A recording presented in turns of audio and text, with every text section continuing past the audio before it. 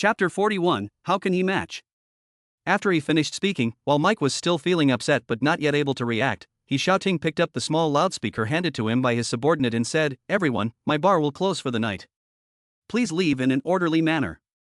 His voice was firm and unyielding, and there was no room for anyone to linger. In no time at all, Xiao Ting's memory loss bar was almost completely empty. Even Gu Tianlin, who was hiding in the upstairs private room watching the scene, left with a sense of disappointment. Those who were still there were, apart from Mike, who was looking for trouble, and his two henchmen, Xiao Ting, Jiang Tang, who had picked up his glass again, and Chu Zhou, who was full of anxiety. Mike's gaze fell on Jiang Tang again, and the emotion in his eyes clearly showed his unwillingness. Xiao Ting noticed this, but he didn't care. With his hands behind his back, like an old-school cadre, he said to Mike, "Do you still want to do business in China?" This was a threat. Mike heard it, and after lingering over Jiang Tang for a while, he said with a voice full of reluctance, "Leave." Xiao Ting let out a huge sigh of relief when he saw the people leave his bar completely. Originally, he had always had someone else manage the memory loss bar, and he rarely came here. Just 5 minutes ago, Chu Zhou had called him, telling him to take care of the bar. When he hung up, he was still confused, wondering if Chu Zhou had dialed the wrong number. He wanted to call back and ask, but he was afraid, so he ended up calling Gao Li. Boy, this question almost made him kneel. It turned out that Chu Zhou and Jiang Tang had long had an inexplicable relationship. Jiang Tang had confessed to Chu Zhou in person. Although Chu Zhou did not agree, he did not act as ruthlessly as he had done to the other women who had harassed him in the past. He also secretly showed an extraordinary attitude towards Jiang Tang many times, quietly helping her and worrying about her. Upon hearing this, Xiao Ting immediately felt a tingling in his scalp. He shook his small hands and deleted all the posts about Jiang Tang in his circle of friends. After deleting them, he still felt a chill down his spine, and couldn't help sending a message to Chu Zhou, "Master Chu, don't worry about the bar. Miss Jiang is a benefactor of our family and will definitely take care of it." As usual, Chu Zhou never replied to his messages, but this time, he replied with 2 words, "Keep it confidential." He wasn't stupid and knew what the words "keep it confidential" meant. It was nothing more than not wanting Jiang Tang and others to know that it was him, Chu Zhou, who helped out. Of course he would comply, so after replying "don't worry," he hurried over without stopping. Luckily, he lives close by, otherwise Chu Zhou would really have his kidneys if anything happened. Now that the bar was quiet and the microphone was gone, Xiao Ting walked up to Jiang Tang. "Miss Jiang, I'm sorry for the unpleasant experience you had in my bar." Jiang Tang finished the last glass of Dukong wine and got up again. He smelled of alcohol but didn't look drunk. "It's fine, but your business today has been disrupted, and you may have lost a lot of money." Xiao Ting waved his hand. "You are a benefactor, even if I have to close this bar, I am willing." After saying that, he looked at the several bottles of Dukong wine on the table and gasped. As soon as the words left his mouth, Chu Zhou's face popped into his mind, and he quickly changed his mind. "How about I call a designated driver to take you home?" Jiang Tang shook his head, took Chu Xiaohua's hand, and said, "No need. My cousin is on his way here. Xiaohua, let's go."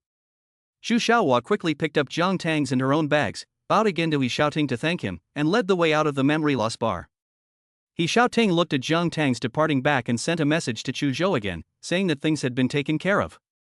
At the entrance to the bar, Shen Songji hailed a ride-hailing car and arrived. Jiang Tang and Chu Xiaohua saw him as soon as they stepped out of the door. As they got closer, they exclaimed, "Wow, did you fall into a wine vat?" Jiang Tang ignored him and opened the car door to get in. Chu Xiaohua knew that he was Jiang Tang's cousin, Tang Myron's cousin. "Obviously, I was the one who had broken up with her. I asked her out, and in the end, I don't know why, she drank more than I did." "Is that so?" Shen Songji looked at him with some confusion. Seeing Zhu Xiaohua's self-blame, he said, "It's okay, there's no need to blame yourself for this. Just get in the car first. Where are you staying? We'll take you home." On the other side, after Michael left the bar with his men, he didn't stop, but returned to his office in the capital. The image of Jiang Tang lingered in his mind. He didn't want to miss this opportunity, and was planning to use special means to bind her to himself. However, before he could give the order, the door to the office was pushed open, and Gao Li and Gao Liang appeared. The 2 men looked serious. Gao Li spoke first, "Mr. Mike, our Master Chu requests your presence."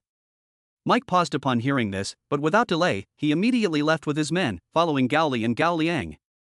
On the way, he thought about various scenarios, but he had no idea what this person wanted with him. Until, he was taken to Chu Zhou's private underground boxing ring, and before he could ask what was going on, he was heavily kicked by the man in black. The entire person almost flew out, spitting out a mouthful of blood. The entourage that Michael brought saw this situation and came forward one after another to try to protect their master, but they were tightly controlled by Gao Li and Gao Liang's people and could not move. Only Michael knew how powerful Chu Zhou was. He was dizzy and his head was spinning. He had hundreds of questions in his heart, and he didn't understand what Chu Zhou had done at all. When his mind cleared and he wanted to ask why, he saw a pair of shiny leather shoes appear in his line of sight. He looked up, and what entered his eyes was Chu Zhou looking down at him condescendingly. "Why?" Mike spoke in English, "and you and I have never met before." Chu Zhou replied in English as well, his voice cold and sinister. "You were going to touch her with your right hand at the bar, weren't you?" In a word, Mike's entire head felt like it had been struck by lightning. "She's your woman?" Chu Zhou didn't reply to this, because Jiang Tang was not. Mike saw that he didn't say anything, so he thought that he did, and fell to the ground to explain, "If I knew she was your woman, I would never have touched her. I'm sorry, Chu Zhou, that lady was so beautiful that I couldn't help but lust after her. Please forgive me this once on account of my family's status." Chu Zhou felt annoyed and inexplicably disgusted by what Michael had said. He ordered coldly, "Gao Li, dispose of him before you lose your right hand." Everyone around him, including Michael, who was on the ground, understood that he would definitely not be coming back. So, the moment he turned to leave, Michael shouted angrily at his back, "Chu Zhou, do you want to move me? Have you ever asked our family's opinion? Dare you?" The more he shouted, the stronger the murderous aura around Chu Zhou became, and he left the underground boxing ring directly. In Chu Zhou's opinion, Jiang Tang could find a man she liked, but she absolutely could not be touched by a lustful and brutal man like Michael. How is he qualified? Chapter 42, Chu Zhou steps in for Jiang Tang again. Gao Li stays behind to deal with Michael, and Gao Liang immediately follows Chu Zhou when he sees him leaving. "Sir, are we leaving for the north now?" Team leader Qin called to ask when we'll arrive. "We were supposed to go to the north 2 hours ago by helicopter to help the Falcon team deal with Red and those mercenaries. Everyone has already arrived at the heliport. But today, there have been too many videos and news about Miss Jiang in the circles of Beijing's celebrities. One was a series of confessions posted by He Xiaoting on his friend's circle. The second was a well-known self-media outlet that broke the news of Jiang Tang saying that Gu Shaolin was rubbish. The third was Jiang Tang appearing in a bar and being filmed by countless people and the footage being posted to the circle. The fourth was the situation where Mike wanted to carry out a series of hooligan acts against Jiang Tang. Gao Li and Gao Liang had a very good impression of Jiang Tang and felt that she was completely different from the women who had tried to get close to their family in the past. So although they knew that Chu Zhou had moved to Tangyuan because of Jiang Tang, and wanted to stay away from her, they were determined to stand up for themselves at this time, hoping that their family boss would know and see what the solution was. They were actually gambling. Unexpectedly, they gambled right. After seeing these videos and audios, Chu Zhou returned to the office from the heliport. On the one hand, he ordered the Gao brothers to delete all the audio and video files, as well as everything about Jiang Tang on the internet. On the other hand, he personally called He Xiaoting and asked him to personally intervene and deal with the situation in the bar. Gao Liang thought that was the end of it, but he didn't expect that their boss was still recklessly trying to get rid of Jiang Tang because of what Mike had done to him. The two of them had just had a secret chat. Their boss definitely has a thing for Miss Jiang, otherwise, after all these years, they have never seen anyone worth their boss's effort. As for the fact that he obviously has feelings for her, but still keeps his distance, only he himself knows the reason, and they don't dare to ask. Now that Jiang Tang's matter has been dealt with, Gao Liang asked about going to the north. Chu Zhou's hostility dissipated a little, and, well, let's go now. Good. As soon as he left with Gao Liang, the underground boxing ring could be heard with Mike's miserable screams. The helicopter's propellers started spinning, making a noisy sound. Once Gao Li had finished with Michael, the helicopter took off from the boxing ring's helipad and headed north towards China. At the same time, all the videos and comments on the internet about Jiang Tang disappeared without a trace. Gu Tianlin listened to his assistant's call on the phone with a shocked expression. "What? What did you say about Michael?" "Michael died in a car accident." "Michael is indeed dead. His crimes are not just limited to today's attack on Jiang Tang, but also countless others. Therefore, Chu Zhou's meaning is not to spare him. The car accident was deliberately caused by Gao Li, which was easy for them. After listening to this, Gu Tianlin was so shocked that he directly collapsed on the ground. Michael's death was very serious for him and the entire Gu group. Michael's family will think that they did it, and it will be really hard to explain when questioned. Thinking about this, Gu Tianlin's gaze became more and more dazed.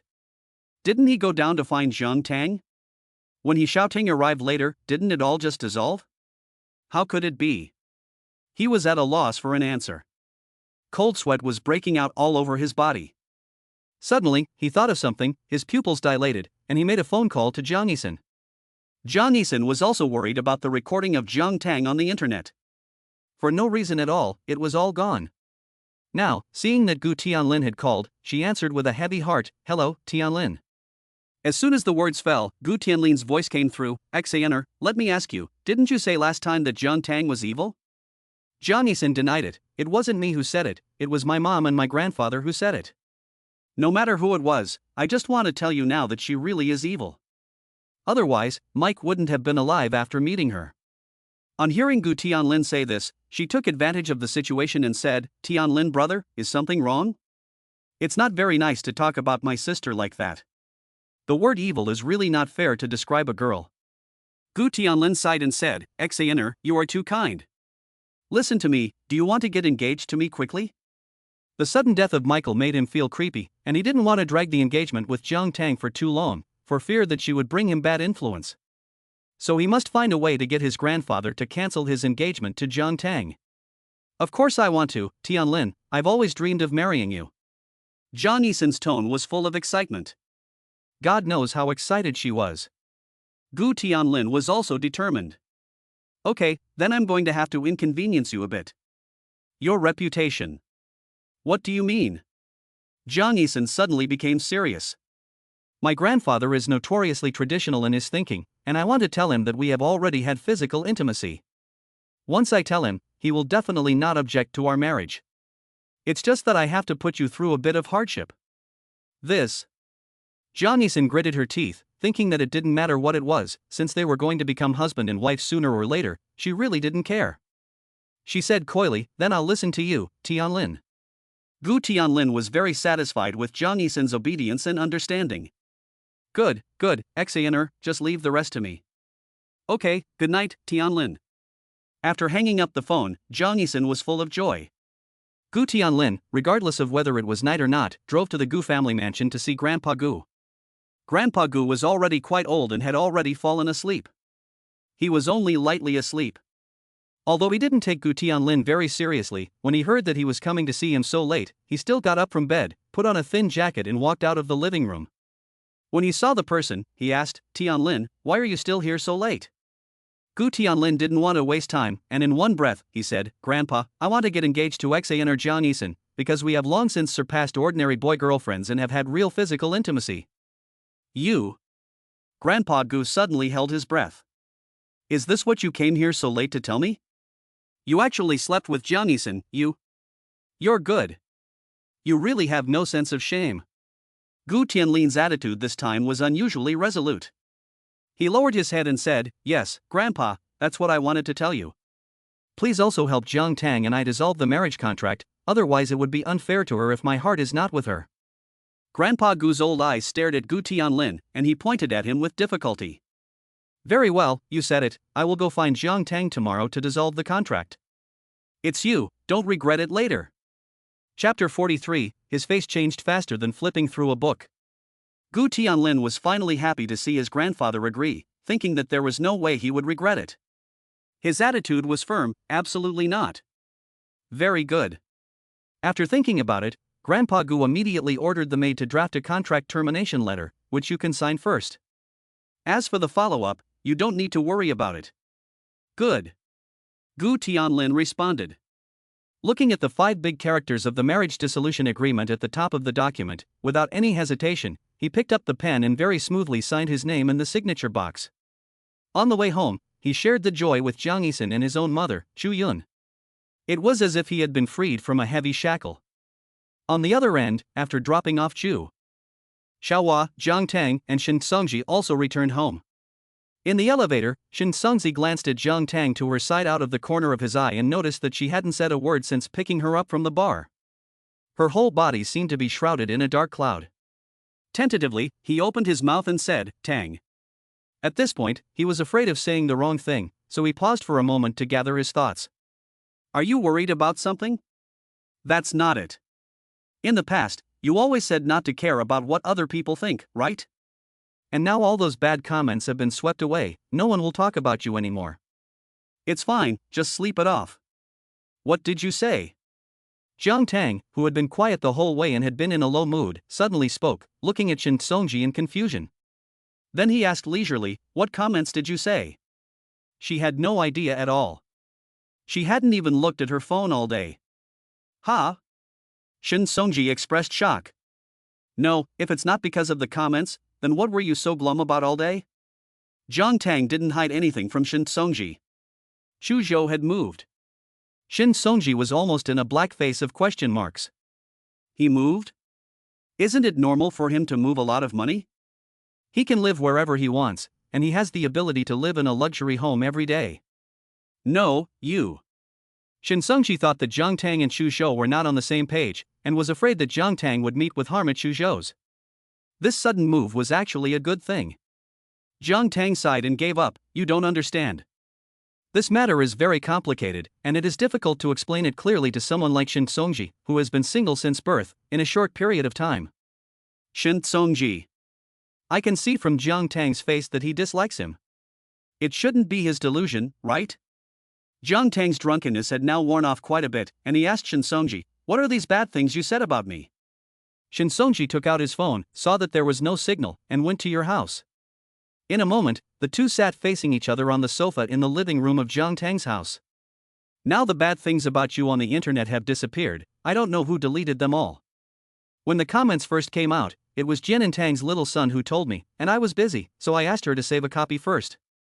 It just came in handy. Take a look. I don't know which angel or immortal helped you to revoke so many comments. It's not just a simple revocation. Now if you type in your name Jiang Tang in the Beijing social circle, it's all blank." Jiang Tang looked calm on the surface, but a strange feeling of expectation arose in his heart. He took over Shen Songji's phone. What caught his eye on the phone screen were all the bad rumors about her that had circulated in the Beijing celebrity circles today, including the recording of her conversation with Jiang Yu, in which she criticized Gu Tianlin as rubbish, and many people in the Beijing circle laughed at her for being illiterate and unqualified to say such things, including the footage of her in a cheongsam appearing at a bar, and being photographed and filmed by many people and the photos and videos being posted online. And then there were all the clips of the foreign man harassing her later. The world is not very kind to girls, and there are indeed a lot of unfriendly comments about her. As Shen Songji said, Jiang Tang simply doesn't care. What Jiang Tang cared about at the moment was only how all these comments disappeared from the screen, and whether anyone had been found to delete them. Shen Songji had his own methods and connections, and knew many capable people. "I just had someone look into it before I went to pick you up, but there's no trace of it. I tried looking into it myself, but I can't see any signs either." Hiss.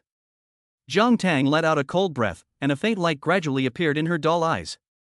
"Do you have confidence in your hacking skills?"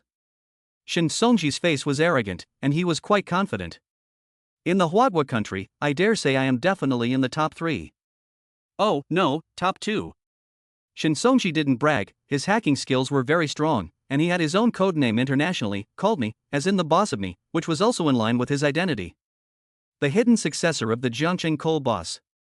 Jiang Tang understood, following his inner speculation. "You know the ranking so well, who was in first place?" Shen Songji stammered for a moment, and then, "It was Chu Zhou."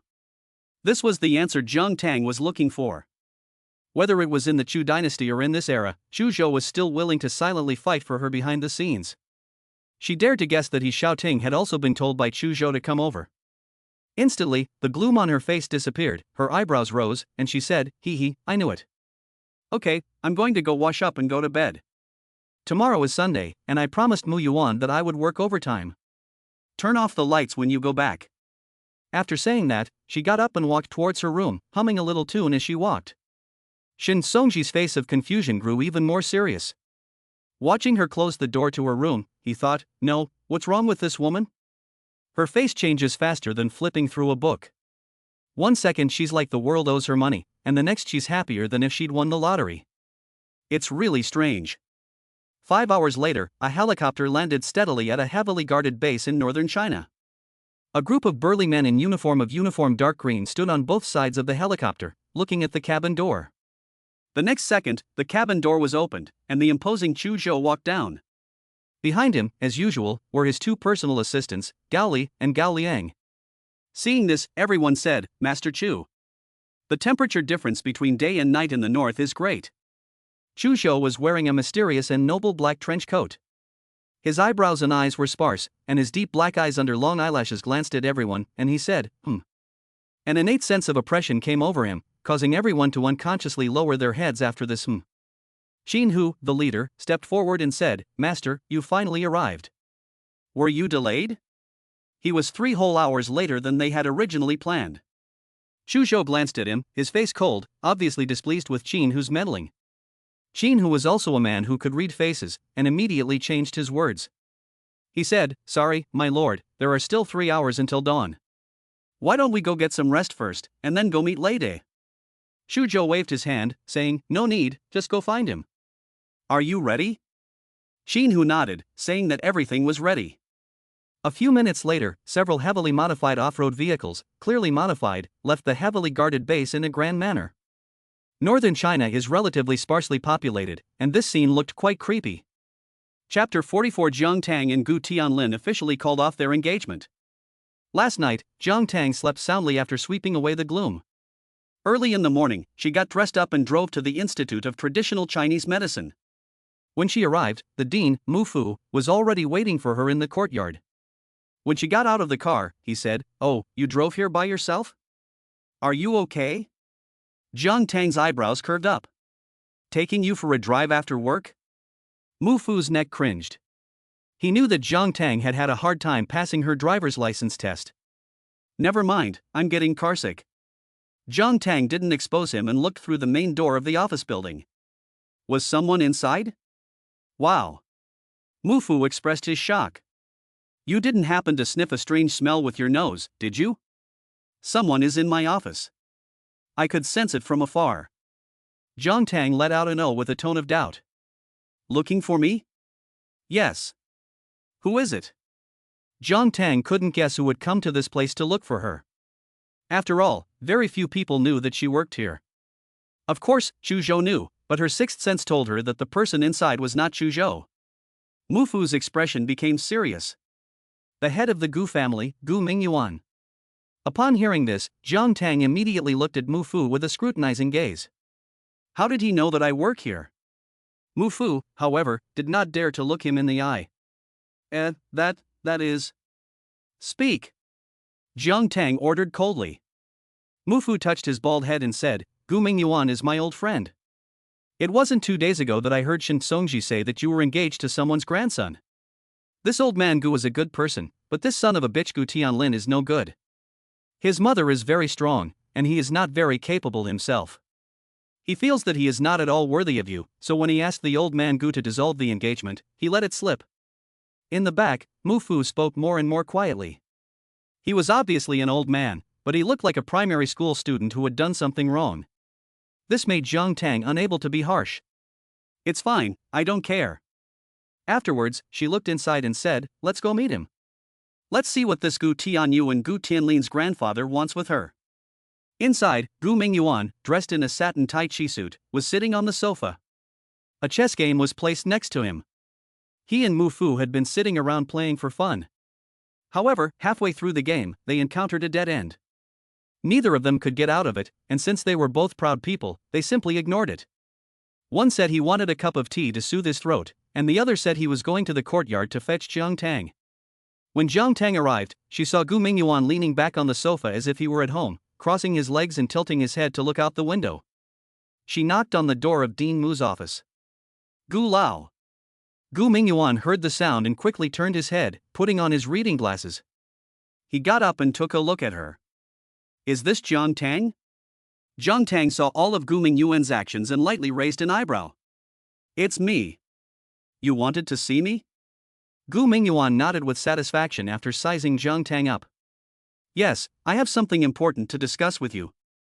La Mu, can you give us some privacy so that Miss Jiang and I can have a chat?" Mu Fu looked at Jiang Tang and, after making sure that she nodded, said, "Okay, but don't bully our child." "Don't worry," Gu Mingyuan promised. As soon as Mu Fu had left, Gu Mingyuan, the old master, made an inviting gesture, his benevolent eyes smiling. "Miss Jian, please sit." Jiang Tang nodded slightly and sat next to the old master, with a chessboard between them. Jiang Tang's lowered eyes swept over the board, and her finger lifted to point to the position where Mu Fu and Gu Mingyuan had reached a dead end. This pawn was moved by Mu Fu, wasn't it?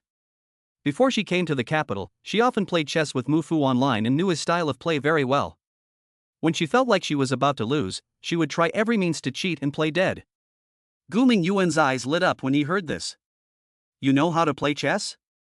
Jiang Tang was not at all modest, of course. "Good, good." Gu Mingyuan had never seen a girl act in such an open manner. "So, this game?" Jiang Tang extended his index finger and gently moved the chess piece, almost just shifting it one square.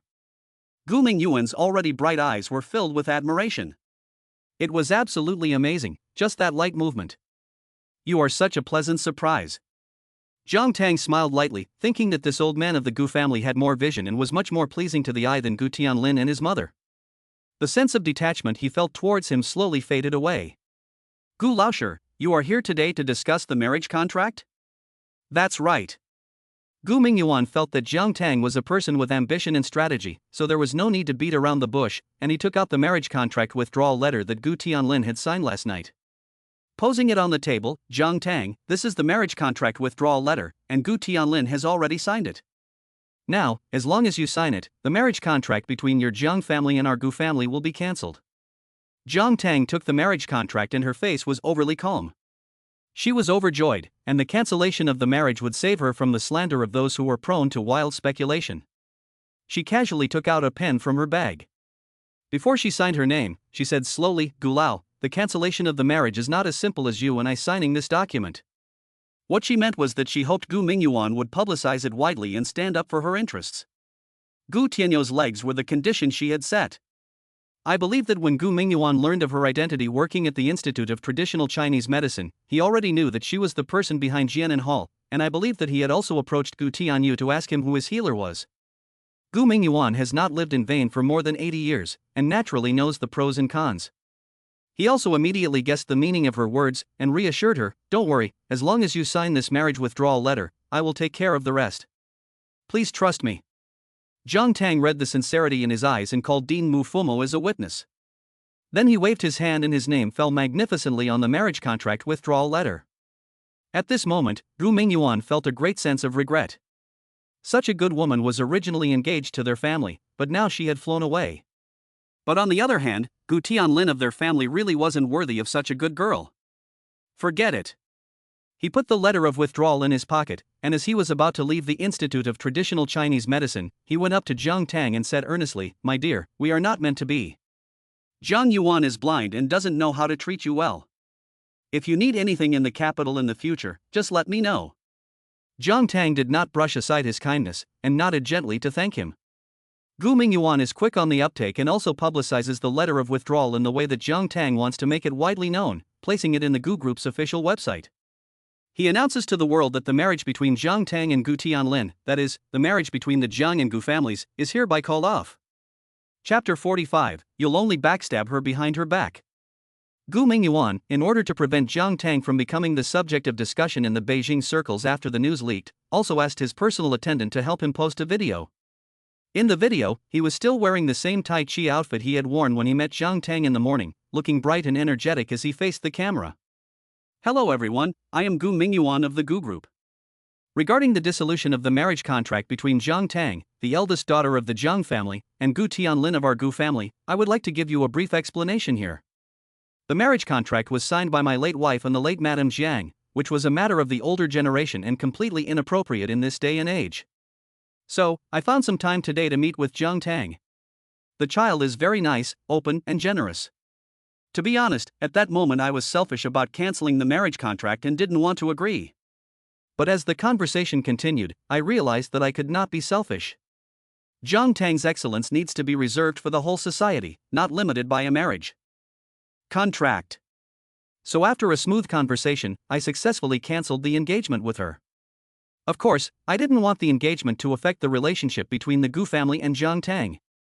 After serious consideration, I, Gu Mingyuan, the largest shareholder of the Gu Group, hold 60% of the Gu Group's equity. Here, I announce to all shareholders who are concerned about our Gu Group that 25% of the equity will be unconditionally gifted to Jiang Tang, the eldest daughter of the Jiang family. That is the end of my statement. Thank you all. The sound fades and the video ends, leaving everyone with endless retweets. Once it was made public, it spread at a tremendous speed. Before long, the news that Jiang Tang and Gu Tianlin had called off their engagement was making waves in the Beijing social circle. Especially after the video of Gu Mingyuan, Gu Tianlin's grandfather, was posted. What he said was very ambiguous. The gossip circles in Beijing were already buzzing with excitement. Holy cow, this is so explosive. Gu Tianlin and the Jiang family's eldest daughter have broken off their engagement? He must be overjoyed. Upstairs, I guess he must be heartbroken. Jiang Tang got 25% of the company's shares for breaking off the engagement, which is 15% more than Gu Tianlin's. Isn't this being ridden roughshod over? If I were Gu Tianlin, I wouldn't want to get married. It's not just Gu Tianlin who feels heartbroken, but also Gu's wife, Xu Yun. She is the most powerful woman in the Gu family, but in the family she only has a 5% stake, which is now less than a woman who dropped out of school. She must be crying herself to sleep in the toilet. I really don't understand this move by Gu's father. I always feel that there is something he is not saying. What does he mean by saying that Jiang Tang's excellence needs to be reserved for the whole society? Or is Jiang Tang actually a wolf in sheep's clothing? I don't care about any of that. I just want to know how the Gu and Jiang families are feeling. The Gu family members were indeed very annoyed. Gu Xiaohua sat opposite Chu Yun and Gu Tianlin, not saying a word, with a heavy expression and smoking incessantly. Xu Yun kept her head down, secretly clenching her fists. She never expected that after the marriage was called off, Grandpa Gu would give Jiang Tang so many shares. Together, they were worth as much as the family. Gu Tianlin knew that the atmosphere was wrong, and he began to feel sorry for this in his heart. Looking at Gu Xiaohua, Dad, this matter. Before he could finish speaking, he was hit hard in the head with a book by Gu Xiaohua, who angrily rebuked him. Look at what you've done. What's wrong with having an engagement with the eldest Miss Jiang? Can't you just tolerate it? Originally, these 25% were our family's. I heard that Gu Tianyu recently sought treatment from a traditional Chinese medicine doctor at Jianan Hall for his leg. When the time comes and he recovers, it is not certain that he will not seize control of the Gu group from him. Can't you just look at the big picture and give the old man peace of mind? Xu Yun was concerned for Gu Tianlin and protected him behind her husband's back. Honey, what are you doing? Can you blame Tianlin for this? Besides, Jiang Tang is not good at all. He is not as obedient and well-behaved as Jiang Yixin, and he does not have the strength of Jiang Yixin's mother Wen Yalan or her family on her side. We have to look at the long term. Now that the engagement has been broken off, we have to look forward. What if the old master also gives shares to Jiang Yixin after Gu Tianlin and Jiang Yixin get engaged? If we don't treat everyone equally, people will have a problem with it. Xu Yun's words made Gu Xiaohua feel a little better. His father had always looked after the big picture, but his face was still very serious. So what's next? Wait, or do you have other plans? Don't forget what I just told you. Tianyu is all ready. Before he could finish speaking, Gu Tianhua's phone rang. It was Gu Mingyuan, Gu Xiaohua's father. Father. He muttered, not daring to be rude, and quickly answered, Hello, Dad. Gu Mingyuan was concise on the other end of the line, making arrangements, telling them to let Tianlin and Jiang Yixin get engaged. The phone was on speaker, and Xu Yun and Gu Tianlin heard it as well. After hanging up the phone, the three of them looked at each other, unable to tell if they were surprised or happy. The Jiang family soon learned about it as well. God knows what kind of emotions they experienced today. It was like a roller coaster ride. The fact that Jiang Tang and Gu Tianlin had broken off their engagement and received shares had been weighing on their hearts for a long time. It wasn't until Chu Yun called to discuss the engagement of Gu Tianlin and Jiang Yixin that their faces brightened up. Everyone was still present at the table, except for Jiang Yu and Jang Nan. Jiang Shihang, Jiang Tang's biological father, raised his glass and first looked towards Jiang Yuan. Dad, we finally waited until Xian'er and Tianlin got engaged, let's have a toast. Jiang Yuan nodded, everyone, let's drink. Everyone listened to him and got up, raised their glasses, and clinked them together before taking a drink. As they were sitting down again, Jiang Yuan's voice resounded again, directed at Jiang Shihang, "You're Tongtong's father, you should go and coax her back home properly. After all, the surname is Jiang, so there is no reason for her to live outside." The atmosphere had eased up, but when Jiang Yuan mentioned the name Jiang Tang, it seemed to have frozen again. Jiang Yi'an thought back to what happened at the car city that day, and after that Su Ruoxuan cut off contact with her for no reason, so she really couldn't help but hate Jiang Tang. So much so that at this moment, she couldn't help but say, "Grandpa, I don't like Jiang Tang. She's just a jinx." "Don't you think so? Since she came back, has anything good happened?" "Nothing at all, and she's made everyone else suffer. Now look, in Grandpa Gu's video, 8 out of 10 sentences are defending Jiang Tang, and she was even given so many shares. Everyone in the capital is laughing at Xin for picking up the man that Jiang Tang rejected. She's a real jinx, what's the point of asking her back?" Jiang Yi'an said a lot, and suddenly, Jiang Yi'an slammed the table and stood up, pointing at her and saying, "That's enough. You're not allowed to talk about her like that. Do you even know her? All you do is backstab her behind her back." Chapter 46. After Jiang Tang returned to the capital, it was too restless. Jiang Yi'an was confused by what she had heard. Other people might say things about her, but the person who was saying things about her now was still Jiang Yi'an, who had always been on the same side as her. In fact, it wasn't just Jiang Yi'an, but also everyone else, especially her own sister Jiang Yixin and her biological mother Wen Yalan. Jiang Yixin deliberately reached out to grab him, and, "Are you not feeling well? Why don't you go back to your room? I'll go and prepare some delicious food for you." Wen Yalan was afraid that Jiang Shihang and Jiang Yuan were still angry, and hurriedly reminded him, Go, you must have played too much, you must be tired, go and rest for a while." Jiang Yi'an refused and stood still. His gaze fixed on Jiang Yuan, who was sitting in the main seat, and Jiang Shihang. The faces of Jiang Shihang and Jiang Yuan had indeed begun to look bad and gloomy. Jiang Shihang, in particular, said discontentedly, "What's gotten into you? You're the youngest here, and this is the attitude you use when speaking to your elders?" Jiang Yuan observed Jiang Yi'an's expression and spoke only after Jiang Shihang had finished scolding him. "Yi'an, just say whatever you want." Wen Yalan and Jiang Yixin were on edge. Jiang Yi'an was acting so strangely. Suddenly defending Jiang Tang like this made them feel a lot of bad vibes. They didn't dare raise their heads too high, praying that Jiang Yi'an wouldn't say anything stupid. Who knew that the next second, Jiang Yi'an's words would blow them away? Jiang Yi'an pointed at Jiang Shihang and said, "Jiang Tang is also your biological daughter. She has been back in the capital for so many days, but you haven't gone to see her or cared about her. That's fine, but everyone is leading their own lives, isn't that great? Not you.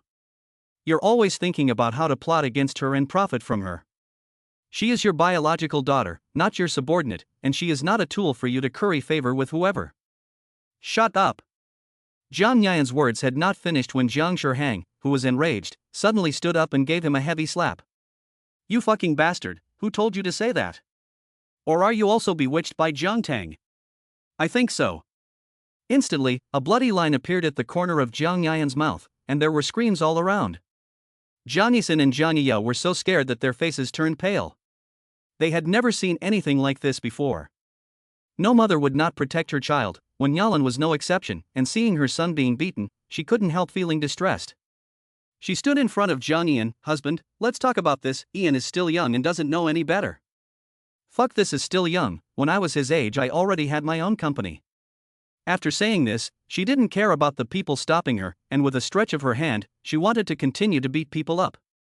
Jiang Yi'an did not dodge or avoid, her expression was firm, and she did not show any intention to hide. Just then, Jiang Yuan let out a cold hiss, "Enough? What a disgrace. Yi'an, you're still young and don't understand the good intentions of the elders in the family. Apologize to your father. This matter will be forgotten, as for the rest, don't you worry about it." Jiang Yuan's tone became more and more gentle as he spoke, trying to comfort Jiang Yi'an's heart. Who knew that this time, Jiang Yi'an, whether it was because of the shock from Jiang Tang's video last time, was overly determined in his attitude and pushed Wen Yalan away. Then, glaring at everyone in full view, she ran out of the living room. The Jiang family restaurant, which was already in a mess, became even more chaotic when Jiang Yi'an ran away like this. Some chased after her, some shouted, and some almost fainted. However, they couldn't find her or catch up with her. Once they exited the front door, they lost sight of Jiang Yi'an. Jiang Shihang was probably in a huff, and had said that no one was allowed to go after her. I don't believe he is that proud, and he will definitely be back before dawn. Everyone dispersed first. I have something to say to the old man. Wen Yalan, even if she wanted to protect her children, dared not make trouble when Jiang Shihang was in a huff, and left with Jiang Yixin and Jiang E, who were scared and pale. Almost no one had touched the large table of food. Jiang Shihang sat down on the stool next to Jiang Yuan. Dad, you were right, Jiang Tang has been too restless since returning to the capital. It's too strange. Jiang Yuan, as usual, made it difficult to read his expression. He was superstitious and agreed with Jiang Shihang. He added, she is your biological daughter, can you bear to do it? These words made Jiang Shihang hesitate for a few seconds. For the sake of the Jiang family, he must be willing to let her go. Jiang Yuan let out a heavy sigh. He wondered if it was his conscience that had suddenly awakened. He decided to go and meet her first. If she still had the family's best interests at heart, then she could stay. If she was still aggressive, then. He raised his hand and made a motion as if he were strangling someone. Jiang Shihang's pupils flashed with a flash of unwillingness. He clenched his hands together for a few seconds, and then said, okay, I'll go and meet her. It's just that I don't know where she lives yet. Jiang Yuan put down the teacup in his hand and tapped his fingers on the table. Riverside Villa. Jiang Shihang's pupils dilated again, and he shook his head. How is that possible? Her? Jiang Tang? Dad, where did you get this information? Li Sheng. Jiang Yuan said lightly. He had Jiang Tang's address for her, and I forced him to tell me. Jiang Shihang understood. How did she get in after all? Jiang Yuan shook his head. I don't know about that. Just remember, the fact that she can live in Riverside Villa proves that she is no ordinary person. Therefore, as long as she is willing to return to the Jiang family, there is no need to implement the second step. Jiang Shihang felt that this matter had suddenly made him nervous. He gulped and said, okay. On the other side, Jiang Yi'an ran out of the Jiang residence, got on the motorcycle he had left near the Jiang residence, and revved the engine to the max as he sped through the already darkened night. Why was he so agitated tonight? Apart from the encounter with Jiang Tang that day, there was also the time he accidentally saw his grandfather Jiang Yuan in the Jiang residence basement, interrogating Li Sheng, who was already covered in bruises. Those words of interrogation echoed in his ears. Just tell me where Jiang Tang lives, and I won't do anything to your daughter. Otherwise, you know what I. Li Sheng, no. Please, I'll tell you. My lady lives in Riverside Villa.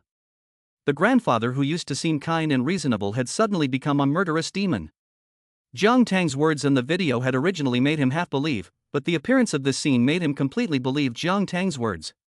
The Jiang family really is like a cage with only interests and no emotions. He wanted to escape, but didn't know where to go. It felt like no matter where he went, the Jiang family would chase him back.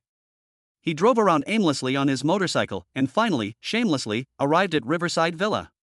He didn't know why he had come here either, but some kind of magic was pushing him. When he arrived here, he ruthlessly laughed at himself. Jiang Yi'an, what makes you qualified to come here to find her? You didn't. You were one of the people who mocked her in the beginning. After scolding, his mind cleared up. The throttle of the motorcycle was started again, and he turned around to leave. However, as soon as the motorcycle turned around, he saw Jiang Tang coming towards him. Chapter 47, a night meeting with the Jiang family to rescue someone. After dinner, Jiang Tang went for a walk with Shen Songji at the artificial lake at the back of the residential area. Unexpectedly, when they returned from their walk, they encountered the Jiang family. Shen Songji saw the person in front of him and said, "Oh, isn't this the bad motorcycle teenager from the Jiang family?" Jiang Tang shrugged his shoulders slightly to indicate that he didn't know. However, seeing that Jiang Yi'an was able to find her here, he had a bad feeling in his heart. At this moment, the most embarrassed person was Jiang Yi'an, who was still sitting on the motorcycle. She felt like a thief who had been caught red-handed. She didn't know what to do. She could only hide her embarrassment with a smile, saying, "Well, I was just wandering here after dinner when I got bored." Shen Songji couldn't help himself, and burst out laughing.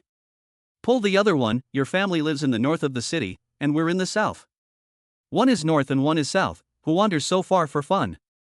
Jiang Yi'an felt that Shen Songji looked familiar, but she couldn't say who it was at once. Hearing what he said, her cheeks turned red as death, and she stuttered as soon as she spoke. After she finished speaking, the throttle, which had been released, was turned back by him, emitting a deafening roar. Jiang Tang's face, which still had a childish look on it, fell on him, and her slender arm slowly lifted, making a gesture to indicate that he should stop. The gesture was not big, but Jiang Yi'an understood it. The accelerator was released again, and the car obediently stopped. Big sister, you're looking for me? This big sister was the name he had been thinking about for the past 2 days. Jiang Tang was the eldest daughter of the Jiang family, and she was also his older half-sister, so in terms of reason and emotion, there was no mistake in calling her big sister. Jiang Tang's mouth twitched. Big sister, it feels like you're calling her old. Never mind. She took 2 steps forward and walked up to him, using a questioning tone. How did you know I lived here? No one in the Jiang family knew except Li Sheng, who had personally delivered him that night. She had also issued a death threat to Li Sheng to ensure that he would not reveal her whereabouts. Unless someone was using more difficult conditions to blackmail him. Her guess was completely correct. Upon being asked by Jiang Yi'an, he immediately told her the current situation. Big sister, can you save manager Li Sheng? He was locked up and beaten up by Grandpa. He is a nice person, and I am very worried about him. Oh? Jiang Tang confirmed his guess. Jiang Yuan forced him to tell him, my address? Jiang Yi'an nodded heavily. Yes, he threatened him with Li Sheng's daughter and locked him in the basement next to the garage. I learned that you live in Riverside Villa because I overheard their conversation. Jiang Tang's eyes were full of contempt when she heard this.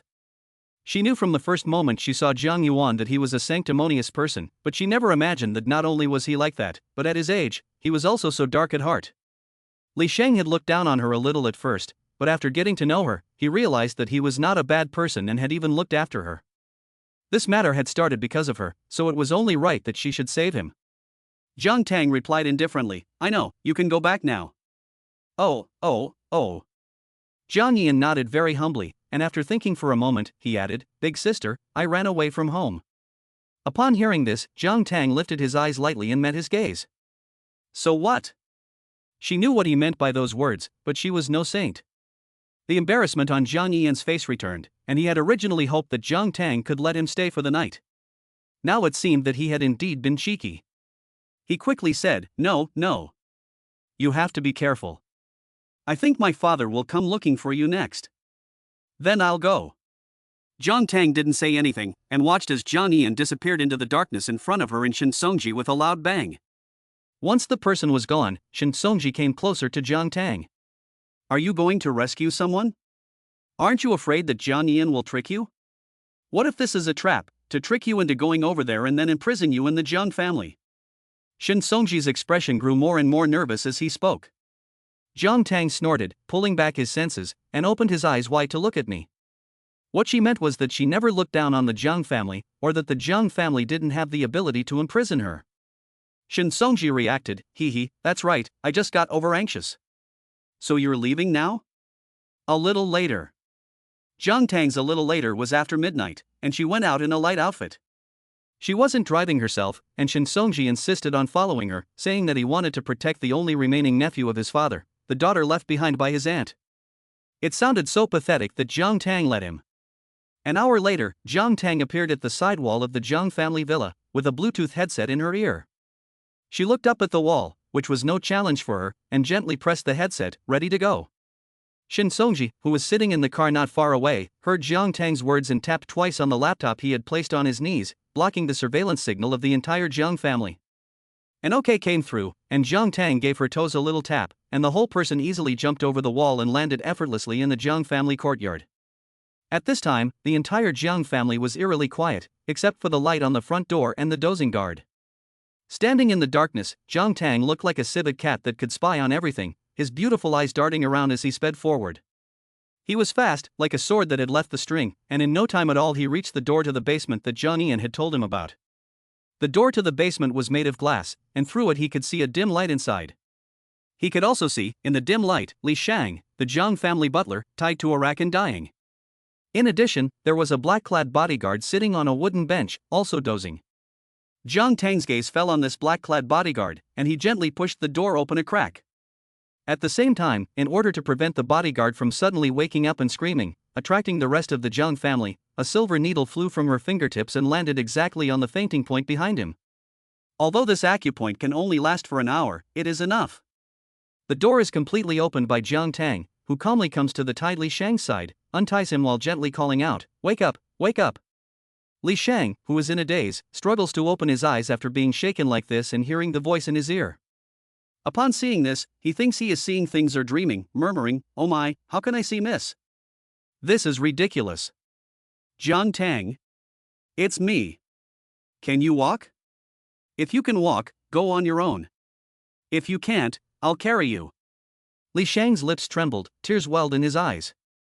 "You're here to save me?" The last knot has been untied by Jiang Tang. Let's go." Li Sheng was very happy and excited, but also very troubled. "However, if I go, Jiang Yuan won't let go of my daughter, and he won't let go of me either." Chapter 48, Heaven is Watching. This issue has already been considered by Jiang Tang. "Don't worry, I've taken care of your daughter." The reason why Jiang Tang waited until after midnight to make his move was to allow Shin Songji to pick Li Sheng's daughter up from home, and she was currently at Jianan Hall. Upon hearing this, Li Sheng could hold back no longer, and the tears in his eyes uncontrollably flowed down his face. "Thank you, my lady, for your great kindness." Don't say so much, let's go." Jiang Tang interrupted him by taking out the marker she had brought and writing a few words on the wall, and walked in front of him.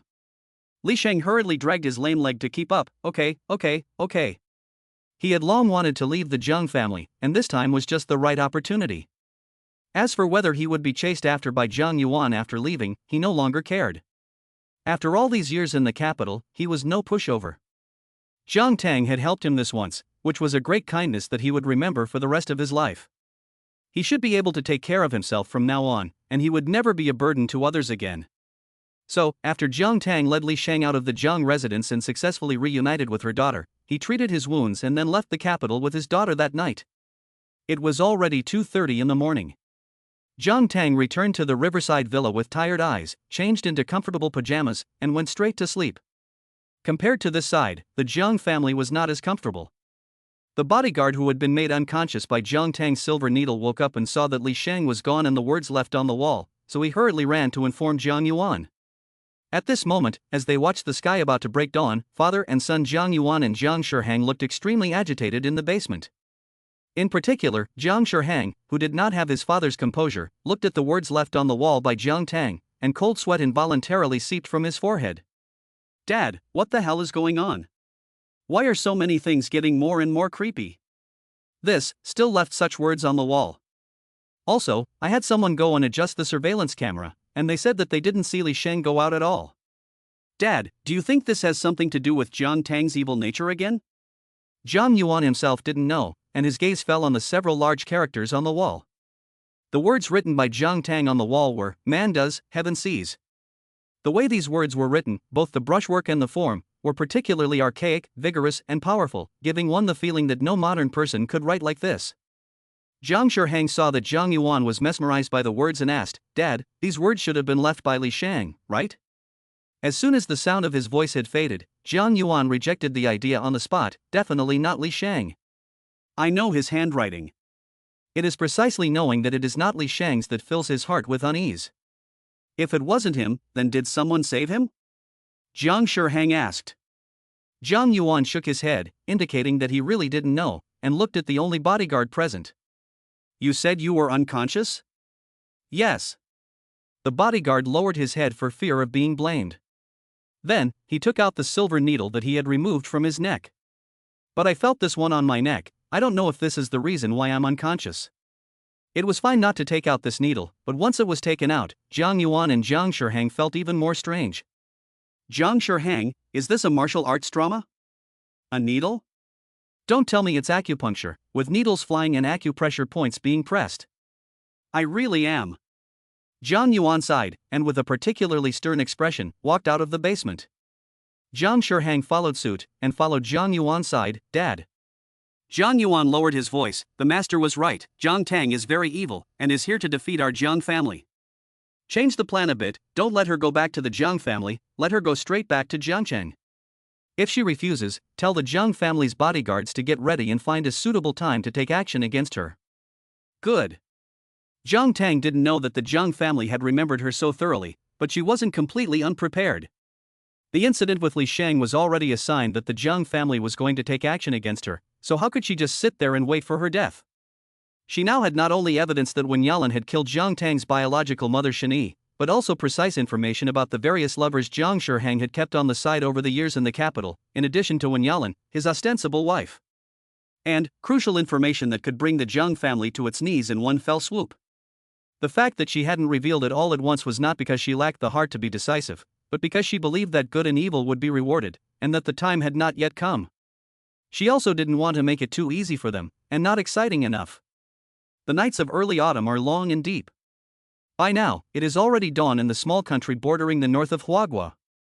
It has been 3 whole hours since Chu Zhou and Red met. During these 3 hours, the two of them have spent the time playing golf. Chu Zhou is dressed entirely in black golf attire, while Red, with his exotic face and equally tall and imposing figure, is dressed entirely in white. Although golf is a sport where you can't afford to be impatient, the two of them looked very composed as they took their turns over the 3 hours. It was a strange sight. But in the eyes of their close assistants, the two of them were full of tension. Chu Zhou played very well, almost holing the ball in the hole. Leda was also good on normal days, but today, I don't know if it was because he met a strong rival and was too nervous, so he either missed the ball or hit it too hard. At this moment, he finally managed to hit a shot, and his tightly knitted eyebrows finally relaxed. He cheered, "Chu Zhou, you finally let me hit a shot." Chu Zhou's mouth curled up slightly, and an uninhibited smile floated at the corner of his mouth. The next second, he casually threw the club in his hand behind him to Gao Li. He then took off his gloves and stared at Leda with deep, starry eyes. His voice was extremely cold.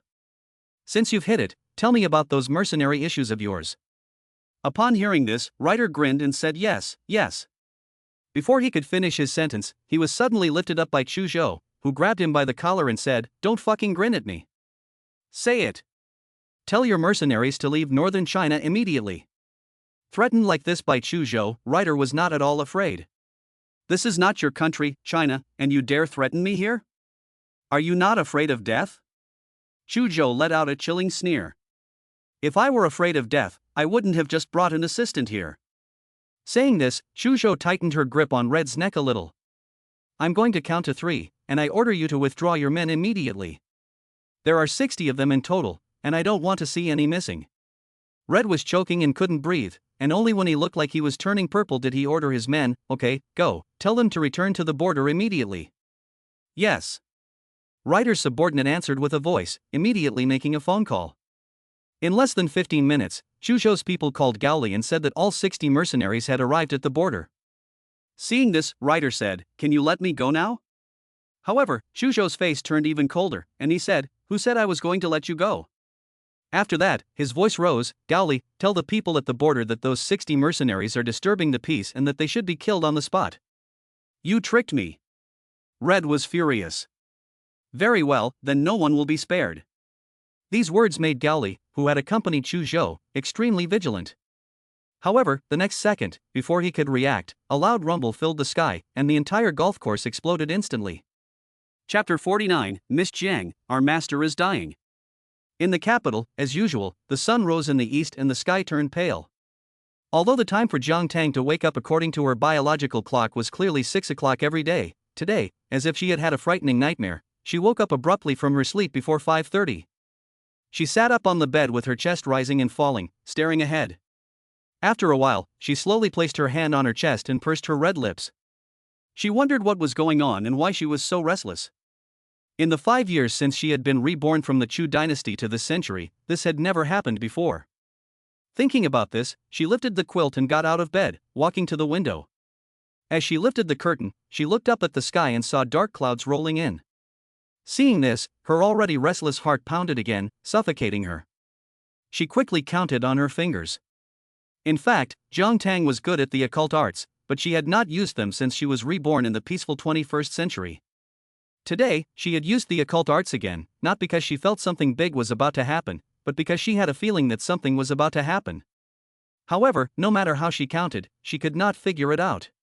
That was strange. Jiang Tang withdrew her hand. Her brows knitted.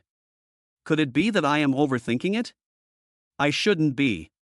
She learned metaphysics from the top masters during the Chu Dynasty, and although she didn't have many opportunities to use it in her daily life, she was never at a loss for an answer. She had absolutely no idea what was going on. She pulled the curtains back, turned around, and walked into the bathroom. After washing up, she had no appetite for breakfast and left directly for work at the Institute of Traditional Chinese Medicine. When she arrived at the institute, she left the car running and delayed getting out of the car. After sitting there for a while, she took out her phone and found Gao Liang's chat box. Without hesitation, she typed out the words and sent them. "Where is Mr. Chu at your house? Are you okay? Haven't you encountered anything in the past 2 days?" She was feeling all sorts of mixed emotions, and she had a feeling that Chu Zhou was the source of her restlessness today. So, without hesitation, she sent Gao Liang this message. After sending it, she felt better. She pushed open the car door, got out, and walked into the office building. However, once the message was sent, it was like a stone dropped into the sea, and Gao Liang did not reply for 2 whole hours. Gao Liang did not reply because Chu Zhou really had an accident. Li De was a treacherous villain who had long known that Chu Zhou would not let him off lightly this time, so he had someone bury landmines in several places under the golf course. He thought that if Chu Zhou wanted his life, he would take everyone down with him, and that even in death, everyone would have to accompany him to the grave. At the time of the incident, Chu Zhou had already strangled Li De to death. He could have easily escaped on his own, but he wanted to help Gao Li and thought that dragging him along would buy some time. Unfortunately, the time he bought was just enough for Li De's death squad, which had been arranged in advance and was fully strapped with explosives, to trap him tightly. In the blink of an eye, the death squad detonated their explosives.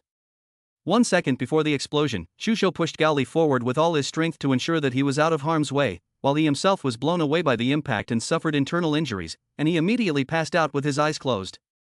At present, the person has been transported back to China, and all the top team doctors of the Falcon team are also ready. However, after an hour has passed, Chu Zhou has not only not woken up, but his heart rate is also getting lower and lower. Gao Li, blaming himself, could not speak and just sobbed. He was the one who had caused his father to be in trouble. He was clearly an insignificant assistant, and yet Chu Zhou was protecting him like this. Gao Liang was usually very honest and straightforward, and his ability to get things done was not as strong as Gao Li's. At this time, he was also perfectly capable of taking charge on his own. Looking at Chu Zhou, who was lying on the hospital bed, being given electric shocks and covered in blood, he dragged the current captain of the Falcon team, Xin Hu, over and said with gritted teeth, "Don't just stand there, hurry up and get the doctors you can mobilize to come over here. If anything happens to our master, it's because of your Falcon team and you, Xin Hu. I will make sure that you and the entire Falcon team will be buried with our master." Xin Hu was completely dumbfounded.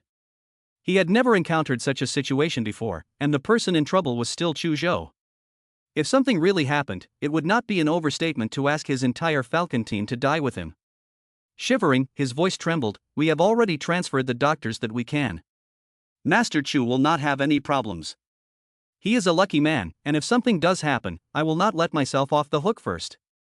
As soon as he finished speaking, the attending physician put down the medical tools in his hands and walked up to the two of them. His expression was tense. The medical equipment here is not advanced enough, and coupled with Master Chu's special blood type and excessive blood loss, he must be taken back to the capital. Otherwise, no matter how hard we try, we cannot guarantee that we can save him from the hands of death. Back in the capital, I heard that Lu Wanyu has returned. She is very good at internal medicine and is also Master Chu's fiancée. With her there, the chances of Master Chu surviving are higher. The doctor's words were undoubtedly an extremely dangerous time bomb, which shocked everyone present. Upon hearing this, Gao Liang's eyes immediately reddened, and he shouted angrily at Xin Hu, "Arrange the helicopter now." Xin Hu, right away. Gao Li heard the doctor's words and felt that he could not afford to be decadent any longer. He got up from the corner and stood shoulder to shoulder with Gao Liang, moving quickly to have the capital side arrange the docking work immediately. And, keep the whole thing confidential. Otherwise, I, Gao Li, will definitely kill you. He was afraid that he could not guarantee that Chu Zhou's enemies, who had been enemies for so many years, would not take advantage of the situation and take action after they knew that something had happened to him. Yes. A few minutes later, Chu Zhou, who was in critical condition, was carried on a medical stretcher and taken back to the capital on a helicopter.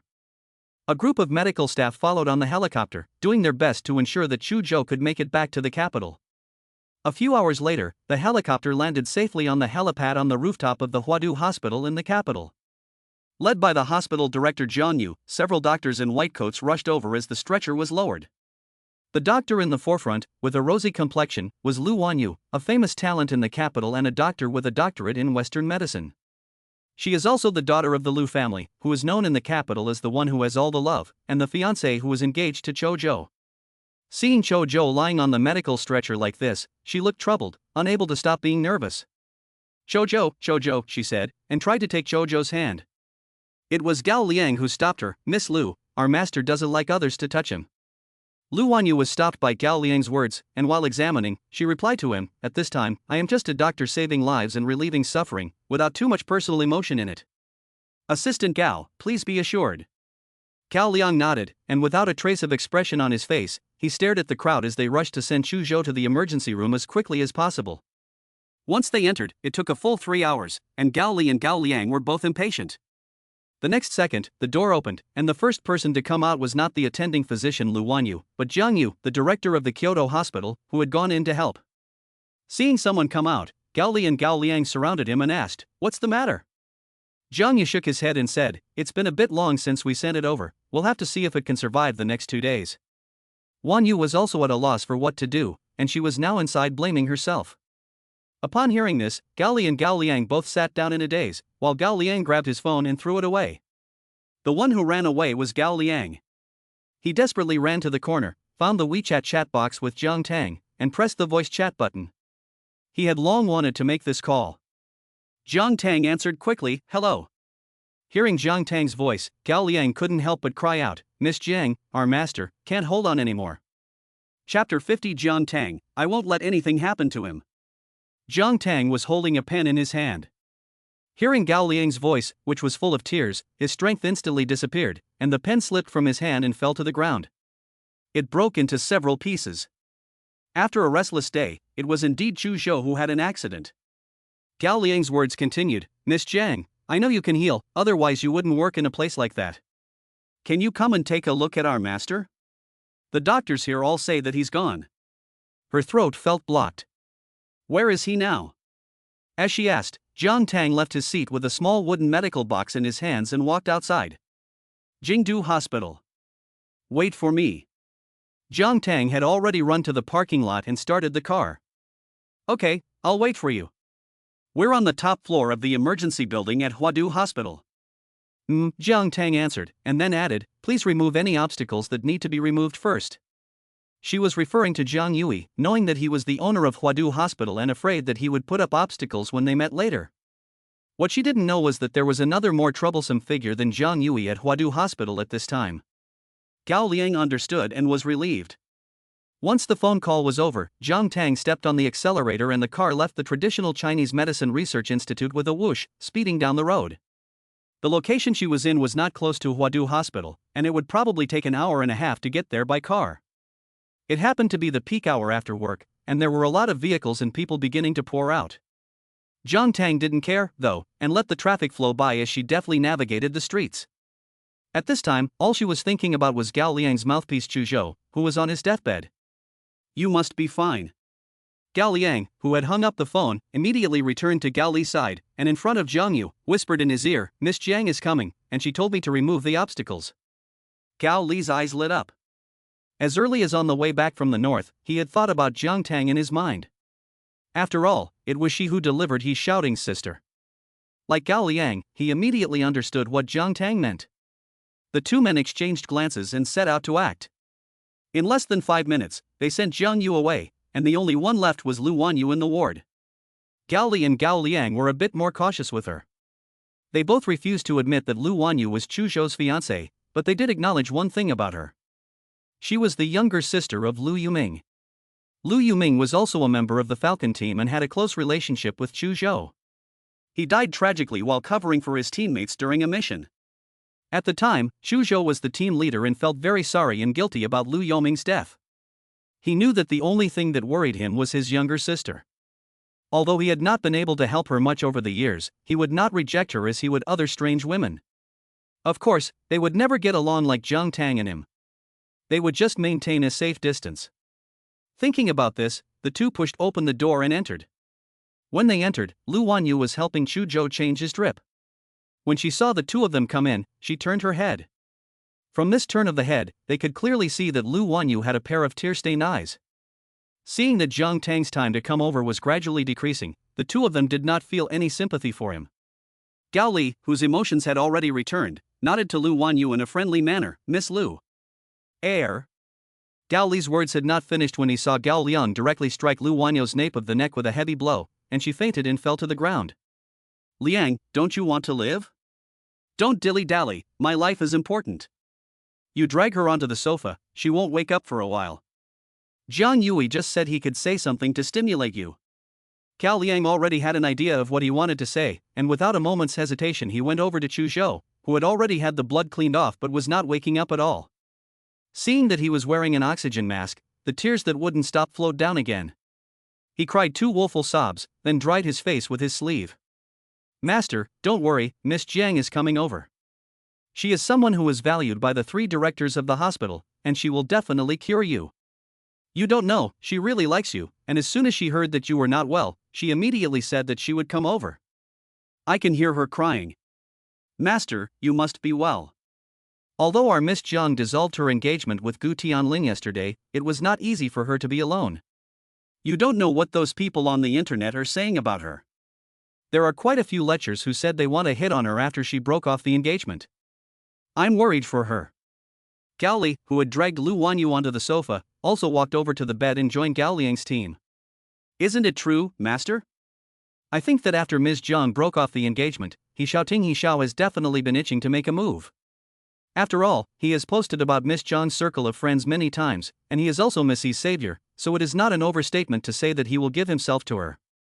As they spoke, the two men cried together. Cao Liang added, "My lord, are you willing to just die young and have a bunch of men covet Miss Jiang, who will become beautiful after her death? Miss Jiang is a weak woman with no strength." Behind him, the ward door opened and Jiang Tang pushed it open and walked in. As soon as he entered, he heard Gao Li and Gao Liang using her to provoke Chu Zhou, and couldn't help but twitch his mouth. Which of their eyes saw that she was powerless? But he was happy in his heart. The fact that they could use her proved to him that Chu Zhou really did have special feelings for her. After his gaze fell on Chu Zhou's face, which was a little pale with the oxygen mask, he coughed lightly and said, "Well, I'm here." Upon hearing the voice, Gao Li and Gao Liang hurriedly got up from the ground and said in unison, "Miss Jiang." Jiang Tang was obviously in a hurry and didn't want to engage in any small talk. He walked over to the bed in a few quick steps, put down the suitcase he was carrying, and said, "Well, you guys go out." It was only when he said this that he saw Lu Wanyu unconscious on the sofa, so he added, "And take this with you." "Okay," Gao Li and Gao Liang both said in unison. Gao Li also asked, "What about our boss?" Jiang Tang had already placed his hand on Chu Zhou's pulse, and his tone was firm. "I won't let anything happen to him." I don't know if Jiang Tang's assurance was particularly shocking, but Gao Li and Gao Liang felt like they had found a backbone, and their nerves, which had been tense for most of the day, finally relaxed a little. The two of them didn't very gentlemanly carry the unconscious Lu Wanyu on one side and left the ward. All of a sudden, the only people left in this large VIP ward were Jiang Tang and Chu Zhou. Chapter 51, When she wakes up, remember to find me. I'm responsible for you. Jiang Tang tilted his head to the side and glanced at Chu Zhou. He no longer looked as panicked as he had before they came to the hospital, and in fact, he seemed to have calmed down. After observing Chu Zhou's heart rate for a few seconds, he slowly opened the suitcase he had brought with him. A row of neatly arranged small glass bottles and sharp silver needles appeared before his eyes. Then, his gaze fell on the hospital gown he was wearing. Without any hesitation, he unbuttoned it from top to bottom. In no time at all, Chu Zhou's handsome and muscular upper body was revealed to Jiang Tang. Jiang Tang took a look, and except for the half-moon-shaped birthmark below her collarbone that made her pause for a few seconds, she withdrew her gaze. If it were any other day, she would definitely tease him a bit, but at this moment, Chu Zhou in her eyes was just an ordinary patient, and she was used to it. Chu Zhou had been injured all over his body this time, with varying degrees of impact on his heart, liver, spleen, lungs, and kidneys. Therefore, his shirt had to be removed, and his pants, naturally. Her slender hands rested on the waistband of his pants, and she lowered them to his ankles, leaving Chu Zhou with nothing but a pair of underwear to cover his modesty. I don't know if it was because her slightly cold fingers touched his skin while helping Chu Zhou take off his pants, or a human-conditioned reflex, but even in the midst of fainting, he reacted with embarrassment and resistance. In a place that Jiang Tang could not see, Chu Zhou's fingers, which had been straight, curled slightly. His Adam's apple also rolled slightly. After Jiang Tang removed his pants, she continued her actions. First, she took out a black pill and stuffed it into Chu Zhou's mouth. Then she took out the silver needles from the wooden box and used extremely exquisite techniques to accurately pierce each of the acupuncture points she was familiar with.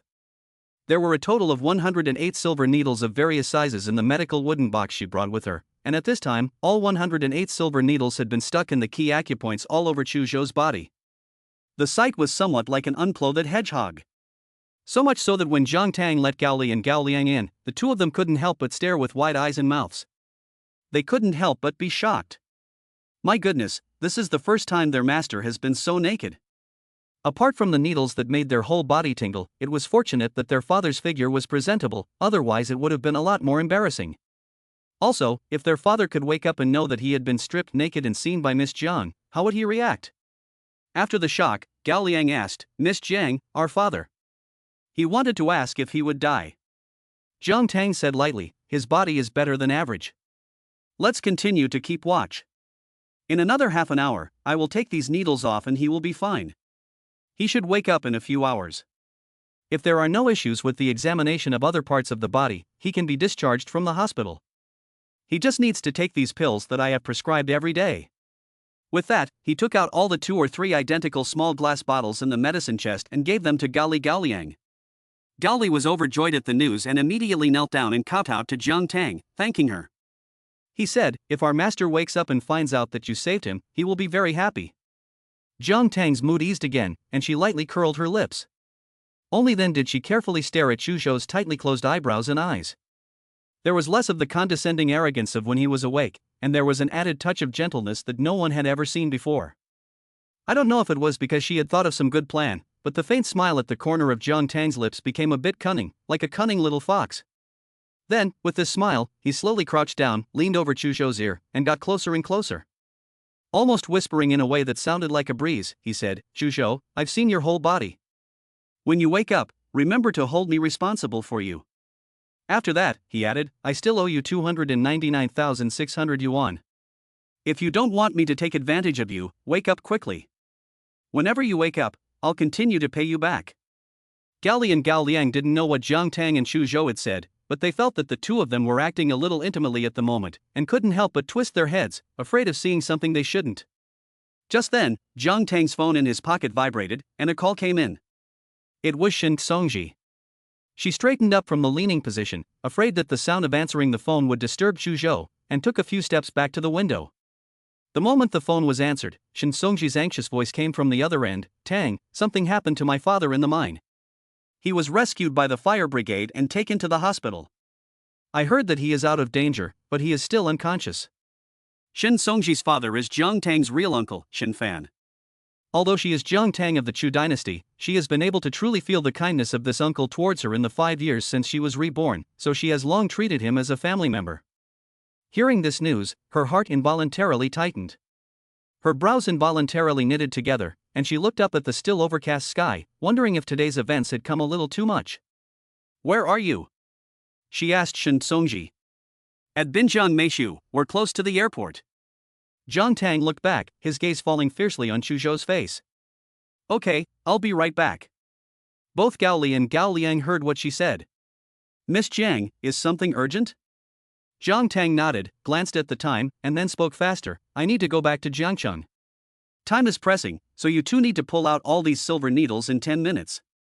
The technique for pulling them out is like this, so don't worry about anything. He's still unconscious, so he won't feel any pain." Jiang Tang demonstrated once, making sure that the two of them understood before leaving without looking back. When she left, she was afraid that someone outside would disturb her, so she locked the door behind her. Fortunately, they didn't run into Jiang Yue on this trip to Huadu Hospital, and they didn't need to pull anything. The 10 minutes quickly passed in the hospital room. The two brothers Gao Li and Gao Liang encouraged each other. "Gao Liang, come on, I'll count to 3, you pull this side, I'll pull this side." Gao Li, "Okay Liang, you do your best too." The two of them almost held their breath as they pulled out the 108 silver needles, and fortunately, there were no complications. When it was over, the two of them almost collapsed on the ground, gasping for breath. It took a full half hour before they recovered and managed to get up from the ground, helping Chu Zhou put on the hospital gown that Jiang Tang had removed. Liang, we didn't make any mistakes with our treatment, right? Our master should wake up, right? Of course he will. Miss Jiang is from the Institute of Traditional Chinese Medicine. Before they could finish speaking, the door was knocked on. Gao Li and Gao Liang glanced at each other and used sign language to communicate.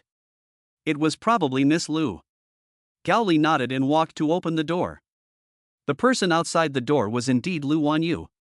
When she saw Gao Li, she said, How did I end up back in my own office? Gao Li interrupted her, unflushed and unflappable, you were too tired to wake up, so Gao Liang and I carried you back to the office. Lu Wanyu didn't quite believe him, because her neck was very sore, but there was no reason for Gao Li to lie to her. I couldn't figure it out, so I didn't think about it much. I'll go in and take a look at brother Chu Zhou. Gao Li didn't try to stop her, and he let her go by with a nod. Lu Wanyu walked towards the hospital bed, and her eyes fell on the monitor. The more she looked, the more she felt that something was wrong. She muttered to herself, how can this be? How can this be? After she had regained her footing, she was completely unable to believe it. At the same time, she was filled with surprise. Hurry, and tell Jiang Yue to come over. Chu Zhou's test data has all returned to normal. Chapter 52, Chu Zhou woke up. Jiang Yue hurriedly came after hearing the news, without even starting to eat the lunch he had just packed. He was also shocked, it's only been a little over 2 hours, right? How come all the data is normal? What do you mean by both scary and surprising? Wanyu, your medical skills can't have improved to this extent, can they? He asked several questions in a row, which was completely unlike the behavior of the dean of a major hospital. Lu Wanyu did not respond to his words, and continued to check the various indicators to see if there was an issue with the machine, but there wasn't. She thought to herself, it's good that the values are normal and the person is fine. She would never lose someone she cares about in her life. Gao Li and Gao Liang were different. The two of them were silent, and only they knew that Chu Zhou's condition had improved so quickly because of Jiang Tang's intervention. They did not tell the truth for fear of causing trouble for Jiang Tang in the complicated capital city, thinking that they would tell him when he woke up. Jiang Yue and Lu Wanyu continued to examine Chu Zhou's body. The medical instrument's beeping sound filled the entire ward, and Lu Wanyu held the instrument's probe in her hand, placing it on Chu Zhou's body as she walked around to make sure nothing unexpected happened. Just then, it was not clear whether it was the sound of the instrument that had woken Chu Zhou up, or the discomfort caused by the instrument's probe as it moved around his body, but he suddenly opened his eyes and stared straight at the ceiling.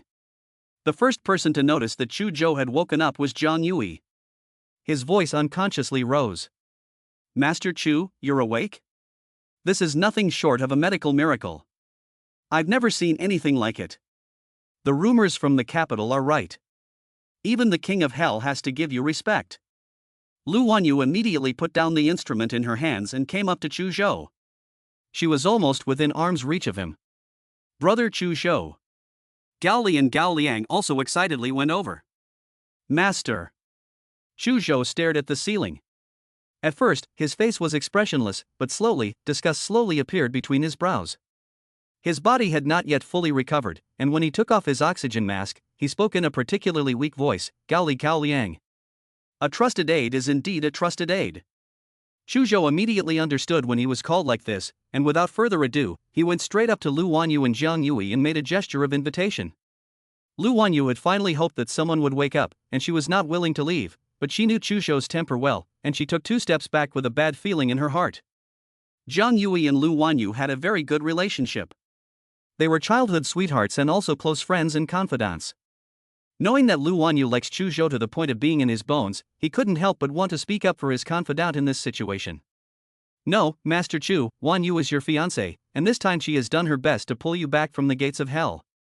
I think you should.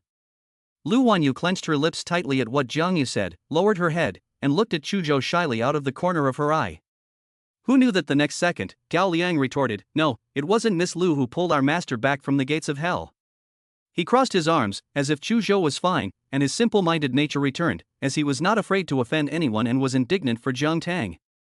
Lu Wanyu's pupils dilated as she looked up at Gao Liang, and her originally coy expression disappeared without a trace, and a hot blush climbed up the sides of her cheeks. Chu Zhou's condition this time was very strange. He was obviously very seriously injured, and she, Jiang Yu, and several other experts had determined that the danger was close to 95%, but for no reason did he wake up. This is something that she cannot explain clearly using modern medicine and science. However, she spent several hours cleaning the wounds, infusing nutrients, and transfusing blood for Chu Zhou. It is not an exaggeration to say that she saved his life. How could Gao Liang be so insensitive as to directly refute Jiang Yu's words? Jiang Yue was also dumbfounded. How is it not? At present, no one in the capital can match Wan Yu's medical skills. Gao Liang took a deep breath, wanting to retort, but Chu Zhou suddenly spoke with full energy, noisy. At the sound of this single word, everyone present closed their mouths tightly, for fear of offending this young master who had just come to his senses. While they were all thinking different things, they heard Chu Zhou say again, discharged from the hospital. What? This was the same sentence that Jiang Yue and Lu Wanyu said at the same time. It was mainly because Chu Zhou's words were so shocking to them. Lu Wanyu, who originally didn't want to speak, couldn't help but say, Chu Zhou, no, although you've woken up, your various indicators have not yet stabilized. If something happens after you are discharged, it will be troublesome.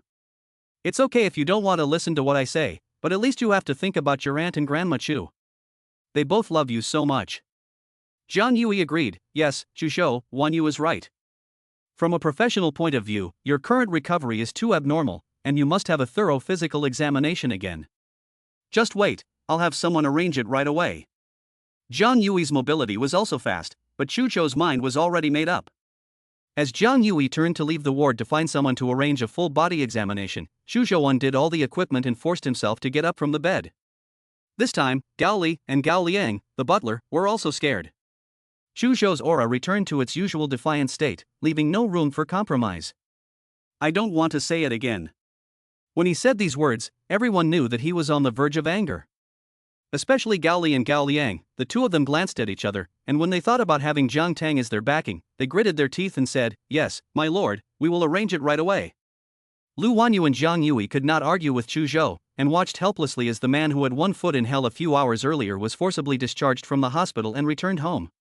The black Rolls-Royce left Huadu Hospital in the capital steadily, heading back to Tangyuan. In the car, Gao Liang looked back at Chu Zhou, who had already changed into his clothes, and asked, Master, do you know who saved your life from the underworld? Do you want to personally tell Miss Jiang that you've woken up? Chu Zhou nodded to indicate that he knew, and said nothing else. How could he not know who had saved him? Jang Tang had whispered so much in his ear, and there had been those cold fingertips that had touched his body. Who else would be so bold except her? It was just that he didn't want to talk about her at the moment. She was still as unrestrained as ever, and for a girl, it was not proper to say such shameless things. In this way, the car went north in silence all the way, returning to Tangyuan. As the car was turning off the ignition, Gao Li turned around with a transparent bag in his hands, saying, Sir, Ms. Jiang gave me back a few bottles of pills. She had an urgent matter to attend to back in Jiangcheng and she told me to make sure you took them on time. Chu Zhou, who had been silent the whole way, lifted her eyes lightly and stared at the few bottles of pills inside the transparent bag. All the images of Jiang Tang appearing in Huadu Hospital had destroyed it. Yes. Chapter 53, A Despicable Father. Gao Li and Gao Liang took Chu Zhou back to Tangyuan. After they had made some notes about the work arrangements, they set off slowly back to the Chu group. Chu Zhou had not been to the Chu group for 2 days, and if they did not go back soon, it would arouse suspicion. In the car, Gao Liang once again expressed his feelings about Jiang Tang. Li, this time it is really thanks to Miss Jiang, otherwise the Chu family, those people who are eyeing our position, will definitely find out that Master is not well very quickly. At that time, they will definitely take advantage of Master's coma to disrupt the internal operations of the group. Gao Li agreed with what Gao Liang said. After all, we have followed Master for so many years, and we can actually tell what kind of intentions any woman has at a glance. I have seen many people come for the president's wife. If you let our boss be poor and destitute now, see if anyone is willing to get within 1.5 meters of him. I dare say there won't be anyone. Miss Jiang is different. I can sense that she only wants our boss.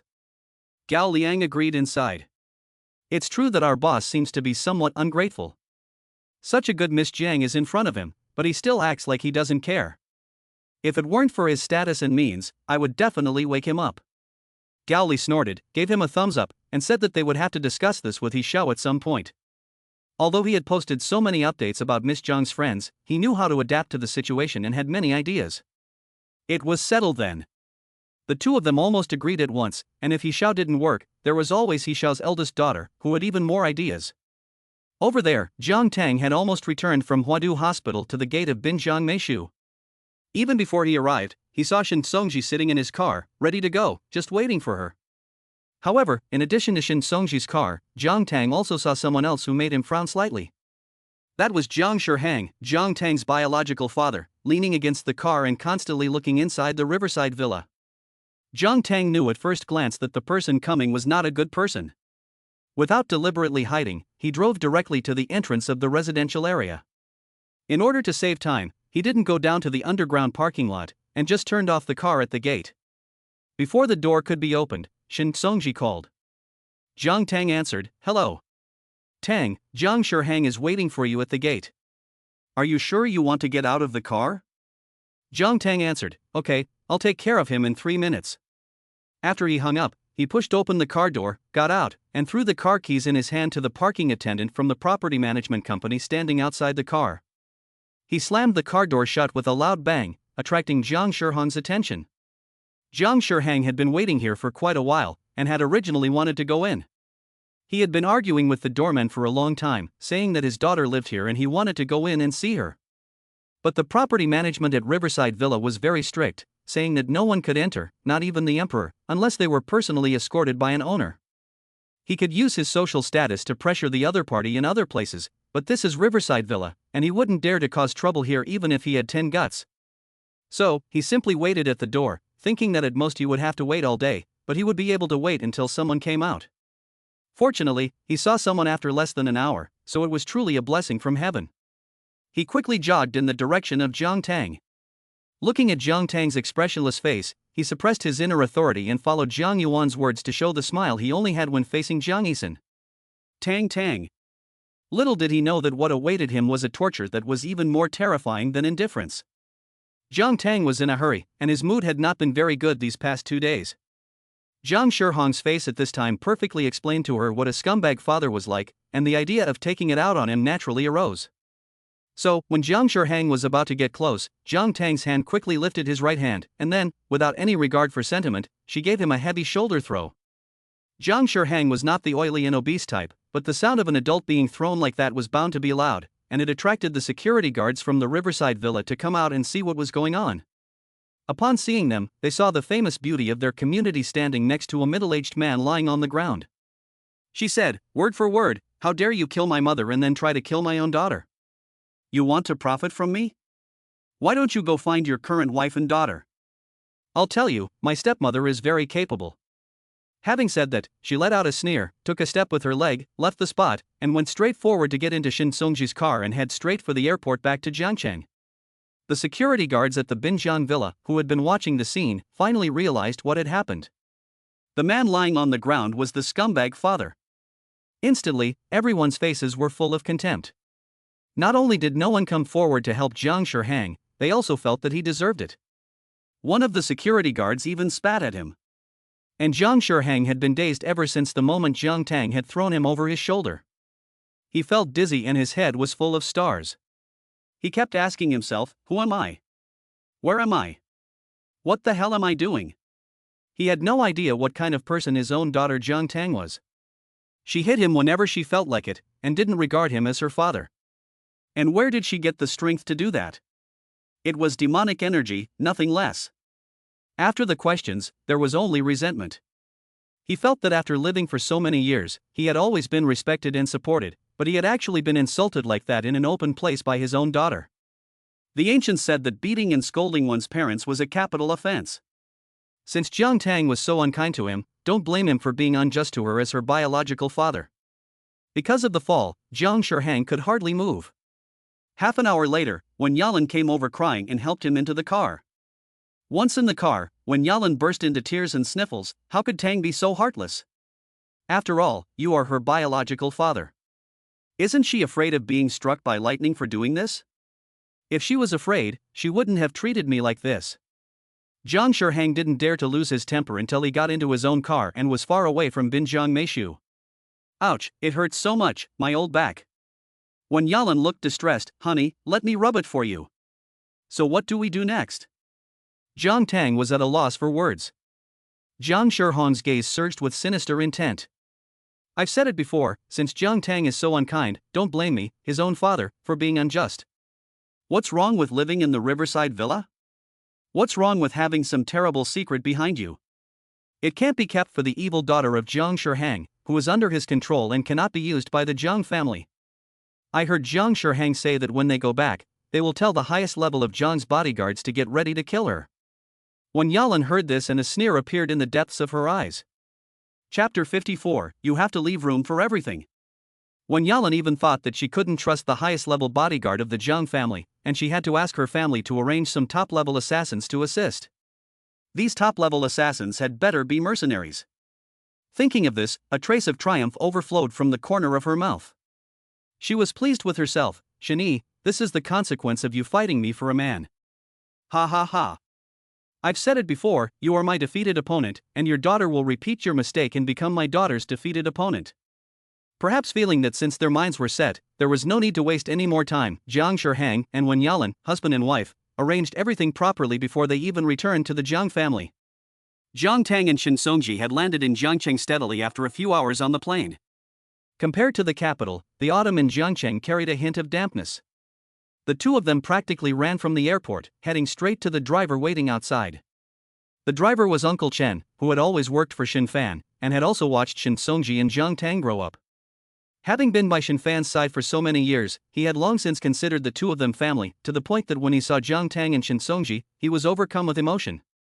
Songji, Tang, you're finally back. Fan is in the hospital.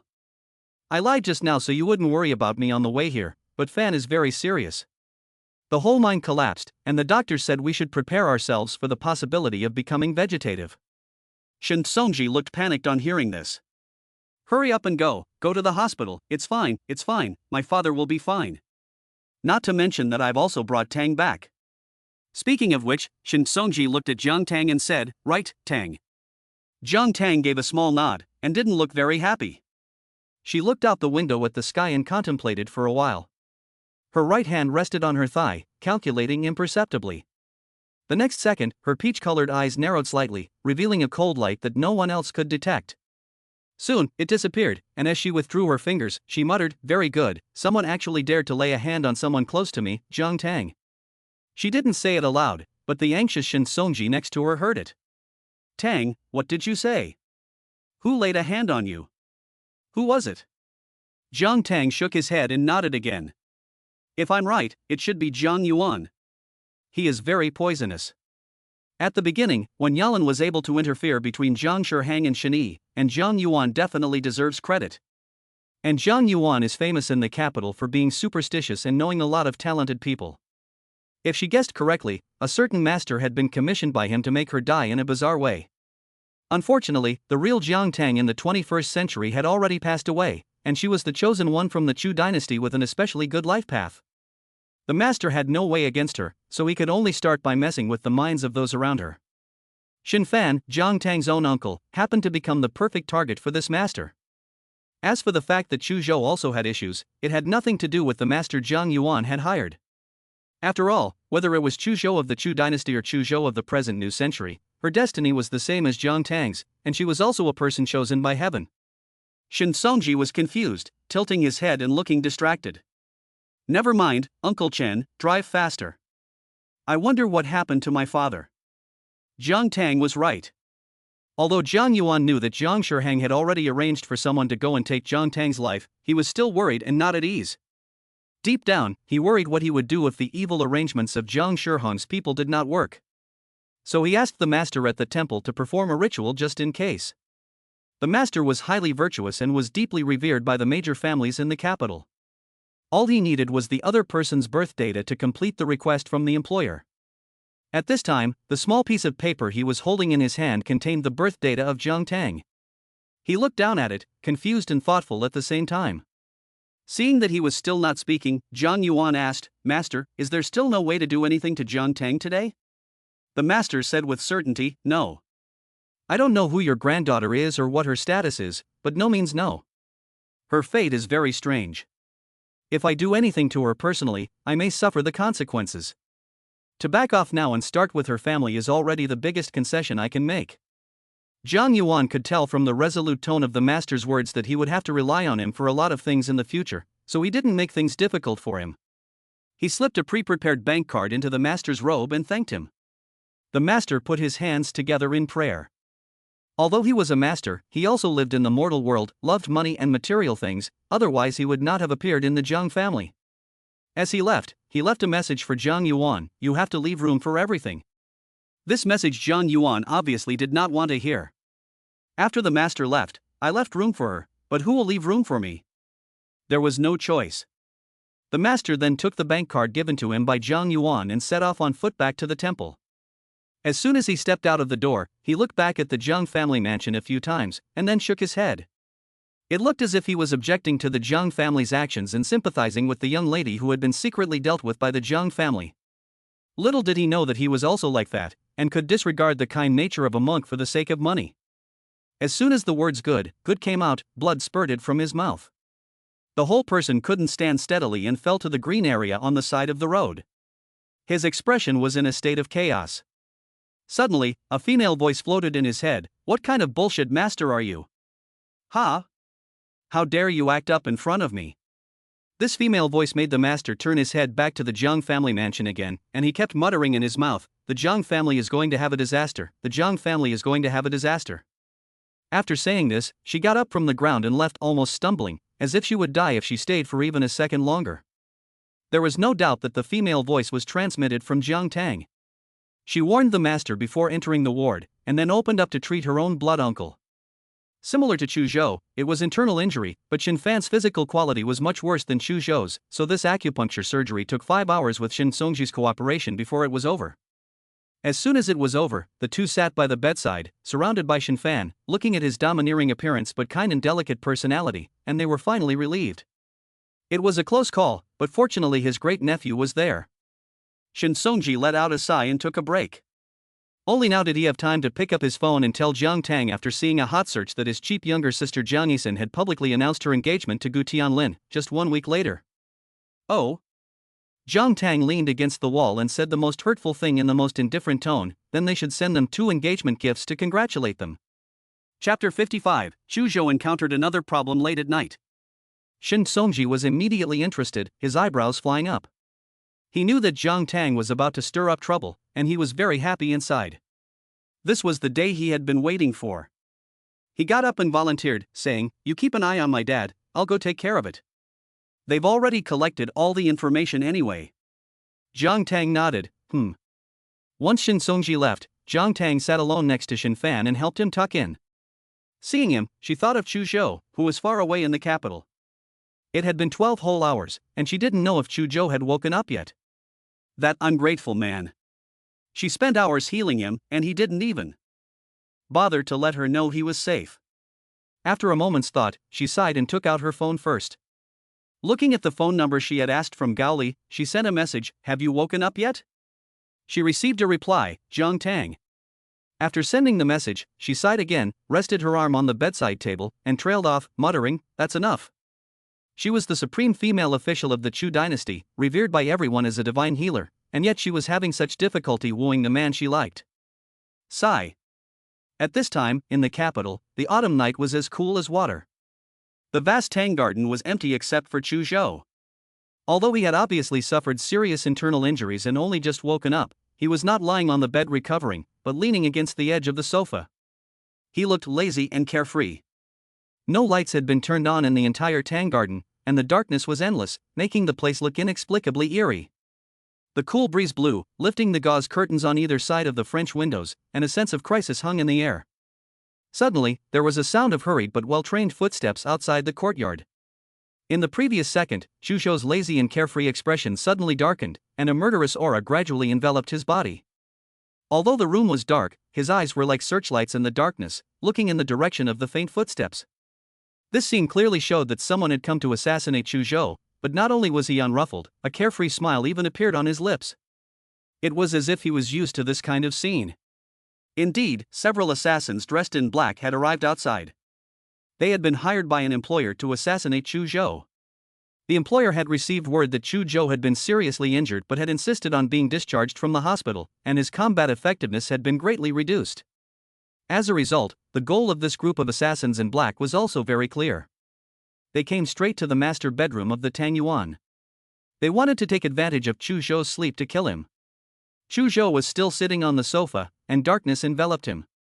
Unless you have titanium alloy eyes, it is extremely difficult to notice his presence. The group of black-clad assassins thus approached the master bedroom's large bed step by step under Chu Zhou's watchful eye, and pulled out the silenced guns they had hidden on their person. The murderous aura instantly spread throughout Chu Zhou's room.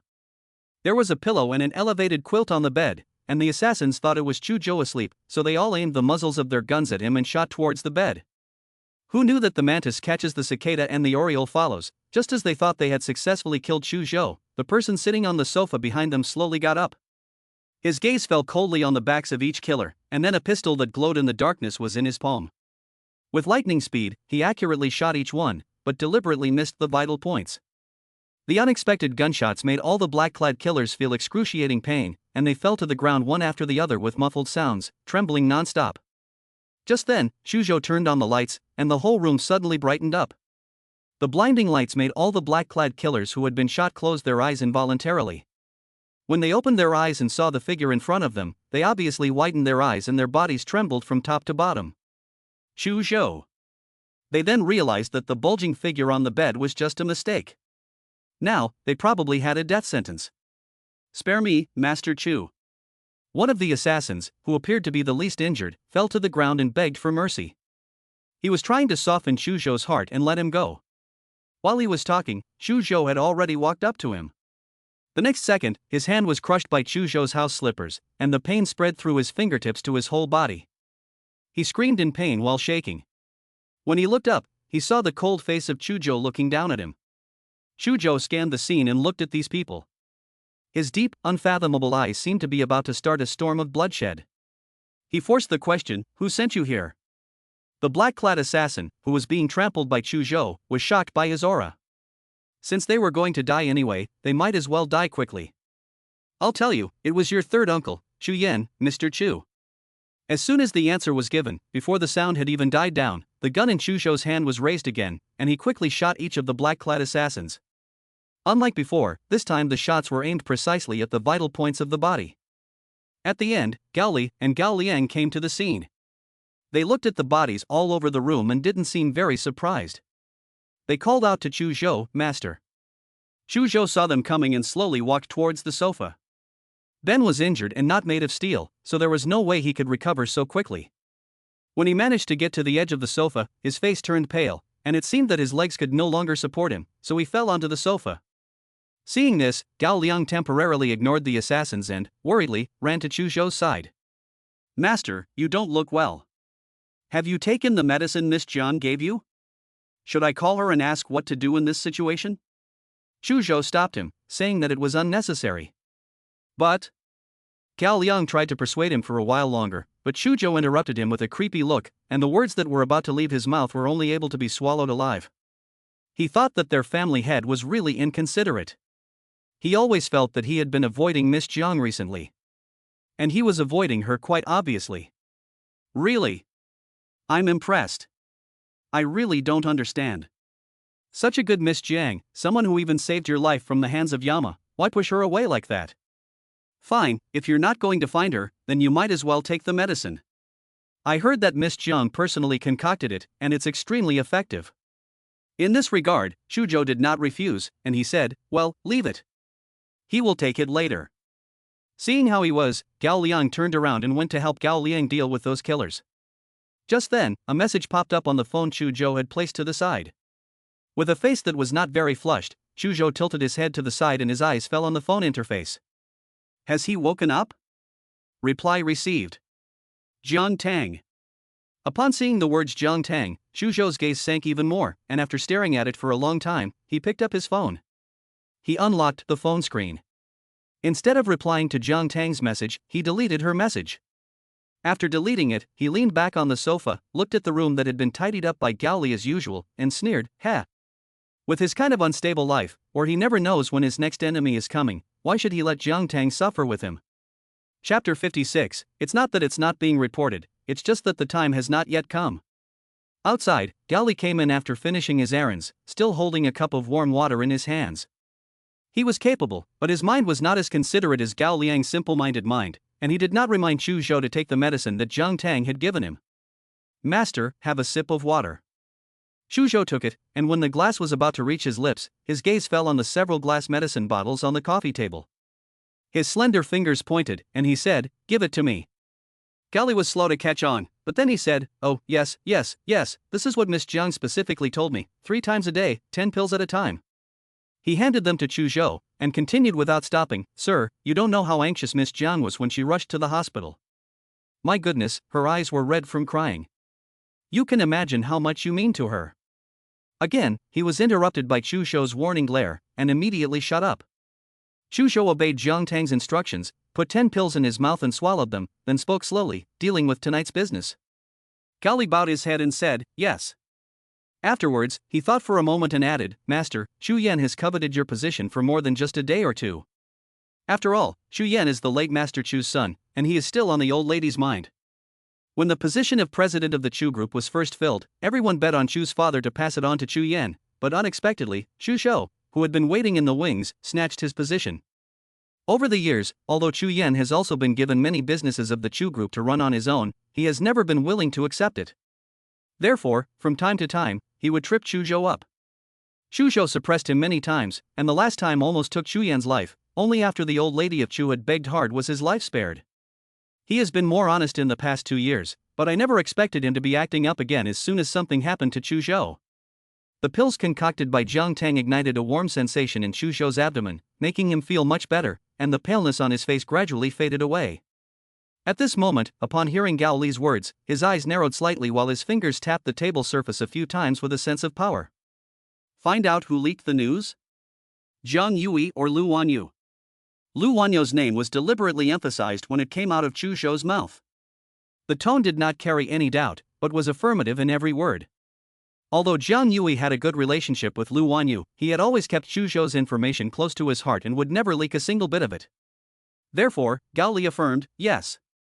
Master, you know, the old lady treats Miss Lu Wanyu as if she were her own daughter."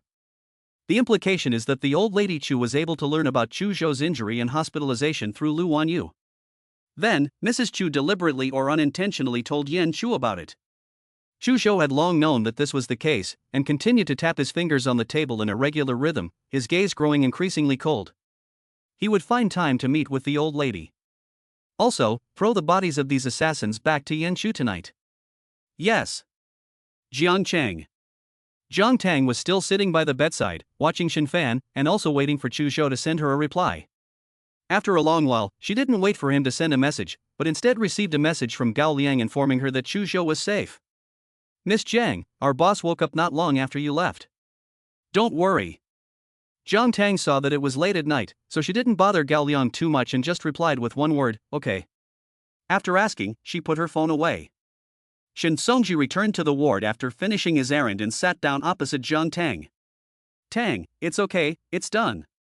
These 2 engagement gifts have been a big surprise for the Jiang family." Upon hearing this, Jiang Tang's lips curled up into a shallow arc on both sides of her face. It wasn't that there was no payback, it was just that the time had not yet come. The 2 engagement gifts given away by Jiang Tang were one piece of evidence of Jiang Shihong's repeated infidelities in recent years. There was no trace of falsification in the photos, videos, recordings, and transfers of money used to buy gifts and a house for his mistresses 3, 4, 5, etc.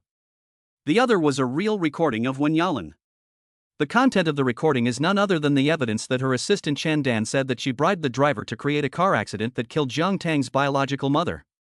The evidence given to Jiang Shihong was directly posted online by a well-known paparazzi, which made the already increasingly chaotic daily life and business situation of the Jiang family and Jiang group even worse. The evidence given to Wen Yalan was only for her personal use, and it was intended to cause her to have a nervous breakdown on the eve of Jiang Yixin's big day when she was about to get engaged to Gu Tianlin. Of course, the evidence of Jiang Shihong's infidelity was also enough to drive Wen Yalan crazy. Xingyai cannot die in vain, so, Wen Yalan, you must receive these 2 gifts well. This gift of Jiang Shihong's infidelity began to spread during the morning rush hour the next day. Within half an hour, it had already caused a huge uproar in the capital. The main reason was that there was so much evidence, every photo and video was in high definition, and there was no way for the person involved to refute it, so it made the gossip lovers even more gossipy. They gathered in groups and discussed it heatedly. Holy shit, what a bombshell in the morning. So it turns out that rich people can really have 3 wives and 4 concubines. This Jiang Shihang is also the father of the sweet song diva Jiang Yixin. This daughter is going to mess up like this before getting engaged to Gu Tianlin, and she will be disliked by the Gu family to death. Whether they are disliked or not is none of my business, I just know that these 3rd, 4th, and 5th wives are all very pretty. Look, this 5th wife is even younger than his own daughter Jiang Yi'an. Tut tut, I really envy him. This Jiang Shihang's current wife is no pushover, she must be strangling these concubines to death. Wen Yalan not only wants to strangle these concubines to death, at this time, the Jiang family is in even more of a mess, with no peace. Outside the Jiang family villa was a large group of gossip reporters trying to get an interview with first-hand information, while inside was a scene of 1 crying, 2 screaming, and 3 hanging themselves. Wen Yalan was sitting on the sofa next to Jiang Yuan, sniffling and crying, "Dad, the old man, you have to do something for me. I have done my best for this family, and Jiang Shihang has actually gone behind my back to find women. And now, at the critical moment when Xian'er is about to get engaged, he causes trouble. I don't want to live anymore. Why is my life so miserable?" As she spoke, she pointed at Jiang Shihang on the side and said, "You better explain yourself clearly, or I'll find all your mistresses and strip them naked and parade them through the streets for everyone to see." Jiang Yuan's head was aching from Wen Yalan's nagging. Jiang Shihang, the person involved, was more flustered than anyone else. He yelled, "Can you stop fighting? Go do whatever you want. Fighting, fighting, fighting." It was fine when he didn't yell, but as soon as he did, Wen Yalan's temper, which he had suppressed for so many years in the Jiang family, came right back up. "Fine, you yell at me? You don't think I dare, do you? I'll go and show you all your lovers, so you can see if my family is vegetarian or not." The sound died down, and she stormed out of the room, hurrying towards the car park while taking out her phone to call a few bodyguards to come and help. However, before she could dial, an unfamiliar number called. She answered it, her tone very bad. "Hello, who is this? Speak." A minute later, Wen Yalan's lips turned purple and white, and she fled in panic to her private car. Chapter 57, Making Trouble. The moment the car door slammed shut, she couldn't help screaming in alarm, "Ah!" If this private car wasn't a luxury model with exceptionally good sound insulation, the people inside the Jiang household would have been deafened and thought something else had happened. After Wen Yalan screamed, she shook herself and dialed a phone number. As soon as the call connected, she hurriedly asked the person on the other end to find out who had just called her, quickly. After hanging up the phone, she recalled the voice she had just heard, and seemed to be still in shock, breathing heavily. The person who called her was a seductive, mechanical female voice, and as soon as she spoke, it was Wen Yalan. The heavens are vast but justice is inexorable. Isn't it time Shen Yi paid for her sins? As soon as the mechanical female voice finished, it was followed by a recording of her former assistant, Chen Dan. Wen Yalan instructed me to do it. Because Shen Yi's daughter, Jiang Tang, was coming back for a marriage alliance, she was afraid that Jiang Shihang would rekindle his old feelings when he saw Shen Yi. Kill the big one first, and then slowly torture the little one. Wen Yalan said she would give me 5 million after it was done, so I agreed. Chen Dan had followed her for so many years that she knew exactly what her voice sounded like. So that's what scared her, and it finally made sense why Chen Dan was suddenly sent to a mental hospital.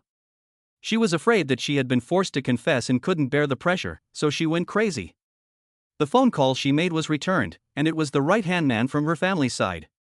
She answered, "Hello, what's up, did you find out?" The other party, Miss Yanlan, checked your call records and found that there was no such thing. The other party used a virtual number, so it seems that they came prepared.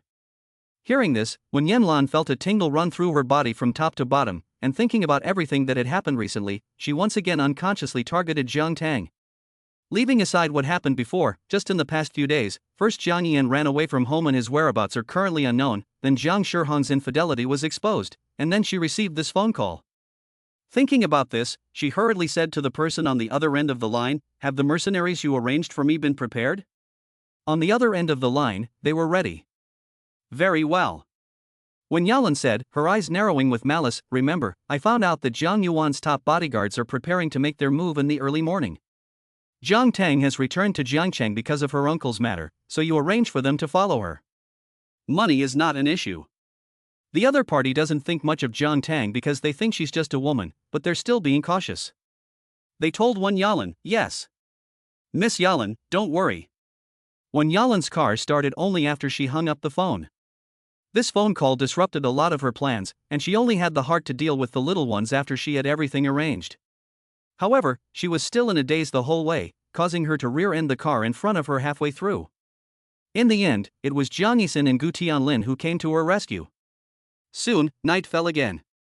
Shen Songji and Jiang Tang helped Shen Fan, who had not yet woken up, arrange for his discharge from the hospital, and now they were at their own home in Jiangchang. Their home in Jiangchang was a large Chinese-style garden with pavilions, towers, and flowers. It was obvious that it had been built at a high cost. The two men settled Shen Fan and walked out of his room. Outside the courtyard, Jiang Tang looked up at the sky and said to Shen Songji next to him, "Stay with your uncle tonight and lock the doors and windows." "Why?" Jiang Tang heard this and gave him a sweet smile that she had never given before, messing with things. Shen Songji raised an eyebrow, although he knew Jiang Tang's abilities. Before he could finish his sentence, Jiang Tang reached out and patted him on the shoulder, telling him to stay calm and not come out if he heard anything. Okay. Shen Songji guessed right about half of it. He was worried about her, but he could also trust her abilities unconditionally. After all these years, Jiang Tang refreshed his understanding of her every day. After watching Jiang Tang set off on the cobblestone path of the Chinese garden towards her room, he obediently returned to Shen Fan's room and shut the door tightly. The autumn equinox had passed, and the leaves were blowing about, and the hair at the sides of Jiang Tang's head was also being blown about. Shen Fan had had a lot of osmanthus trees planted in the Shen family garden, and it was now the season for them to bloom, filling the air with their fragrance. Jiang Tang seemed to be deliberately slowing down her pace and standing under the osmanthus tree.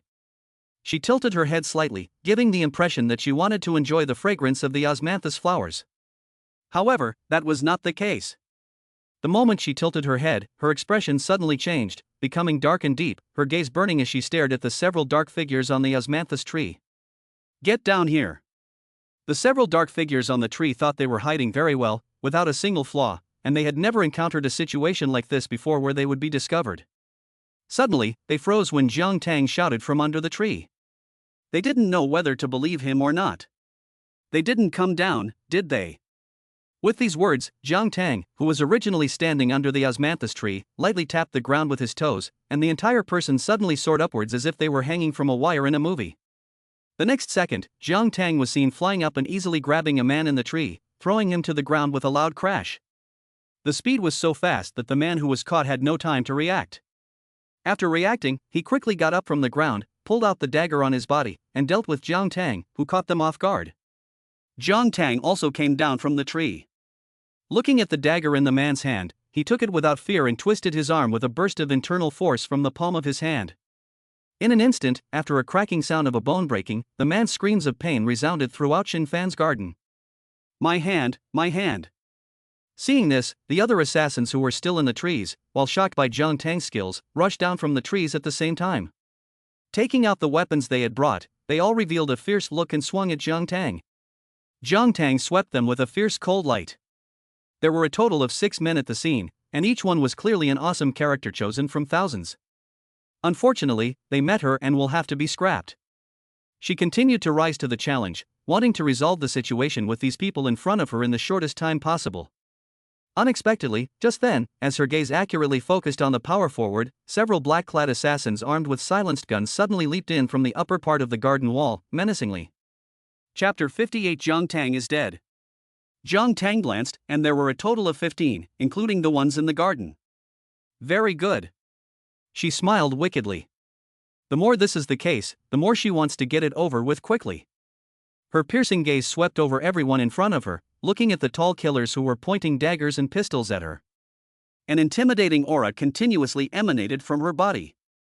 The next second, when a gust of autumn wind hit, she was like a sharp sword breaking out of its sheath, rushing towards all the killers in front of her at a speed that was almost impossible for the naked eye to capture.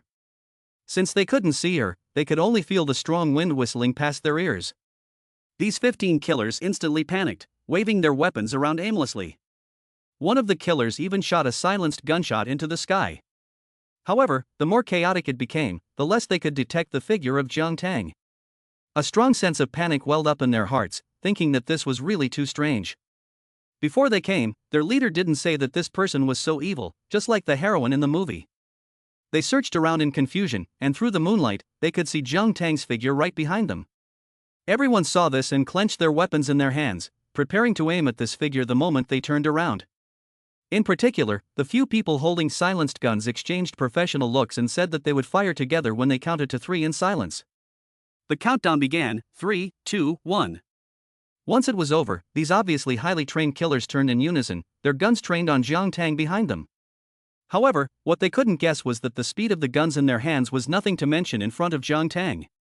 Jiang Tang, in the bleak autumn wind, once again pointed his toes and kicked up dozens of cobblestones on the ground. After using the hardness of the cobblestones to knock down the bullets coming straight at him, he once again kicked up dozens of other cobblestones with his feet. This time, what was hit was not a bullet, but dozens of pebbles that landed right in the center of each killer's forehead. She was best at acupressure attacks, and the center of the forehead was exactly the location of the vital points. In an instant, they all fainted, in pain, and collapsed to the ground. As they collapsed, all the killers who wanted to take Jiang Tang's life not only fell to the ground, but also could not use any strength in their bodies. Jiang Tang completed his mission, rested his hands on his back, and leisurely walked forward like an old cadre. He walked to the middle of the group of killers, squatted down, and looked at them eye to eye. The cold faces he had just had when facing them disappeared, and were replaced by a playful smile at the corner of his mouth. It was creepy. The killers' expressions at this time were like they had seen a ghost. No, to be honest, they were even more terrifying than seeing a ghost. It was like the feeling of having nightmares every day, of seeing ghosts in front of you but being unable to escape, suffocating and helpless. One of the men, who was obviously the leader, spoke weakly, "What do you want?" "Don't come any closer." "What do I want?" Jiang Tang felt amused and couldn't help but laugh. He reached out and pushed his disheveled hair behind his ear. "Shouldn't I be asking you? Tell me, who sent you?" "Ha? We." The hitman being questioned stammered, "We take people's money to eliminate their problems, and we never ask who the employer is." Jiang Tang let out a cry of joy. So much backbone? Quite professional ethics. As he said this, he jabbed his finger 2 inches behind the man's knee, and cries of pain and suffering once again filled the Shen family garden. "Say it? Or I'll guess myself, Jiang Yi'an or Wen Yalan." The man was sweating profusely from the pain, and he really couldn't hold back anymore. I said, we are mercenaries. Wen Yalan hired us for money. They are the top bodyguards of the Jiang family." "Those bodyguards from the Jiang family?" "No, this person is sick, just reporting their family name." "How did they also report their family name incidentally?"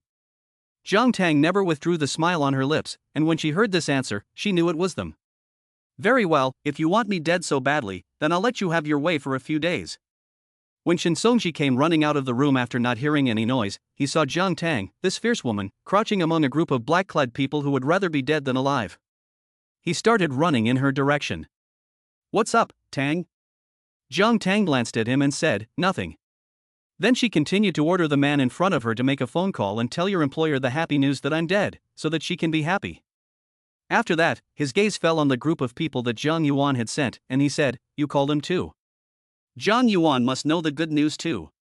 Shen Songji had a big question mark on his face. "No, what is this operation?" After a moment, he finally understood. It turned out that Jiang Tang wanted to use the death news to deal with Jiang Yuan and Wen Yalan for a few days, and then catch them off guard. The phone was dialed right in front of Jiang Tang's face, and the call was transferred to Jiang Yuan, Jiang Shihang, and Wen Yalan. The people who received the news were just as happy as Jiang Tang said they would be.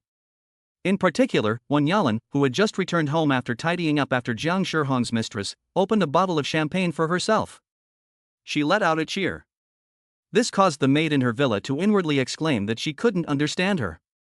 She thought to herself that Wen Yalan was really bold, celebrating her husband's infidelity with a bottle of champagne. This can't be a serious illness. Jang Yixin, who had just come in after her, felt the same way. She was exhausted after a long day of work and couldn't understand her mother's actions at all. "Mom, what's going on? Did you meet with some great joy? I thought you were overwhelmed by what happened to Dad." Wen Yalan felt that she had to share this with Jiang Yixin. After all, Jiang Tang was still quite a threat to Jiang Yixin, being Gu Tianlin's ex-fiancé. "Come, Xiner, come sit next to your mother. I have some good news for you." She waved at Jiang Yixin. Jiang Yixin felt that her mother was acting strangely, but obediently went over and sat next to her. "What is it, Mom?" Wen Yalan looked at the situation and leaned over to Jiang Yixin's ear. "Jiang Tang is dead." "Really? Mom, this is no joke, is it?" "It's true. The hitman I hired just called and said he died from being shot with random bullets. He looked really ugly when he died." Jiang Yixin's pupils dilated considerably. Her charming big eyes not only expressed surprise, but also boundless ecstasy. Finally, she had finally waited for this moment. In the future, she would no longer feel a sense of crisis when she was with Gu Tianlin. She also sneered in her heart at Jiang Tang, thinking that even if he got 25% of Grandpa Gu's shares, he still didn't have the life to spend it. Compared to this, Jiang Yuan and Jiang Shiheng, father and son, were relatively calm. "Dad, Jiang Tang is dead, so I guess our Jiang family will be peaceful and prosperous from now on, right? I'm sick of the mess at the Jiang group." Jiang Yuan calmly lifted a cup of tea, blew on it, and said, "The master is very accurate, there can be no mistake. Hey, our Jiang family is in trouble, so we can only inconvenience this child. If we can be a family again in the next life, we will treat her well." The news that Jiang Tang was dead did not spread immediately among the celebrities in the capital, including those gossipmongers who had only heard the name but never met the real person, including Jiang Tang's colleagues, including the Gu family. It also included Chu Zhou, who also suddenly woke up from his sleep. Chapter 59, Chu Zhou is a dead duck. In his sleep, Chu Zhou dreamed that after Jiang Tang had been with him, he was remembered by his enemies from all these years, drugged, kidnapped, and a knife was held to her neck threatening him. He also dreamed that when he and she were engaged in lovemaking, before it was half over, thousands of mercenaries poured in. The part that should have been enjoyable was seriously disrupted, and the good mood disappeared without a trace. Finally, just before he woke up, he dreamed that Jiang Tang was involved in the family feud because of him, and he watched him from afar, feeling tired and helpless. He took a deep breath to regulate the suffocating feeling brought on by the dream. He lifted the quilt, got out of bed, walked over to the coffee table, poured himself a glass of cold water, and took the 10 pills Jiang Tang had given him, taking them with the cold water. Perhaps the cold water could calm the heat in his heart, and his restless heart finally felt better. But just then, the phone he had left on the coffee table suddenly vibrated. It was Gao Liang. He looked up and looked out the floor-to-ceiling windows. The dark moon was high in the sky, and it was clearly the early hours of the morning. In the past, at this time of day, Gao Li and Gao Liang would never have risked their lives to call and disturb him, unless there was something particularly important.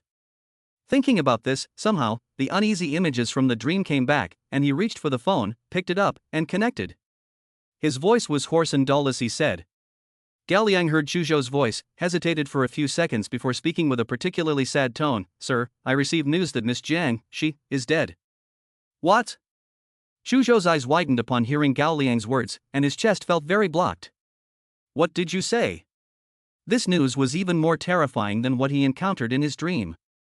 Gao Liang choked back and said, "Miss Jiang died in Jiangcheng. I have already confirmed with her cousin Shen Songji." Chu Zhou let out a low chuckle from his chest. Impossible. Although he was worried that Jiang Tang would suffer if she were with him, he actually didn't believe that she would suddenly disappear like that. He didn't believe it and wouldn't allow it. How could it be, a woman with even better skills than him?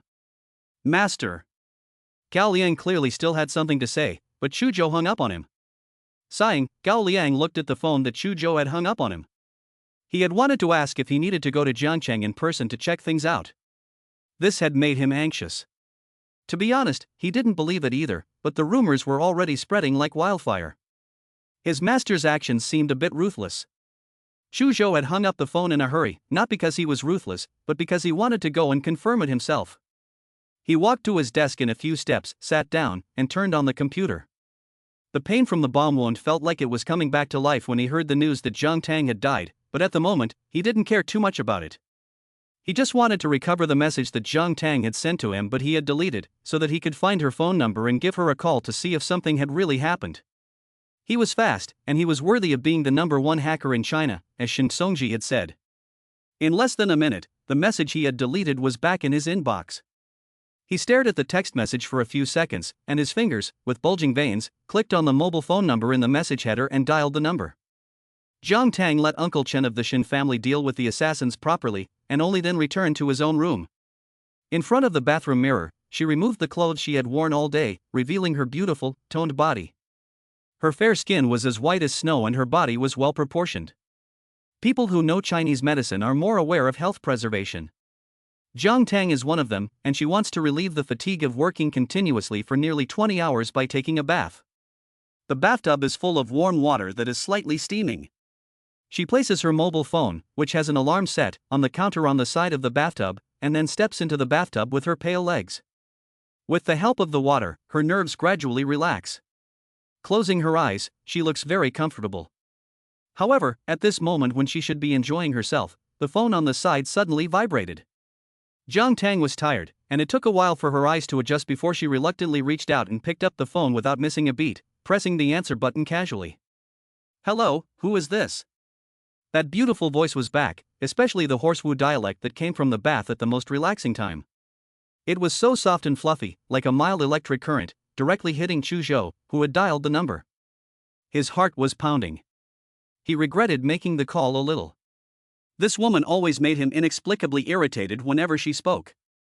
He sighed inwardly, but still spoke, "It's me." Those two words made Jiang Tang's heart bloom while she opened her eyes. Joy flowed in her peach-colored eyes, and she called out, "Chu Zhou." Chu Zhou gave her that sound, and it was late at night, so it was fine.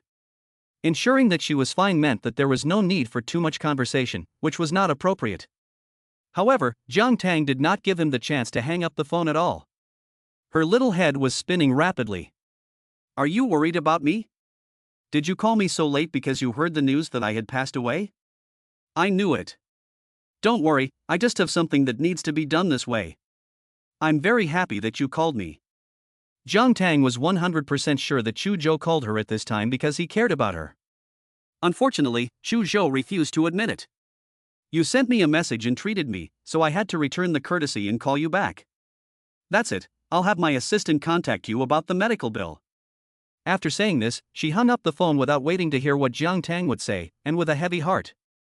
All that was left for Jiang Tang was the mechanical beeps, beeps, beeps. Jiang Tang is normally a cool and composed person, but in front of Chu Zhou, he can become cute and lovable, just being himself. When she heard the beeps, she didn't feel lost, but instead, the smile on the corner of her mouth rose endlessly. She said with a chuckle, "Stubborn as a dead duck. No good boy from a good family calls a girl in the middle of the night, something's wrong." She didn't continue bathing, and the feeling of fatigue had long since disappeared when Chu Zhou's phone call came in. She got up, wrapped herself in a bathrobe, and almost hummed a tune as she walked out of the bathroom. She thought to herself that she had Jiang Yi'an and Wen Yalan to thank for this. If it weren't for them, she wouldn't have known that Chu Zhou missed her so much. She fell asleep and had a good dream. Chu Zhou, on the other hand, was different. Not only could she not sleep, but her mind kept replaying her voice. It was mesmerizing. Regardless of whether her body had recovered, she lit a cigarette for herself. After finishing the cigarette, she made a phone call to Gao Liang. Jiang Tang was fine. Go and find out what happened to her tonight in Jiangcheng. Remember to keep her secret. Yes. After hanging up the phone, Gao Liang, while rejoicing that Jiang Tang was not dead, said the same thing as her, being stubborn as a dead duck. Really, she obviously liked him to death, but on the surface she kept playing hard to get. Tut tut. Men, face value is a few cents. Don't regret it when it's too late. Chapter 60, What kind of man? What kind of biological father? The Gao brothers are always highly capable, and quickly investigated and called back to Chu Zhou. "Master, tonight, 2 groups of assassins infiltrated Jiangchengshan Fan's home to harm Miss Jiang and intended to take her life. In the end, Miss Jiang personally captured the assassins. These 2 groups of assassins were arranged by Jiang Yi'an and Wen Yalan, Miss Jiang's stepmother. Wen Yalan arranged for this group of people to be mercenaries." After listening, Chu Zhou let out a cold snort. Jiang Yuan is getting worse with age. Otherwise, how could he be mentally ill enough to lay hands on his own granddaughter, and a deep and hidden one at that? Exactly. Gao Liang agreed and spat out a retort on the other end of the phone, blind as a bat, when it's time for him to cry. "Sir, do we need to help Miss Jiang and take the Jiang family?" "No need. Chu Zhou should get what's coming to him soon." Jiang Tang said she needed to accomplish something in this way, and if he intervened, it would be bad if it got in the way. When Gao Liang heard this, he thought it sounded like a heartless person. Thinking that this master's arrogance was back, he didn't believe that their master wouldn't help in the end. Otherwise, how would he know that Miss Jiang was still alive, and wouldn't he be worried sick and unable to help but call her? He could not hide his sharp eyes. The next day, although the Jiang family deliberately blocked the news of Jiang Tang's death, somehow, a lot of gossip spread. The entire Beijing aristocratic circle could vaguely hear people discussing it. Did you hear? The eldest daughter of the Jiang family, Jiang Tang, is gone. Ah? No way, how did she die? I heard that the eldest daughter of the Jiang family is quite pretty, and I haven't even met her yet. I heard that too. It seems that there was an accident in Jiangcheng, and she died young. It happened last night. It was also in Jiangcheng. Oh, when I think about it, it sounds really creepy. The biological mother of the eldest Miss Jiang also had an accident in Jiangcheng. Could it be a coincidence? It's hard to say for sure, but since ancient times, the rich and powerful have always been like deep waters. I'm afraid the deaths of these two women are related to offending someone's interests. The crowd discussed and speculated, but within half a day, the news had spread. At this time, the Jiang family mansion was enveloped in a solemn and oppressive atmosphere. Several people were sitting around the table. Jiang Yue, who rarely returned to the Jiang family mansion in the past, also returned half an hour ago and sat next to Jiang Yuan. His expression looked quite despondent. He didn't know why, but it didn't feel good. He wanted to ask Jiang Yuan about Jiang Tang, but he just couldn't bring himself to do it. It was obvious that they had only met once before, and she was obviously arrogant, but why did the news of her death feel so unacceptable? The kitchen had prepared a big lunch for them, but no one touched it. Looking at everyone's deep expressions, it even looked like they were in deep grief. Jiang Yu looked up at everyone, and since everyone was keeping quiet, he assumed that everyone was feeling the same way as him. Unexpectedly, everyone in the room, except for him, was secretly feeling more or less the same way, unable to contain their joy. This was especially true for Wen Yalan, Jiang Yixin, and Jiang E. Jiang Shihang and Jiang Yuan were thinking more complexly. After all, they still had to keep everyone quiet. After a long while, Jiang Yuan spoke with a heavy heart, as if he had just come back to his senses. He said that they had received a call from Jiang Yixin family, saying that they would handle the follow-up matters for Jiang Tang. I agreed with them. After all, Tang grew up in Jiangcheng, which is considered her real hometown, and we cannot argue with their goodwill. Shihang, you wait a moment and transfer some money to the Shin family. For reasons of both sentiment and reason, we have to pay for some of the expenses. Jiang Shihang nodded frequently, saying, okay. I'll make the arrangements right after lunch. Jiang Tang is a child, and I don't have a chance with her. At the dinner table, Jiang Yixin couldn't help but worry about whether her engagement would be affected after she saw that they had finished talking. She couldn't help but speak up in this solemn atmosphere. Grandpa, with what happened to my sister, will my engagement with Tianlin be affected in any way? I'm quite worried. Jiang Yuan reached out and touched his forehead, and spoke with great difficulty. The Gu family called me right away. It was your grandfather Gu. He told me everything would be as usual. Mrs. Gu, Xu Yun, also said it would not affect you. You and Tianlin are both young people of the new era, and should not be bound by some ideas. You can get engaged whenever you want. Really? That's great. The news came as such a joy that Jiang Yixin let out an untimely cheer. Jiang Yue felt even worse in his heart, thinking that Jiang Yixin was being inconsiderate this time, and that Jiang Tang had just left and was only thinking about his own affairs. If Jiang Tangquan knew, he would be so sad. As he pondered, just then, a familiar voice came in through the door, furious. Aren't you ashamed? Aren't you ashamed? The person hasn't even been buried yet, and the bones are still cold, so how can you have the nerve to ask about their marriage? And, Jiang Shihang, aren't you Jiang Tang's real father? How dare you even have the face to sit here? Usually when a father hears that something has happened to his child, he will rush over no matter what, and if the person has died, he will at least want to see the body. But you didn't even do that. Haha, how ridiculous. She was right, ha ha ha. The person who came was Jiang Yi'an, who had run away from home a few days ago. He had originally planned to stay away, but the news that Jiang Tang had suddenly passed away made him have to come back. Unexpectedly, as soon as he returned, he heard that his own sister was ignoring other people's grief and only caring about her own good news. Wen Yalan saw her son return after a few days and hurriedly got up, reaching out to slap him a few times. You child, where have you been these past few days, causing your mother to search for you everywhere? Jiang Yi'an let Wen Yalan slap him, his gaze still fixed on Jiang Shihang.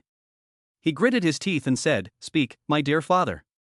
Jiang Tang is also your daughter, why don't you see you sat for her, still sitting there motionless? Go to Jiangqing to see her last look, damn you. Do you think she is of no use anymore and just ignore her? What kind of man are you? What kind of biological father are you? Bastard! Zhang Shihang was enraged by the sudden and aggressive Jiang Yi'an, and picked up the ceramic bowl in front of him and smashed it on his forehead. In an instant, Jiang Yi'an was smashed on the head and bleeding. Chapter 61, I found the murderer of my mother. The scene became chaotic and restless, with screams of pain. Jiang E, a doctor by profession, quickly ran over to pick up the medical kit and took out gauze to cover the bleeding wound on Jiang Yi'an's head. He couldn't describe his feelings at that moment. It was a mess around him, but he seemed to have automatically blocked it out. In his impression, Jiang Yi'an was a slacker and did not work hard, so he never thought that under such circumstances, he would suddenly yell and scold his own father. Or accuse his own father for his half-sister, which he simply could not understand. With a frown, he helped Jiang Yi'an treat the wound on his forehead. The wound was quite deep, and the whole person was dizzy, obviously losing consciousness from being smashed like that. It can be seen that Zhang Shihang has used all his strength. However, Zhang Shihang didn't seem to want to let it go so easily. He was still furious, smashed a bowl and refused to let it go, and picked up another bowl. Wen Yalan held on to Zhang Shihang tightly, and as soon as she spoke, she sounded like she was crying. Hubby, don't. Jiang Yixin and Jiang E were so shocked that they huddled together. As for Jiang Yuan, the head of the family who should have spoken up, he calmly sat in his seat, expression grave, but otherwise motionless. Wen Yalan's strength was no match for that of an adult man like Zhang Shihang, and she was pushed away in no time. She went straight towards Jiang Yi'an. When she was almost close, she saw the leg lift up and was about to fiercely kick him when Jiang Yui turned around and glared angrily, "Third uncle, have you had enough? You want to kick him, right? Then kick me along with him." After saying that, he glanced at Jiang Yuan before withdrawing his gaze and continuing to help Jiang Yi'an treat his wounds. It's really not surprising that he doesn't go home during the weekdays. Sometimes he really doesn't want to face the family atmosphere that he can't see through at all. Zhang Shihang bullies the weak and fears the strong. He dares to do evil to his own children, but he dares not to someone like Jiang Yi'an, who has already made achievements in the capital. He only dared to point at Jiang Yi'an and curse again, "Didn't you run away from home? And you're back. That's enough." Zhang Shihang's scolding voice had not yet finished when Jiang Yuan, the head of the family, finally slammed his hand on the table and stood up. He carried all his authority with him, saying, "People can't just stay in the same place, they have to look forward. Xiner and Tianlin's engagement will go ahead as usual. You take care of Yian's wounds. That's it, let's go."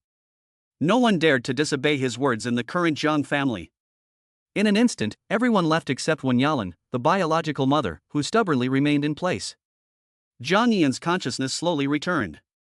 He glanced at the anxious Wen Yalan beside him and then at Jiang Yu, who continued to treat his wound. Weakly, he asked, "Big brother, help me, take me away." Jiang Yu only thought about it for 3 seconds and said, "Okay." Wen Yalan looked on as Jiang Yu helped Jiang Yi'an to his feet.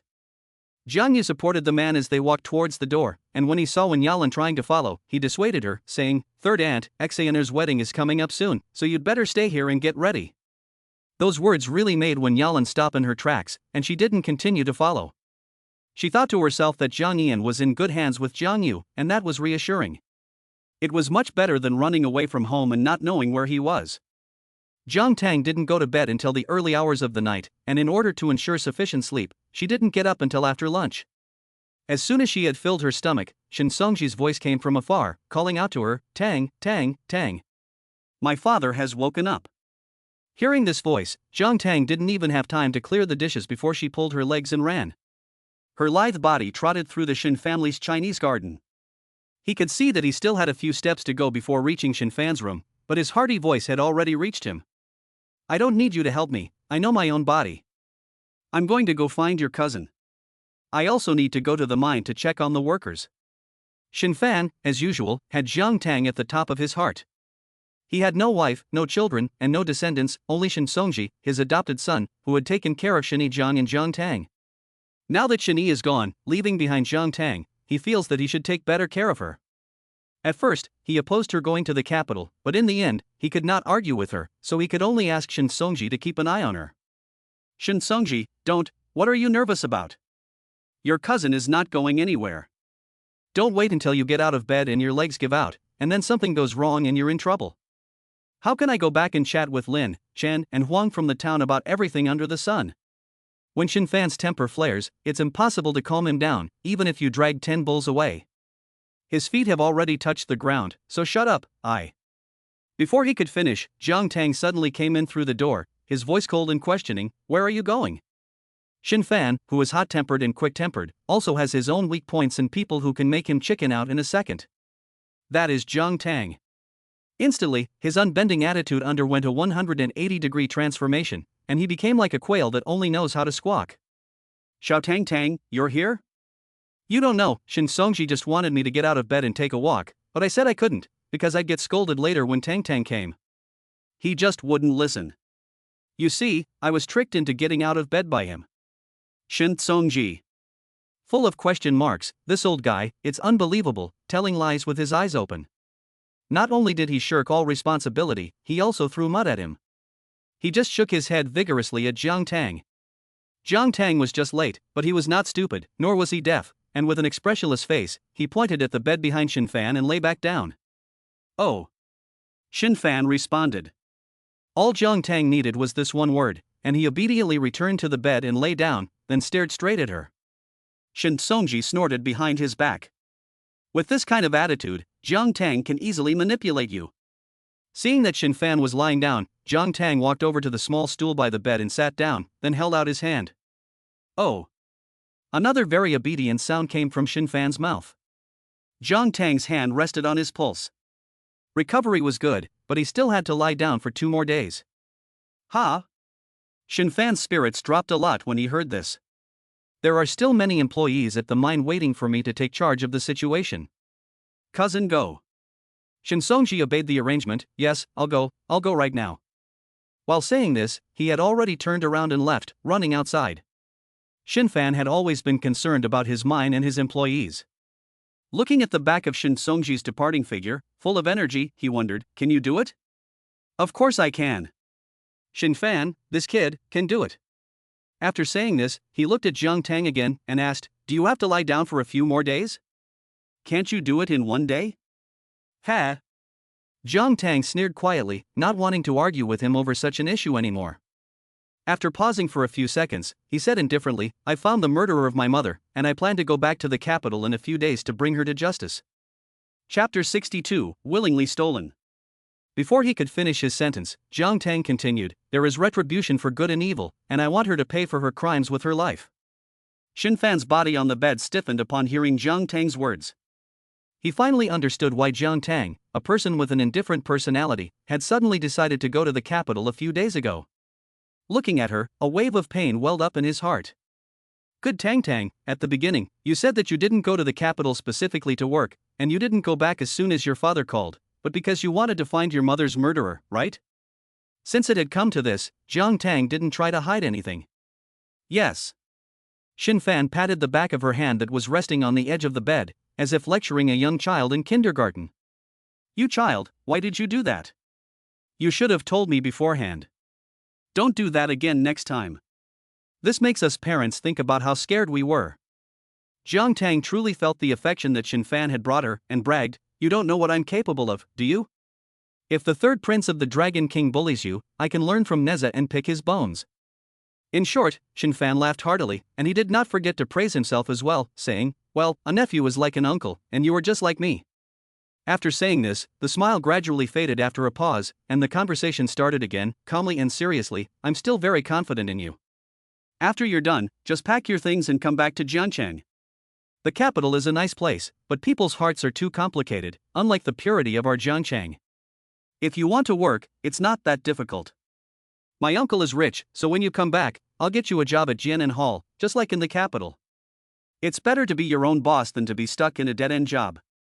I've already planned it all out for you. First, you'll be your own boss, then my uncle will find you a husband, and if you like each other, you can ask him to marry into the Shin family. We'll use money to lure the other person, and I'm sure they won't be able to resist. If you like good-looking guys, I'll find you some good-looking guys. What do you think? Xin Fan said each word with particular seriousness. Although Jiang Tang found it all very ridiculous, he didn't contradict or interrupt him. He listened to him finish speaking with such seriousness, a rare bright smile curling the corners of his lips. So you want me to come back to Jiangcheng? Of course. And you want to introduce me to a man? Xin Fan nodded emphatically. Yes. Apart from good-looking guys, what other types do you like? To be more specific, for example, pretty boys, muscular men, tattooed men, IT men, refined scum.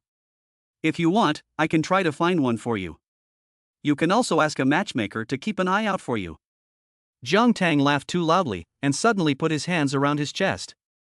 Alas, it's too late, I've already found the man I like. Really? Xin Fan's heart skipped a beat. Yes.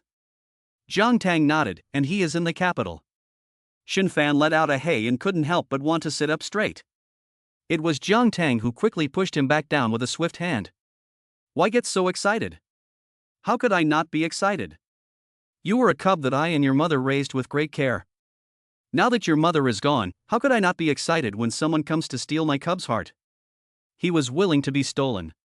Hearing Jiang Tang say this, Xin Fan let out another hey. He thought to himself, no, although this Jiang Tang of theirs said that he was very introverted and solitary before the age of 15, after dropping out of school, it was as if his personality had been switched with someone else. He had changed from being introverted and solitary to being aloof and unique. But no matter what kind of person he had become, he would never have spoken so openly about liking someone, nor would he have said such embarrassing things as being willing to have his heart stolen. This made his already excited heart feel even more inexplicable unease. He changed his position and lay down. What kind of man could make the clear-headed you fall in love like this? Tell your uncle. Or, tell your uncle, and I'll help you consider it. Jiang Tang looked calm and collected. He was from the capital and his name was Chu Zhou. Oh, Chu Zhou, that name does sound familiar, as if I heard it somewhere. Xin Fan said this, and his voice stopped abruptly. Then, after a few seconds of blankness, he stared with wide eyes, his voice raised. What did you say the name of that man was again? I suspect I heard it wrong. Chu Zhou. The name came out of Jiang Tang's mouth again, and Xin Fan became expressionless, mumbling, oh my god, oh, Chu Zhou, the man my nephew likes is actually Chu Zhou. How can that be? Although this is Jiangcheng, he also knows who Chu Zhou is. He is the man who controls the economic lifeblood of Huagua. How can Jiang Tang like him? How dangerous is that? If he makes the other person angry, he'll be dead. The next second, his strong voice came again, Uncle Chen, go get Shin Songji and tell him to come back immediately. In just 15 minutes, Shin Songji came running back, panting, why did you call me back in such a hurry? After asking the question, he realized that the air pressure in the room was not quite right. He glanced at Jiang Tang and saw that she looked like she didn't care about anything, and then looked at Xin Fan, who was lying on the bed staring at him. Dad, what's going on? Kneel down. Xin Fan said angrily. Shin Songji looked confused. What? Have I broken the rules? Kneel down.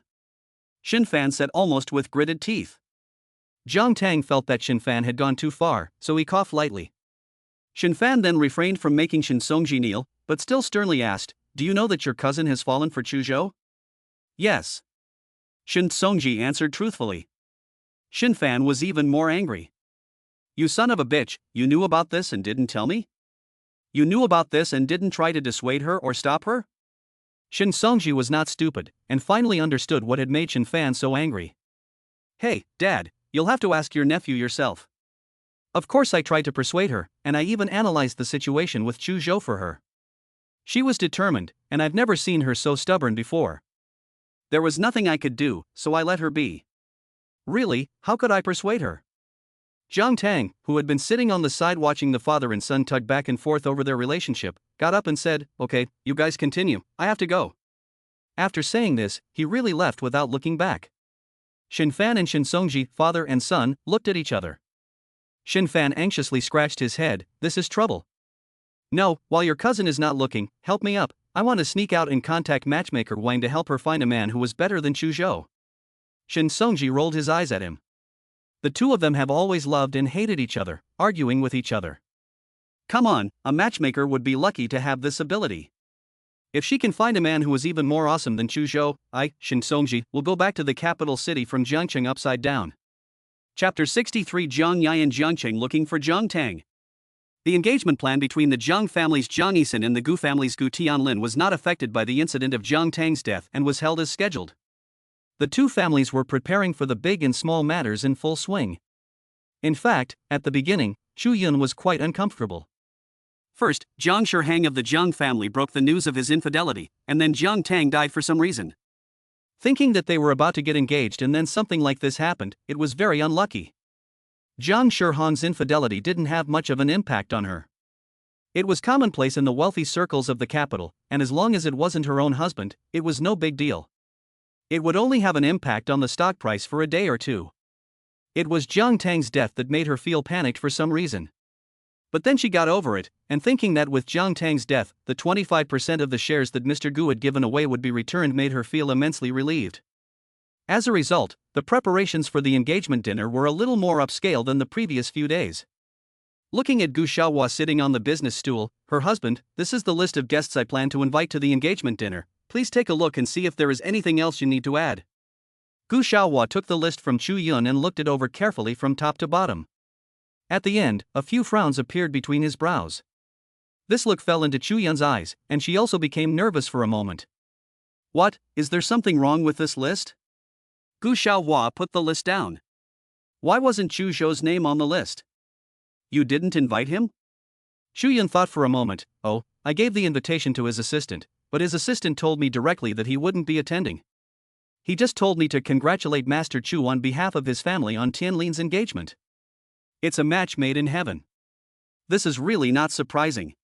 Given Chu Zhou's status, I have never seen him attend anyone's wedding in the past. But you are his cousin." Chu Yun was not very happy when she heard this. "I consider him my cousin, but he doesn't consider me his cousin at all. Do you forget that I went to the Chu group to find him when Tianlin had an accident? He didn't give me any face at all. He is a person who doesn't care about family ties and is unsympathetic. Forget it, don't stir up trouble for no reason, don't provoke him so that you can't even hold the engagement party. I invited Wan Yu, she is his fiancée, and she said she would come, so it's the same. My third uncle, who is about the same age as Chu Zhou, will also come. There's enough face." Chu Yun is not without reason. Once you provoke Chu Zhou, you really don't know what will happen next. "Fine, that's it, thank you for your trouble, Chu Yun. It's only right." As for the Jiang family, Jiang Shihang's affair still had a significant impact on them. Wen Yalan was angry inside, but she was still very good at weighing the priorities of things. Especially that phone call, for which she had so far been unable to find a clue, had caused her to lose all interest in dealing with those other women. She thought to herself that they had been married for so many years, as long as she held on to her position as the primary wife and controlled Jiang Shihang's wealth, the other women could do whatever they liked. Especially as she could see that her daughter Jiang Yixin was about to get engaged, she gritted her teeth and put aside those things that annoyed her for the time being. The reason for this is to make everyone think that she is a rare person with a big heart and a broad mind. In order to save face, she has not even asked what the current situation is for her biological son, Jiang Yi'an. After Jiang Yi'an was taken away by Jiang Yue, he spent last night at his house. Today, just as dawn was breaking, he sneaked out of the guest room at Jiang Yue's house, thinking to rush to the airport to catch the earliest flight to Jiangqing to see Jiang Tang one last time. With a bandage wrapped around his forehead, he opened the door very quietly and came out of the guest room, looking like a thief, looking around. He was afraid that if he woke up Jiang E, who was sleeping, he would be in trouble. Little did he know that he didn't understand the profession of a doctor at all. Doctors work long hours, and before he could take 2 steps, he was seen by Jiang E, who was fully dressed behind him. "Stop, where are you going so early in the morning?" Jiang Yi'an was so startled by the sudden sound that he almost had a heart attack. It took him a while to turn around, and he said, "Hey, big brother, good morning." Jiang Yi looked at him suspiciously, wondering what he wanted. "Don't you want to stay here with me?" "No, I just want to go on a trip for a little while." Jiang Yi'an spoke more and more quietly as he said the rest. "Ha ha." Jiang Yi didn't quite understand him, so he asked casually, "Don't tell me you're going to Jiangcheng?" "Shit, how did you know?" Jiang Yi'an's mouth exuded fragrance. After saying it, she realized that she had let the cat out of the bag for no reason. Her sister Jiang Yixin's engagement ceremony was imminent, and if her big brother stopped him or went back to the Jiang family and said that he could not go, he would not be able to go. She quickly changed her words, no, how could I go to Jiangchang? This person doesn't know anyone, it's impossible. Upon hearing this, Jiang E gave him a look of contempt. I am a general practitioner and a full-time psychologist. What he meant was that Jiang Yi'an had already revealed his actions. Jiang Yi'an was not unaware of this either. There is nothing to live for. Big brother, please keep this a secret. Jiang Yi'an let out a hiss and sucked in a cold breath. No, I just don't understand. You've changed so much. I remember a few months ago you were still Shiner's lapdog, so how did? And according to your status in Jang Tang's half-siblings, you shouldn't have these feelings. What's going on? Jiang Yi'an was at a loss for words when Jiang Yui asked him this question. It was just something that happened by chance, and it turned out like this. Oh dear, I don't know how to explain it. I can't explain it in a moment. Let's talk about it later. I saw that there's a direct flight to Jiangcheng in an hour and a half, so I have to rush to the airport. Goodbye, big brother. After saying this, he turned around and started to run. Before he could take 2 steps, Jiang Yui grabbed him by the collar from behind, and he couldn't move, and almost choked to death. Big brother, what are you doing? He thought that Jiang Yui was stopping him from going to Jiangcheng. But the next second, Jiang Yui's voice came from behind him. Although I don't know what you want to do, and I don't know why you have changed so quickly. Seeing that you are so persistent, I don't want to dampen your enthusiasm. Let's go, I'm going your way, I'll take you to the airport. Jiang Yi'an's eyes lit up. Oh, brother, you're such a good brother. I didn't know you were so kind-hearted before. Jiang Yi'an was young and impetuous, and really just went with the flow. Alone, with a backpack and a patch of gauze sticking out on his forehead, he boarded the plane to Jiangqing City. A few hours later, he appeared in front of the gates of the Shen family mansion in Jiangqing City, his eyes shining. He wondered if he had gone to the wrong place. Is this the Shen family mansion? It's really not some palace compound? Although he is young, he is also well-traveled and knowledgeable. This mansion was designed and built by someone with a lot of experience and knowledge. Isn't Jiang Tang's uncle a coal baron nouveau riche? Why does this mansion seem more luxurious and upscale than the Jiang family villa in the capital? Chapter 64. Jiang Tang returns to the capital and meets Jiang Yi'an on the plane. Jiang Yi'an was completely dumbfounded. Perhaps he had been watching for a while, and because he had been acting suspiciously and the gauze on his forehead stood out, the Shen family security guard came out from the gatehouse. Young man, this is a private residence, don't hang around here. Go away. After being driven away by the security guard, Jiang Yi'an's confused mind cleared up and he stated the purpose of his visit. Uncle, I want to see my eldest sister. The security guard asked, who is your sister? Jiang Tang is the niece of the owner of this Shen residence. Since Jiang Tang wanted to stage a drama to blow up Hu Jing, he must have already taken care of everything in Jiangcheng. Upon hearing this, the security guard trembled his lips and said, you're too late. Your sister was sent away yesterday. He said this with a sad expression on his face, a true acting talent. Jiang Yi'an is now particularly empathetic, and seeing the security guard looking like this, he immediately followed suit and his eyes welled up with tears. With a woof, he stood in front of the Shen family's front door and burst into tears. It wasn't good that he was crying, but once he did, the security guard was at a loss. He was thinking about what to do. When Master Shen Songji had only taught him to hide from outsiders, he hadn't told him to comfort outsiders who would be sad and cry. Hey, don't cry, little brother, it's just that your sister is gone. It's no big deal. Upon hearing this, Jiang Yi'an cried even more fiercely. What do you mean it's just that your sister is gone? Does this person have a conscience at all? Passers-by kept casting glances at him. The security guard appeared to be at his most at a loss for what to do since starting work at the Shen residence. Ouch, you. Fortunately, Shen Songji returned from outside after finishing his errand, and without getting out of the car, just poked his head out of the car window and asked, Kid, why are you in Jiangcheng? And why are you crying? Jiang Yi'an recognized the man in the car as the man who was with Jiang Tang at the Riverside Villa the other day. He wiped the tears from his face with his sleeve and said, I came to find my eldest sister, but this uncle said she was sent away yesterday. Ah, I'm too late. Oh. I still want to learn kung fu from my eldest sister, but why, in the end, did I come too late? Shen Songji's mouth twitched. This kid, I heard that before, he was planning to mess with Jiang Tang, but why did he change his mind so quickly?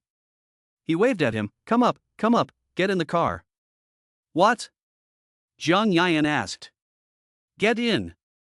Shen Songji was afraid that Jiang Tang's plan would fail if anything happened to Jiang Yi'an, so he almost sounded like an order. Jiang Yi'an didn't know anyone in this strange place, so she knew Shen Songji and immediately got into the car. Once they were in the car, Shen Songji casually pulled out a notebook that Jiang Tang had left in the car and handed it to him. Your sister left this for you, read it carefully, it will be helpful to you. I'm telling you, this place in Jiangcheng is not a good place for you to be, hurry back to the capital. Hearing that there was something for him, Jiang Yi'an's mood eased a lot, and she sat in the passenger seat and opened the notebook. The process of childbirth, opening the birth canal, pushing the baby out, delivering the placenta. What is this? Shen Songji almost skidded and rear-ended the car in front of him. Okay, I got the wrong notebook, but there's no way around it, this is the only one in his car. Good stuff, good stuff. Take it back to the capital and read it carefully. Given time, I believe you will become an even better midwife than your eldest sister. Oh no, obstetrician and gynecologist. Jiang Yi'an looked down intently, pondering that since he would not be able to see her again, it would be good to have this. Especially since the calligraphy was so beautiful, it made his whole body tingle. He accepted it gladly. 2 hours later, Shen Songji watched Jiang Yi'an enter the boarding gate and returned to the Shen family with a sigh of relief. When he returned, Jiang Tang was leisurely sitting under the pavilion arranging flowers. He sat down next to her, exhausted, and said, You're in luck to have the time to arrange flowers. You don't know, that kid from the Jiang family came to Jiangcheng to find you, saying that he wanted to see you one last time to see you off. I had to coax and trick people to get them to the airport to watch him get on the plane before I came back. Jiang Yi'an. Jiang Tang said without surprise, and told him to come in. It was much better than Jiang Shihang, her biological father, to come to Jiangcheng to see her for the last time. She had always been very good at judging people, otherwise she would not have let Jiang Yi'an off the hook last time when the motorcycle teenagers surrounded her at the car city. Her lips curved, there must be 1 or 2 people in the Jiang family who were not blind and heartless. That's right. Shen Songji leisurely crossed his legs, planning when to return to the capital. Upon hearing this, Jiang Tang swept the unwanted branches and leaves into the trash can next to him. The day Jiang Yixin and Gu Tianlin got engaged. Shen Songji knew it then, giving her a big thumbs up. Awesome. Time passed quickly, and before long it was Saturday, the day Gu Tianlin and Jiang Yixin's engagement ceremony was to take place. The ceremony was set up as a dinner party and was held at the most magnificent imperial court hotel in the capital. Although it was a dinner party, the Jiang and Gu families were busy from early in the morning. There was a lively and festive atmosphere as everyone got ready. Jiang Tang boarded the plane with a clear conscience and found her seat. Shen Songji had returned to the capital yesterday, so she was alone. The plane was not big and the booking was for business class, with 1 seat next to it. As the time for takeoff drew closer and closer, and the passenger next door still hadn't arrived, Jiang Tang thought that the seat would probably be left empty. That would be good, avoiding embarrassment while also getting some peace and quiet. Contrary to her wishes, the seat next to her was not empty, but rather the last person to arrive.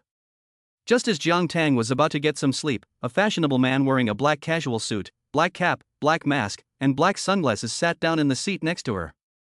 Jiang Tang lifted his eyes slightly and locked eyes with him beneath his black sunglasses. It was only half a second, but Jiang Tang withdrew, but the man's eyes could never withdraw again. He thought to himself, what the fuck is this shit luck, unwillingly returning to the capital to attend a shitty engagement banquet and actually running into a peerless beauty. Haha, instantly feeling that the engagement banquet was exceptionally well run. The black sunglasses were pulled down slightly, revealing a pair of electric eyes.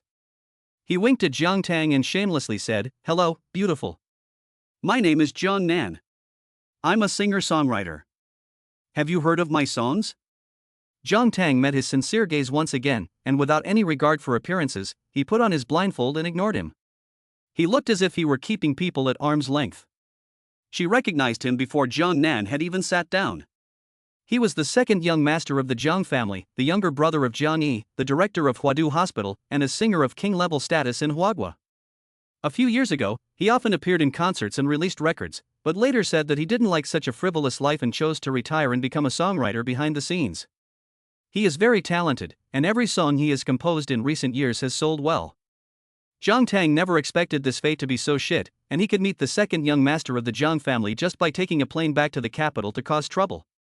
Chapter 65, Jiang Yixin and Gu Tianlin's Engagement Banquet. Jiang Tang had long ago investigated everyone in the Jiang family. From the information, it can be seen that the reason for the retirement of Jang Nan, the second young master of the Jiang family, is also closely related to Jiang Yuan and the Jiang family. It is probably because Jiang Yuan felt that the men in their family should not be involved in the entertainment industry. In his opinion, a singer is just a smelly entertainer, and he repeatedly obstructed him. The way he obstructed him was not just verbal, but also using his position and identity to oppress and threaten him. Jang Nan had never been an obedient child, and was used to doing things his own way. In a fit of anger, he cut off all contact with Jiang Yuan. They agreed to never see each other again. So after retiring from the limelight all these years ago, he has been living on the Jiangcheng side, free from constraints while creating a large number of his favorite lyrics and compositions. The quality of these works is so high that although Jang Nan has retired, his position in the music industry remains unshakable. This time he returned to the capital because of Jiang Yixin and Gu Tianlin's engagement banquet. Originally, he didn't want to go back, not wanting to go back and see Jiang Yuan's pedantic face, but there was no way. His brother Jiang Yu was like a deathly call, calling hundreds of times a day. He really couldn't stand it anymore, so he packed his bags and prepared to return to the capital. Fortunately, he was able to sit next to a beautiful woman. This is not as good as those he met in the entertainment industry, and it also has character. He deliberately dressed himself up so tightly for fear of being recognized by his fans, but this beauty was fine, and he deliberately took off his black sunglasses and ignored him. Calm to the extreme. He thought to himself, interesting. Without disturbing her, he put on his sunglasses again, crossed his arms over his chest, and just like Jiang Tang, he started to catch up on sleep. The plane slowly took off, passed through the clouds, and finally landed safely at Beijing Capital International Airport. The flight attendant reminded everyone via the small public address system to prepare for disembarking. Only then did Jiang Tang take off his blindfold and neatly stuffed it into his bag. After doing so, he felt an eager gaze from the side and turned his head to meet his gaze. Upon seeing this, Jang Nan let out a silly laugh. "Hey, did you wake up?" Jiang Tang nodded slightly. Other than that, there were no follow-up expressions or sounds. Seeing this, Jang Nan thought it was even more interesting. He rose to the challenge and said to the beautiful woman, "Let's add each other on WeChat. I've suddenly got an idea for a song about you. How about adding WeChat so I can send you the finished song to hear later?" The cabin crew had already begun to arrange for the passengers to disembark the plane in an orderly manner, and Jiang Tang had also unbuckled his seatbelt.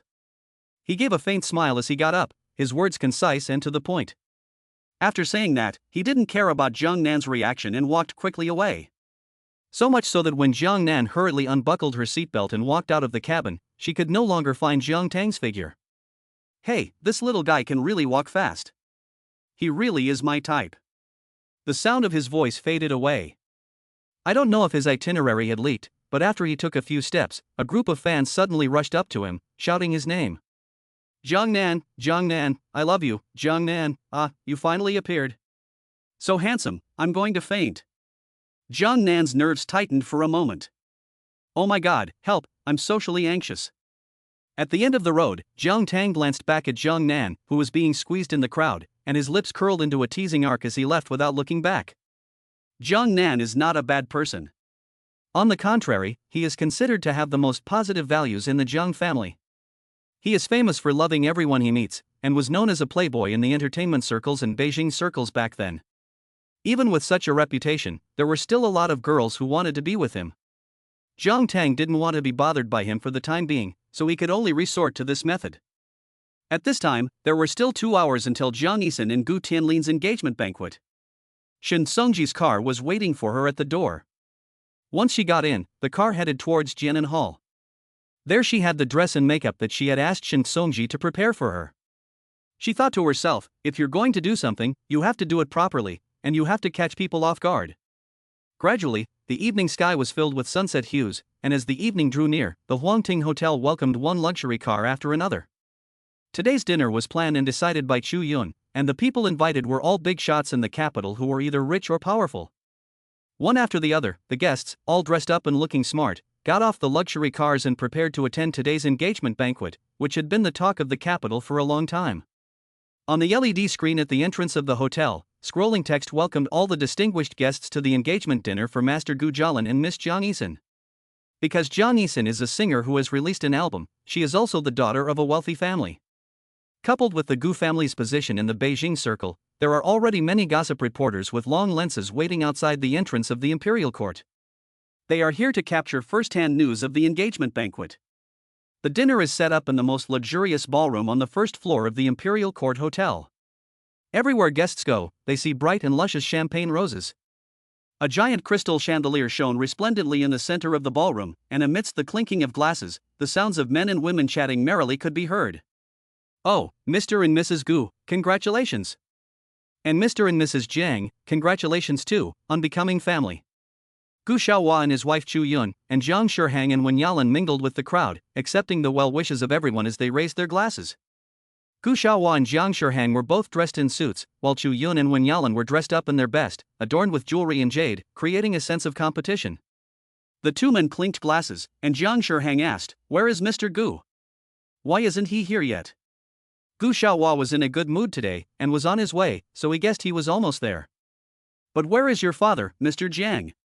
Not coming today?" Jiang Shihang, "Of course not. He is also on his way to such an important occasion.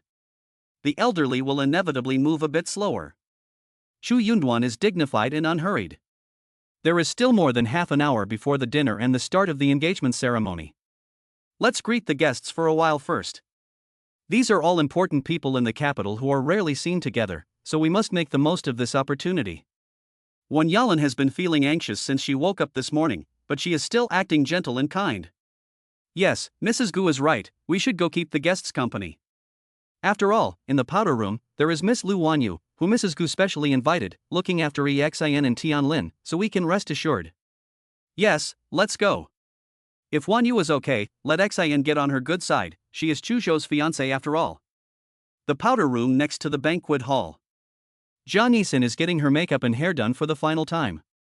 Gu Tianlin is by her side, his eyes gleaming, mainly because today's Jiang Yixin is really pretty and charming when dressed up like this. Apart from him, there is also Lu Wanyu, who Chu Yun mentioned. She is standing by the side, observing the makeup artist as she applies her makeup, her sweet little mouth praising, "Shiner, you really look good, no wonder Yunjie always praises you in front of me. Tianlin, you little rascal, you are really lucky." Jiang Yixin blushed all over when she was praised. "Sister Wanyu, you are the #1 socialite in the capital, so don't tease me. In front of you, I can only be considered a small family beauty. Besides, you are still the future president of the Chu Group. You can't compare." Chapter 66, The Engagement Banquet is in progress. Jiang Yixin knows about Lu Wanyu's identity and deliberately flatters her in advance. Lu Wanyu doesn't admit it, but her heart has already blossomed. "Don't tease me. You all know what kind of person Chu Zhou is. Apart from that marriage contract, we have absolutely no connection at all." Gu Tianlin spoke for the first time. "Don't worry, Wanyu. My mother has already said that with your great-great-grandmother backing you up, you have nothing to fear. You becoming my cousin-in-law is a matter of this year." Lu Wanyu felt more and more comfortable as she listened, a smile on the corners of her mouth. "Forget about me, you are the stars of the day, and Xaner's makeup is done, I should go out. Let's see if Yun needs any help." Jiang Yixin looked at her flawless reflection in the mirror and said to Lu Wanyu with a smile, "Okay, Wanyu, you go first, we'll go out later." "Okay." Jiang Yixin and Gu Tianlin couldn't help but embrace for a while before the engagement banquet, as they watched Lu Wanyu and the makeup artist leave the room. "Shiner, you look really good." Gu Tianlin praised, putting his arm around Jiang Yixin's waist. Jiang Yixin was wearing a one-shoulder gold-embellished long dress, which not only made her look cute, but also particularly luxurious. She had completely dressed herself up as the future president's wife of the Gu Group. She wanted to be as high-profile as possible. When he was praised by Gu Tianlin, she buried her whole face in his arms. At first, there was a hint of shyness on her face, but then, the shyness disappeared and she looked fierce. She thought to herself, "Jang Tang, you see, Gu Tianlin is mine, and sooner or later, your 25% of the Gu shares will be mine too. It's your own fault for not having a good mother who can help you, and it's also your own fault for being too attractive, and beautiful women have a short lifespan." Outside in the banquet hall, there were more and more guests. As soon as Lu Wanyu went out, she attracted a lot of attention and a lot of people came up to chat with her. After all, in the capital, she is not only the eldest daughter of the Lu family, but also one of the top doctors in the capital. She is also the undisputed fiancée of Chu Zhou, even if he denies it, and the darling of the Chu family matriarch. Who dares to offend her?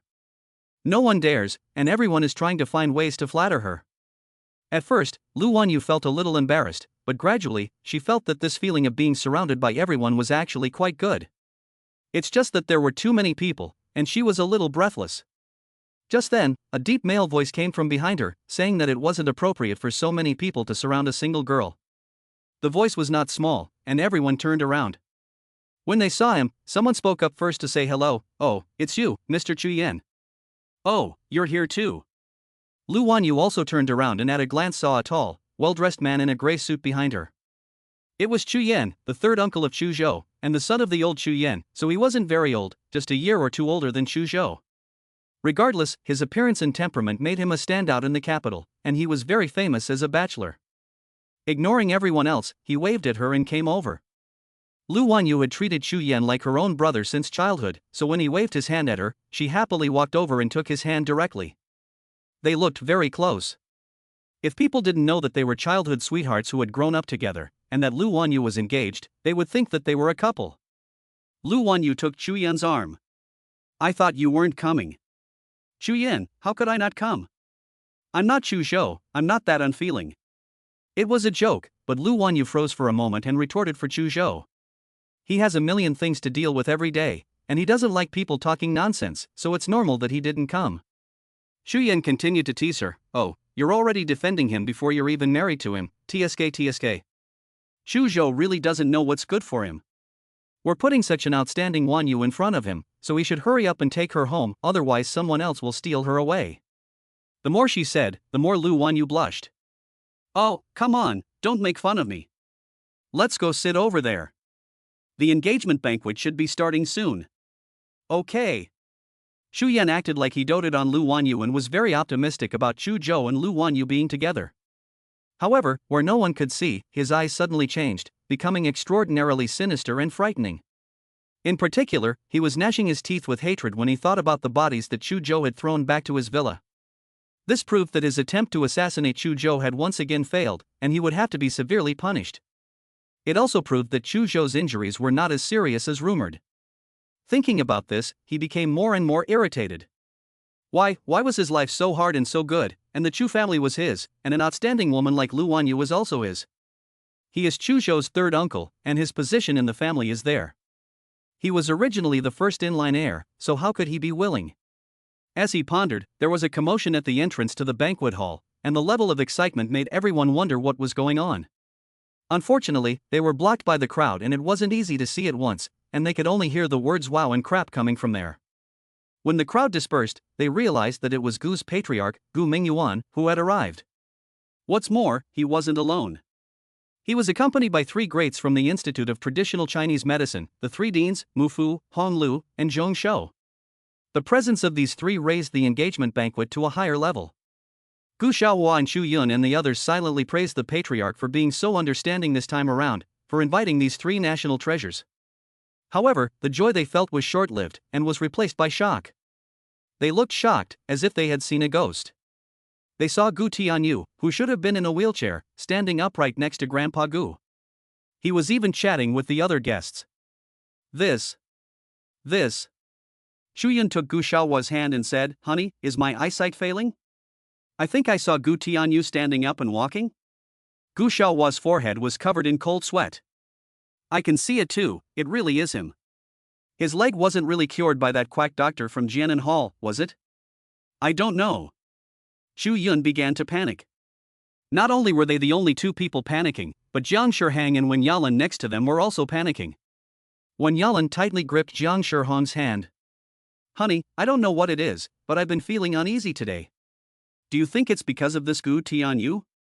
You see, his leg is healed, so in the future, will this matter of the successor of the Gu family not be Tianlin's business? What should Xin do?" Chapter 67, the engagement is complete, and Jiang Tang appears. The appearance of Gu Tianyu shocked the two couples from the Gu and Jiang families, and they were in a daze for a moment. However, after all, they are people who have seen the big world, and they did not stay in a daze for too long. After a moment, they returned to normal when Grandpa Jiang arrived. Grandpa Jiang was also really stunned by Gu Tianyu's situation. His thoughts were nothing more than the issue of the future successor of the Gu group. Never mind, one step at a time. Fortunately, Gu Tianyu has been bedridden for almost all these years, and his abilities simply cannot keep up. He cannot be the successor and command respect from the people. Thinking of this, his heart felt better, and he sat down comfortably, waiting for the engagement banquet to begin. More and more people arrived, and Jang Nan, who had rushed from the airport, also took a seat, sitting between Jiang Yu and Jiang Yi'an. Jang Nan saw the crowd and immediately became aloof, staring at the phone screen and chatting with her assistant. Hurry up and find out who the beautiful woman sitting next to me on the flight today is. You have 2 hours, hurry up and get back to me. Otherwise, you'll be docked pay. The assistant sent a trembling emoticon and received it. The internet was full of topics about Jiang Yixin and Gu Tianlin's engagement banquet. There were also reporters specially arranged by the Gu family broadcasting the event live, so it could be said that everyone in the capital was paying attention. There were netizens on the live broadcast screen, posting their opinions about this engagement banquet of a large family. Oh my, what's going on with this feeling of being a local tyrant? This is a marriage between top families, it's really broadened my horizons. Oh my, I've met so many big shots at once, it's really shocking. Not only were there the 3 national treasures of Fu, Lu and Shou, but also Lu Wanyu. The highlight is that there was even Jiang Nan, the eternally cool husband in my heart, who was retired, but he actually came too. He's still so handsome, it's really killing me. Jiang Yixin really is a princess. She's good looking, well educated, comes from a wealthy family, and managed to invite so many guests to make her look good. What does it matter if there's one more rich person in the world? God, save me. Soon, as the night fell and the neon lights of the capital city lit up, the engagement banquet for the Gu and Jiang families kicked off. Mr. Gu, the oldest person present, took to the stage to address all the guests. Unlike the last time he met Jiang Tang, he was not cordial, but full of majesty. His face did not show a smile of joy at the engagement of his grandson, but rather a stern expression. Dressed in a black suit, he stood in the middle of the stage in the banquet hall. As soon as he spoke, his voice was firm and powerful. Hello everyone, I am Gu Mingyuan, and I am also the main witness to today's engagement banquet. Thank you all for coming to my grandson Gu Tianlin's engagement banquet with Jiang Yixin, the second daughter of the Jiang family.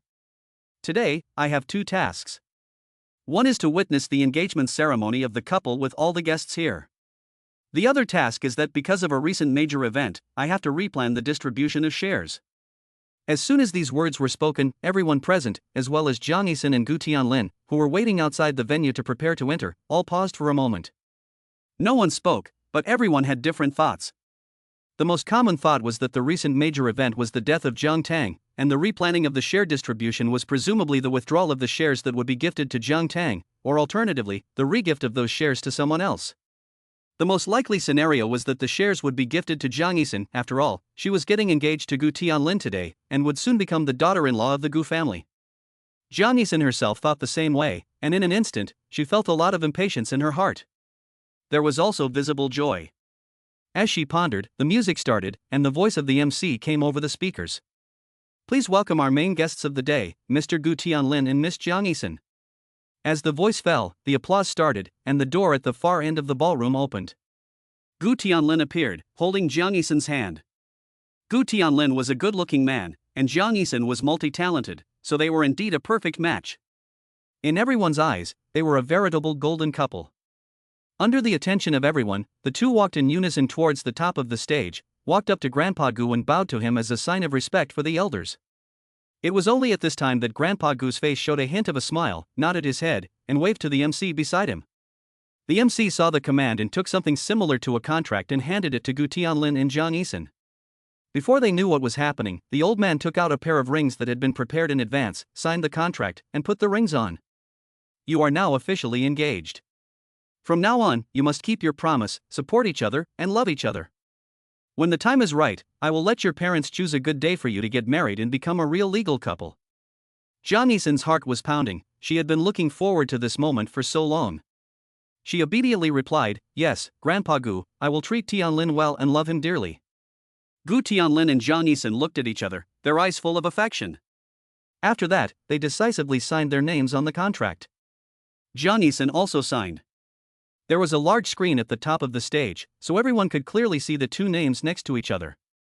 The two also put on the rings that Grandpa Gu had given them.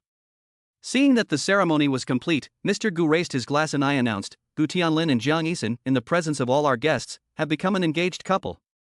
Another round of applause broke out, and everyone raised their glasses to wish them well.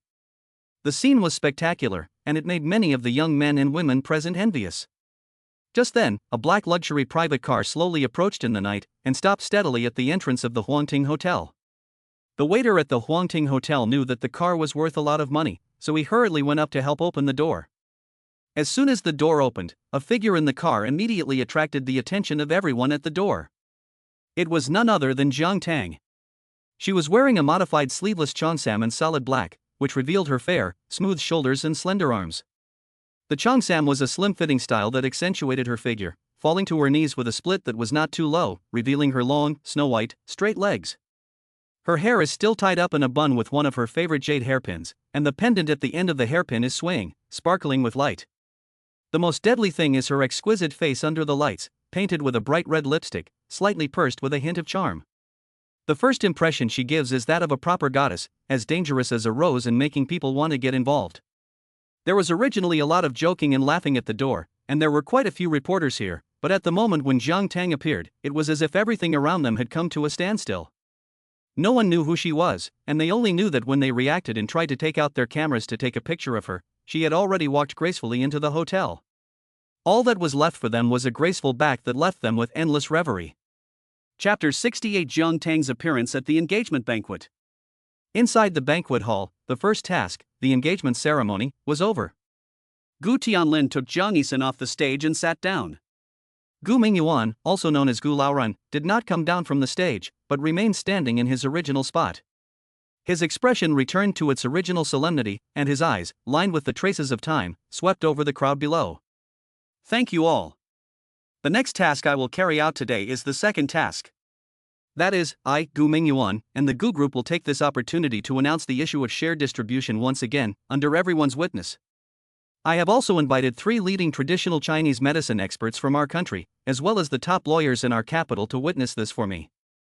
Compared to the engagement of Gu Tianlin and Jiang Yixin, many people present from the Gu and Jiang families were even more looking forward to and nervous about this part. After all, it concerns their exact interests.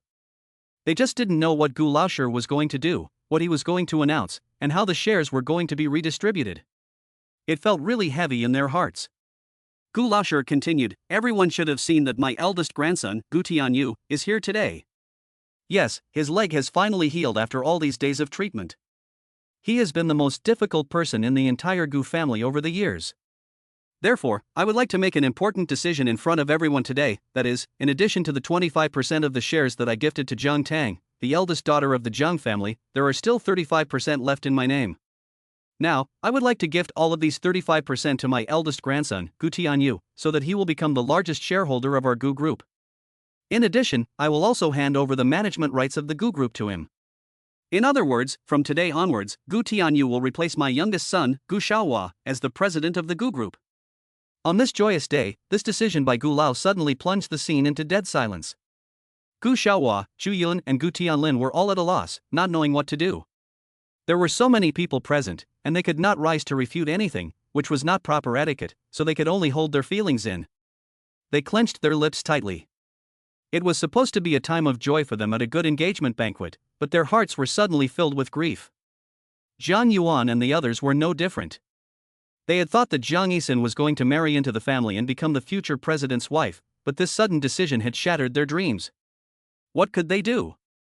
With everyone watching, they could only swallow their anger and listen to the next announcement about how the 25% gift to Jiang Tang would be distributed. Jang Nan, who had not returned to the capital for several years, leaned over to Jiang Yixin and said, which dashed to the ground, this old Jiang cannot help but spit blood in anger. Jiang Yixin has been a bigger green tea drinker than her mother since she was a child, so she must be crying for her mother now. Serves you right. Jiang Yu glared at him and signaled him to keep his voice down, as Jiang Yi'an was nearby. Jiang Yu didn't quite understand why Jiang Nan didn't like Jiang Yixin, not since she was a child, even though she was so sensible and well-behaved. Chu Yan on the other side was also enjoying the show. Lu Wanyu lamented that Mr. Gu was unfair, but Chu Yan said that the older generation was still the most experienced, but Gu Tianyu should also be a tough character, and it was estimated that he had not slacked off during the years he had been in bed.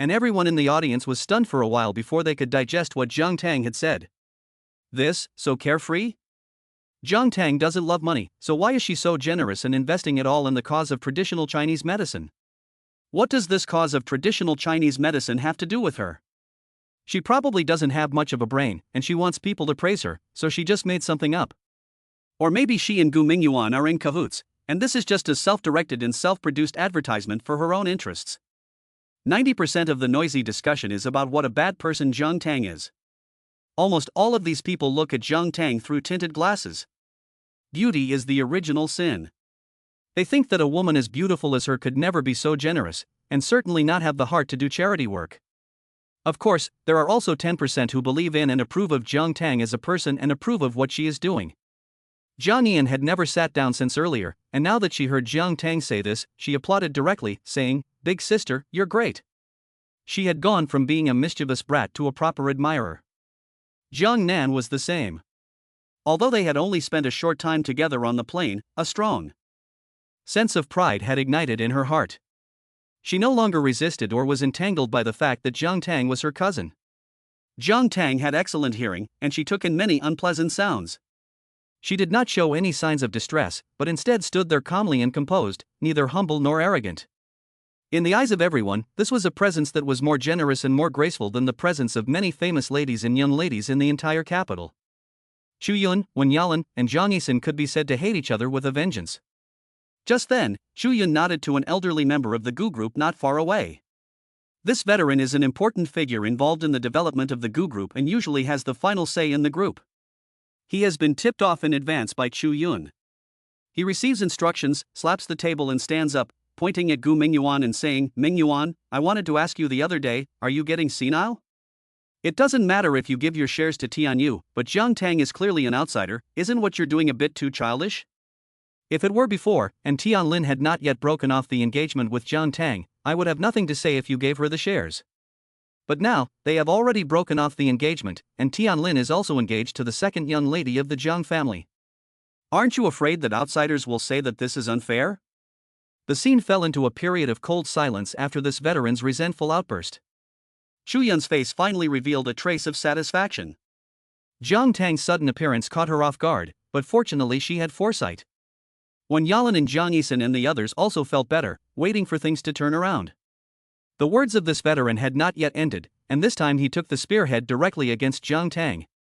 "Since ancient times, beauty has misled people. I think it was you who bewitched Gu Mingyuan and made him willingly give you the shares.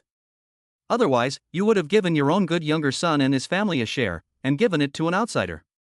Or an outsider who dropped out of school at a young age and is nothing. If you have any face, you should give the shares back to the Gu group." His tone became more and more severe with each sentence, and someone in the crowd whispered that this might not be very nice to a young lady. Jang Nan couldn't hold back any longer and stood up directly. Before he retired, he was a straightforward presence in the entertainment industry, and he wanted to scold this old man for Jiang Tang. However, before he could stand up straight, Jiang Tang slowly spoke, his voice indifferent. "It was Mrs. Gu Chuyun who told you to do this, wasn't it? Ha? You just can't stand to see others do well? Don't let people use you as a pawn." His reckless attitude and arrogance made those who secretly supported her take a cold breath. "What are you talking about?" The old man began to stammer. He didn't expect Jiang Tang to guess right away when he spoke. Chu Yun also had a miserable expression on her face. She had clearly communicated very secretly, and no one knew about it at all. How come this Jiang Tang just... She comforted herself mentally that it was just a coincidence. But who knew that the next moment, Gu Tianyu, who had been silent, got up from his seat and quickly walked to the stage with steady steps. Standing next to Jiang Tang, he picked up the microphone. "These 25% of the Gu shares really belong to Miss Jiang Tang. Because I have had paralyzed legs for 20 years, and Miss Jiang Tang cured me. Who can understand what it's like to lie in bed like a useless person for so many years? Miss Jiang Tang is my savior, so don't say 25% of the shares, even if I give her the entire Gu group, I don't think it's too much." Gu Tianyu's words were sonorous. Standing there, he was imposing. Apart from being a little pale, his appearance and temperament were considered to be of the superior kind in the capital. If you look closely, if Gu Tianyu could be a little more masculine, Jiang Tang, who was standing next to him, would go quite well with him.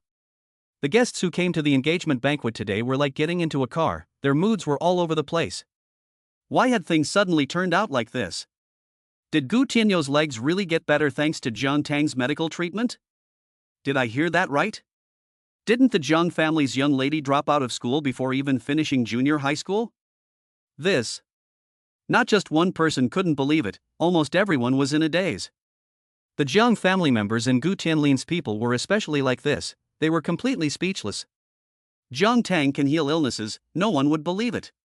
But it is the truth. In the far corner, He Xiaoting, who originally didn't want to come to this engagement banquet, saw that he felt compelled to say something for his sister's savior, and also stood up. He always speaks loudly, almost shouting, so many people discussing a girl's face? The Jiang family's eldest daughter really knows how to heal. My sister gave birth on the plane and Miss Jiang Tang delivered the baby. She is not only Gu Tianyou's savior, but also our He family's savior. Boo, bang. Jiang Yue, who had been looking for someone to deliver He Xiaoyan's baby, suddenly went blank, staring straight at Jiang Tang, who was radiating dazzling light. If Gu Tianyou's words had made everyone half believe, then He Xiaoting's words added another half of credibility to this half belief. Everyone present knew that he was Chu Zhou's good friend. The Jiang family and Gu Tianlin and the others sank into despair, at a loss for what to do. In particular, Jiang Yuan and Jiang Shihang began to feel a lot of unease and regret. If they had known that Jiang Tang had this ability, perhaps they would not have come up with those schemes in the first place. Jiang Yixin and Wen Yalan hated Jiang Tang extremely, and stared at her, who stood calmly next to Gu Tianyu, with hatred. Why is it that not only had Jiang Tang not died, but she had also made so many people speak up for her? However, that was not enough, and an even more shocking scene unfolded.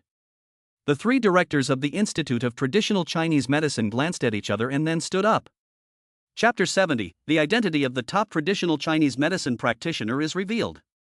Bullying their young brats from the Institute of Traditional Chinese Medicine, they also wanted to see if the three old guys would agree. With anger all over their faces, the three of them walked onto the stage together, looking spirited. Director Mu Fu, in particular, was so dissatisfied that he directly took the microphone from Gu Mingyuan's hands. No one knew what the three of them were going to do, and everyone, who was already confused, became even more so. All they could say was that their hearts had been on a roller coaster today, going up and down as they came here to attend this engagement banquet. They had just settled down a little when they faced another steep decline. Everyone's gaze never left the big stage. Jiang Shihang began to break out in a cold sweat when the three men came on stage. His voice trembled as he said, "Dad, are these three gods coming on stage to speak for Jiang Tang as well?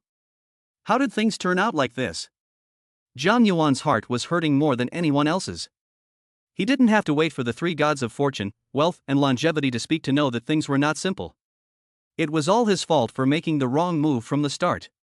Sure enough, as soon as he thought it, Mu Fu loudly told the crowd, "Who just said that our Jiang Tang is uneducated and only has a junior high school level of knowledge? Come up here." Mu Fu was already quite old and a famous master, so he didn't care about being polite. He took his revenge in the most spectacular way. With one hand on his hip and the microphone in the other, he said with all his might, "I, Mu Fu, will tell you that Jiang Tang, who you have been talking about behind her back, is the honorary president of our Chinese Academy of Traditional Chinese Medicine. She is the successor of traditional Chinese medicine, and is also a supreme top-level Chinese medicine practitioner who can save lives and heal the sick. If I see you slander her again, I will sue you every time." Yes. The other two vice presidents echoed in unison. That attitude, that guy, is exactly the way a protective parent would act. Even Jiang Tang couldn't help but raise an eyebrow and curve her lips. These old guys, it was not in vain that she had decided to join the research institute. Coincidentally, this expression was captured by Chu Yan, who playfully rubbed his index finger against his thin lips, and the lust in his eyes became more and more intense. Thinking to herself, the president of the Institute of Traditional Chinese Medicine is interesting. He is good-looking and talented, and he is just right for her. She also felt that Luo Wanyu was right, that men really like this type. Of course, there is one strange exception, and that is Chu Zhou. One after the other, the information output exploded the entire audience, and everyone was left dizzy. It was hard to accept. Some people couldn't help but start talking again, and they wanted someone to slap them to wake them up, because they couldn't digest such heavy news for a while. Me too. In other words, Jiang Tang, the eldest daughter of the Jiang family, has been pretending to be a pig while eating the tiger all along. She is not as uneducated as the rumors say, but a true talent. She's more than just a talent. Nowadays, if you know traditional Chinese medicine and are young enough to know it, and if the three gods of fortune, wealth, and longevity support you, you're definitely a major figure. I think you're right. Otherwise, Gu Tianyu has been paralyzed for so many years, and he has seen so many doctors who can't cure him, but he was cured by Jiang Tang. My god, what kind of person is she? She's not only good-looking and amazing, but also low-key. If I had that kind of ability, I would brag about it. I don't think the Jiang family even knows about her identity. Look at the faces of those few of them, they're as white as a sheet. I also suspect that Gu Tianlin of the Gu family may regret breaking off the engagement with Jiang Tang. Everyone is entitled to their own opinion. But you're right on the money, Gu Tianlin does regret it. He's damned for missing out on such an attractive and high-status fiancée. Not only him, but also Chu Yun, who thought to herself that if she had been nicer to Jiang Tang at the beginning and insisted on fulfilling the marriage contract, the ending would definitely have been very different. The Jiang family's faces grew increasingly ugly. God knows what ridiculous things they had done. On the stage, Gu Mingyuan saw that things were almost over, so he gave a light cough, thanked everyone, and if there was no objection, both tasks would be over. We have wasted everyone's time, so the Gu family has prepared some light wine and delicacies, and we invite everyone to eat and drink well. After saying this, Gu Tianyu and Gu Mingyuan acted like the hosts they were supposed to be, and made a gesture of invitation to the three deans of the Fu Lushou Academy and Jiang Tang, who were still on stage. The standing time was a little longer than Jiang Tang had expected, and he walked off the stage at a brisk pace. Gu Tianyu saw that she was walking a little fast, and called out to her from behind her back, "Miss Jiang, I heard from Mr. Shin that you can hold your drink well. How about a drink?" Jiang Tang turned her head, gave a faint smile, and said no, there are still important things to do, next time. Gu Tianyu nodded, and saw her continue forward, walking among the countless pairs of eager gazes to the table where the Jiang and Gu families were seated. It was rare to see such a beaming smile in front of the Jiang family. Pointing to the empty seat between Wen Yalan and Jiang Yixin, her gaze met Jiang Yuan's. "Grandpa, can I sit here?" Jiang Yuan looked up at her, flustered, and tried to pull a kind smile. "Family, of course, hurry up and sit down." "Thank you." Jiang Tang answered and pulled the stool out, sitting down gracefully. Jiang Yixin twisted her body uncomfortably towards Gu Tianlin, feeling bad all over. The waiters successively served the exquisite dishes and wine for the dinner. Everyone at the table had seen the world and eaten all kinds of delicacies, so they didn't care what they ate. Jiang Tang sat among this group of people who were trying every means to plot against her and kill her, and she ate on her own. Jiang Shihang thought that while Jiang Tang was sitting there with them, he would see if he could salvage something. After taking a sip of wine to embolden himself, he spoke up, Tang, you told me before that you came to Beijing to work, but I didn't expect that the work you were referring to was at the Institute of Traditional Chinese Medicine. You kid, you're quite good at joking. This is no part-time job, this is obviously a legacy." Jiang Tang heard someone talking to her, and she was particularly good at table manners, neatly placing her chopsticks down and stopping the chewing action in her mouth. "I'm not joking, I didn't start the Institute of Traditional Chinese Medicine, I'm just a wage earner." The other people at the table couldn't refute what was going on. What was going on was the sudden awkward atmosphere at the table. Jiang Shihang in particular gave Wen Yalan, who was more adept at social interactions, a wink. Wen Yalan understood, and said to Jiang Tang, "My boy, you've treated us like outsiders. You should have told us from the start that you're so amazing. So that we could have had some fun too." Wen Yalan acted very affectionate, and from the outside it looked like they had a good relationship.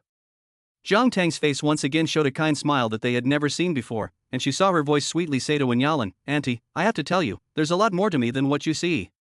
For example, I can also read faces." "Really?" Wen Yalan smiled and nodded in agreement. Jiang Tang nodded confidently and said, "Yes, and it's very accurate. For example, you have black hair on your forehead, and I think today is definitely the end of your luck.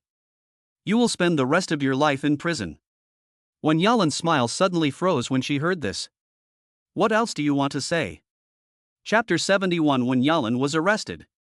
It was another thrilling scene. When many people saw this, their hands, which were about to pick up food, hung in midair. What was going on?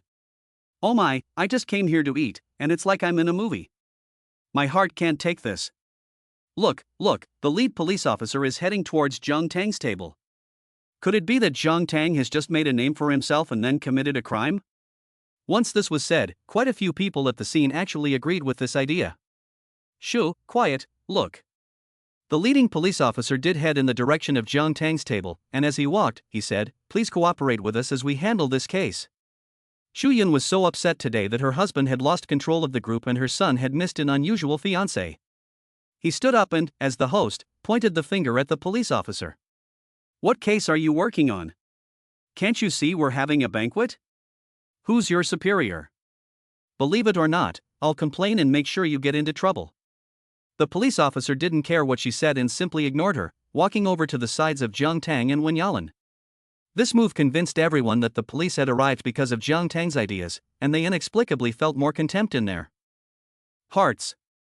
However, the next moment, the police officer took out an arrest warrant and placed it in front of Wen Yalan, saying in a businesslike manner, Ms. Wen Yalan, after investigation, you are the mastermind behind a murder case, and you are now under arrest. When the officer finished speaking, the noise and commotion began again. Everyone experienced the feeling of a roller coaster ride once again. Jiang Yixin, who was supposed to be the protagonist of the day, hurriedly got up from her seat. Not the police officer, today is my engagement banquet, what are you doing? Is there a mistake? How could my mother be the mastermind behind a murder? She said this, but in fact, she had no idea at all. She was just trying to save face for herself and the Jiang family. The police officer fixed his gaze on the already stiff Wen Yalan. If there is a mistake, you have to ask Ms. Wen Yalan. Your assistant, Chen Dan, has already confessed everything. Please cooperate with us. Wen Yalan has been restless since she woke up today. She just thought it was because Jiang Tang's resurrection caused this situation. Unexpectedly, that was just the beginning, and the appearance of the police was the real reason for her unease. Today, so many important people from the capital have come to the scene, how can she bear it? Trying to suppress her emotions, she looked up with a seemingly aggrieved expression and said to the police officer, Officer, I have always been law-abiding and kind to others. Do you think there has really been a mistake? If this were in the past, I would definitely obey and go with you, but today I'm afraid I can't. How about I go talk to you after my daughter's engagement banquet is over? Ha!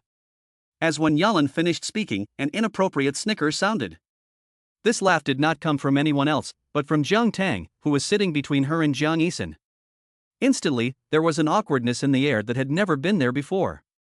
Wen Yalan's fingernails were clenching the hem of her skirt so tightly that they almost sank into her thighs.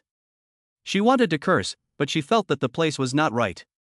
The police officers who came to the scene today all came by order of their superiors and would not give the other party face or time to delay. The police officer holding the arrest warrant angrily shouted, I don't have time to argue with you. After saying that, he turned on the recording of Wen Yalan's assistant Chen Dan admitting that they had collaborated to kill Jiang Tang's biological mother. Wen Yalan instructed me to kill Shen Yi. As soon as the recording was played, everyone understood at the same time as their scalps tingled. They didn't expect the seemingly kind and virtuous Wen Yalan to be so jealous.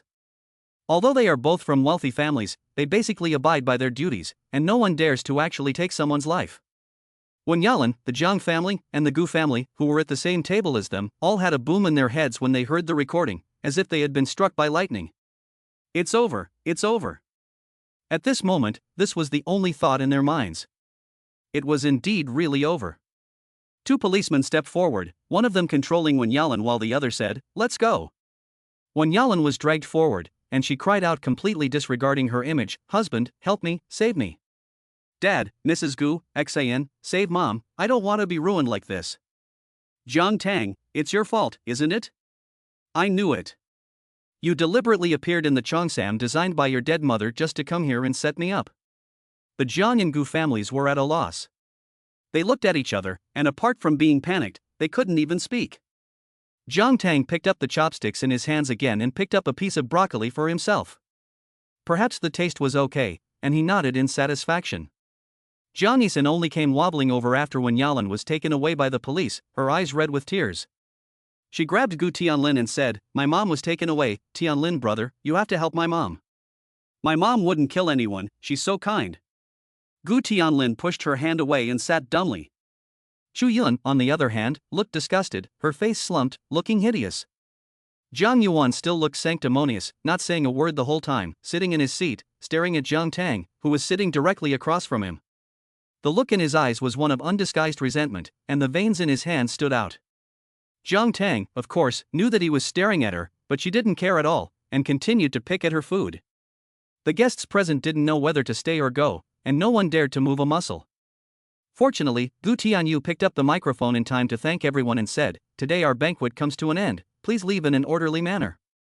Jiang Tang had been waiting for those words. She put down her chopsticks, gently wiped her mouth with a tissue, and quickly left the table.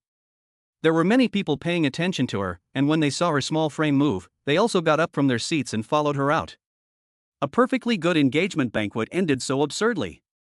Outside, the moon was bright and the stars were few. Jiang Tang was chilled by the gust of autumn wind as she walked out of the imperial court gate. Shin Songji's car was already waiting for her in the parking lot outside the hotel. As soon as he saw her figure appear, he waved her from the car window to wait where she was, and he drove over. The high heels she was wearing today were a bit high and a bit uncomfortable, so Jiang Tang let him be. Suddenly, before Shin Songji's car arrived, a low male voice came from behind, "Miss Jiang." Jiang Tang tilted her head slightly and saw a man standing next to her who actually looked a bit like Chu Zhou but not as good looking. She didn't say anything, and when they locked eyes, the man's voice came through. "My name is Chu Yan, from the Chu family in the capital. Can we get to know each other and become friends?" Chapter 72, Chu Yan strikes up a conversation with Jiang Tang. The cool breeze blew Jiang Tang's jade hairpin back and forth. The banquet hall was large, and even from that distance, Jiang Tang looked stunning. Now that he was standing right in front of her, looking at her up close, he felt that she was even more beautiful than he could ever imagine. Even Lu Wanyu, who he usually felt was comparable to many beautiful women in the entertainment industry, was not as good as Jiang Tang in his eyes. While Chu Yan was staring at Jiang Tang was also calmly surveying him. Perhaps sensing the greed in his eyes, a look of indifference came over Jiang Tang's face. There were only 2 words, and the sense of alienation instantly filled the room. However, the more Chu Yan found it challenging and the more interesting it became. His lips curled up, and he was about to say something when Shin Songji's car pulled up, and several voices sounded behind him at the same time. "Eldest sister. Jiang Tang. My cousin." Apart from them, there was also Yi Xiaoting, who was hiding in the shadows of the hotel lobby, silently watching. He was going to catch up to them and ask Jiang Tang if she needed a ride. After all, with all the commotion at the engagement banquet today, he guessed that someone might have their eye on her. Unexpectedly, as soon as they came out, they met Chu Yan harassing their family's savior. Because of his relationship with Chu Zhou, he didn't dare to go out rashly, for fear that Chu Yan would think too much and cause trouble for Jiang Tang. He also saw the abnormality in Chu Yan's expression, and knew at a glance that he had a greedy interest in Jiang Tang. Fortunately, Jiang Yu and Jang Nan came out with the others. Jang Nan saw from the inside that Chu Yan was chasing after them. When he approached, he immediately showed his stance as a brother protecting his sister, blocking in front of Jiang Tang. "Oh, President Chu, you're here too. Sorry, I have something to do with my cousin." With that, he turned around and dragged the person away. Shin Songji's car was approaching from the front and honked at them. Interrupted by so many people suddenly, Chu Yan didn't linger. He looked at Jiang Tang's back with a gloomy expression and then turned around, leaving without looking back. Jiang Tang didn't want to talk to people like Chu Yan, who had impure intentions, so the appearance of Jang Nan and the others was good, saving her from having to waste words. Seeing the man who looked a bit like Chu Zhou leave, she thanked the people next to her without hesitation. Jang Nan let go of Jiang Tang's hand with a he, scratching his head. "So, you're my cousin. I'm really sorry about what happened on the plane." "No problem," Jiang Tang replied. After the sound faded, he looked at Jiang Yi'an again, who looked a little funny with gauze still on her forehead. She didn't expect that Jiang Yi'an's mother had been taken away by the police, and she still had the heart to come out and find her. The indifference on her face dissipated a lot, and she patted his shoulder with a light smile, pointing at Shin Songji's car and saying, "I'll go first, contact me if there's anything." Other than that, she didn't say anything more, and without even glancing at Zhang Yui, she opened the car door and leaned in. Zhang Yui was a little unhappy, but when he thought about what he had said when he first met Jiang Tang, he felt quite justified. He would have done the same. The 3 of them stood at the door, looking at their car start up and disappear at the end of the road before they spoke again. Zhang Yui spoke first. As the eldest brother, he should have been more concerned about Jiang Yi'an's issues with his mother. "Yi'an, your mother." Jiang Yi'an was actually relieved.